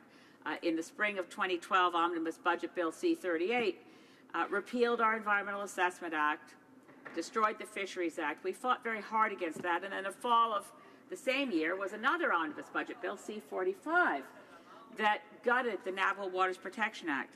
So in referring to that, the Honourable Minister of Transportation referred to remembering spending the whole night with me, which of course was in this House, 24 hours of straight voting. Very few members actually stayed in their seat voting continually on every amendment and every motion. And since most of the amendments were mine, I stayed here in my seat for 24 hours voting straight through. It certainly wasn't an occasion for raucous laughter, but we do know sometimes people in this place don't rise to the occasion. They sink to grade 2 or maybe kindergarten. But in any case, Mr. Speaker, I want to return to that because now we have seen the proposed amendments to the Navigable Waters Protection Act. In fact, they were tabled in this place just last week. I've reviewed them thoroughly, and where I had extreme concern that I raised in my question that the Minister of Transportation was not likely to meet the mandate letter in which the Prime Minister had instructed him to restore lost protections to the Navigable Waters Protection Act. It appeared from discussion papers, from the report of the Committee on Transportation, the Parliamentary Committee, that the government was going to be prepared to say, this is what the previous government did. They took 99% of navigable waters from our inland waterways out of the Act and created a short list of about 100 named waterways that are internal to Canada. And that would be that. If a waterway was on that list, it's a navigable river, navigable water. If it's not on the list, it's not. And it appeared for quite a while that the Liberal approach would be to say, well, we'll create a system where people can add waters to the list by application. It was a real relief in reading Bill C-69, one of the few places in reading that bill that I was actually relieved, that the definition of navigable waters has been changed such that it's not just the schedule of waterways that will be considered navigable waters, but any waterway that human beings are currently using is the easiest way to understand it. It won't be as broad as what there was in 1881, that any body of water anywhere in Canada, which you could put a canoe or a kayak and navigate your way through, would require a permit from the federal minister before that body of water could be obstructed. But it's much broader than it was under Harper. So it's not a complete restoration of lost protections, but a much bigger swath of interior waters of Canada are now under what's called the Navigable Waters Act. What's missing, of course, is that in the issuance of that federal permit, one of the aspects of the lost protection was that it would trigger an environmental review. And under Part 1 of C-69, we now have what's called impact assessment, but without any triggering to review projects where a federal minister has to give a permit. We await finding out what the designated project list will look like, but we still fall short of what was promised. Thank you, Mr. Speaker. Honourable Parliamentary Secretary to the Minister of Transport. Thank you, Mr. Speaker, and I'd like to thank the honourable member for her tireless commitment to environmental protection, and she has made a difference. And our government committed to restoring navigation protections, and that's what we have done. On Thursday, our government introduced Bill C-69, which contains amendments to the Navigation Protection Act and to create the new Canadian Navigable Waters Act. This new act is informed by a study conducted by the Standing Committee of Transport, Infrastructure and Communities, as well as 14 months of listening to Canadians, including Indigenous peoples, boaters, industry, other levels of government, environment, non-governmental organizations, and the Canadian public. The new Canadian Navigable Waters Act delivers on our government's mandate commitment to restore and better protect the rights of Canadians to travel on Canada's vast network of waters. It will do this by introducing navigation protections for every navigable water in Canada, increasing transparency in our processes, and giving Indigenous people and communities a say in projects that may affect them, and by providing opportunities for Indigenous people to become partners in protecting navigation. Indigenous peoples have a sacred relationship with waterways and use those waterways to exercise their rights. This is why the Canadian Navigable Waters Act is an important opportunity to advance our government's commitment to reconciliation with Indigenous peoples based on the recognition of rights, respect, cooperation, and partnership. Indigenous people have told us they want more information about development on the navigable waters in their traditional territories. The Canadian Navigable Waters Act proposes new notification requirements and the creation of a public registry that would make information available about new projects in all navigable waters in Canada. It also proposes a new process that would allow Indigenous people and communities to raise concerns about projects with project proponents and for the government to assist with resolving these concerns when it's needed. The proposed Canadian Navigable Waters Act is aligned with the principles and approaches of the broader environmental and regulatory system introduced by my colleagues, the Minister of Environment and Climate Change, on February the 8th. Any permitting decisions under the Canadian Navigable Waters Act will be fully integrated into this new impact assessment system so that we can protect our environment, fish, waterways, rebuild public trust, and create new jobs and economic activity. Together, we are committed to implementing a new environmental and regulatory system that responds to the needs of Canadians. Thank you.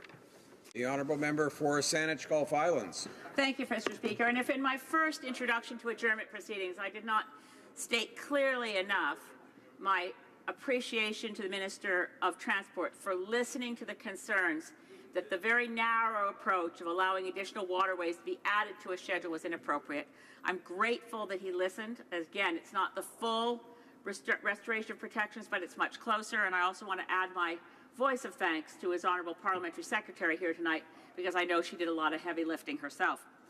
I don't see in the Act the thing that she just mentioned, so if I'm not seeing it, I'd love to know where it is, which is the full integration of granting permits on navigable waters for obstruction under this new system of impact assessment. There is no law list in the new impact assessment legislation. It's only by project list designations, and those are not yet complete. And if it's on federal land. We've lost other environmental assessment triggers. It's a much weaker piece of legislation than the one Harper repealed. And I'd love to know how we, in fact, have an assessment before the Minister gives permits under the Navigable Protection Act. The Honourable Parliamentary Secretary. Thank you, Mr. Speaker. And the Honourable Member is right. There was an awful lot of work that went into this, and these amendments that created this new Canadian Navigable Waters Act does include protections for navigation on every navigable water, including lakes and rivers. Through this legislation, we're delivering on that commitment to restore navigation protection. We're providing for greater transparency and accessibility to give local communities a say in projects that could affect navigation. We do recognize the importance of navigable waters to Indigenous peoples and providing them with opportunities to partner with Canada. That is why we developed a comprehensive and complementary protection regimes that will preserve our priceless environment for generations to come. Thank you. The motion to adjourn the House is now deemed to have been adopted. Accordingly, this House stands adjourned until tomorrow at 10 a.m. pursuant to Standing Order 24-1.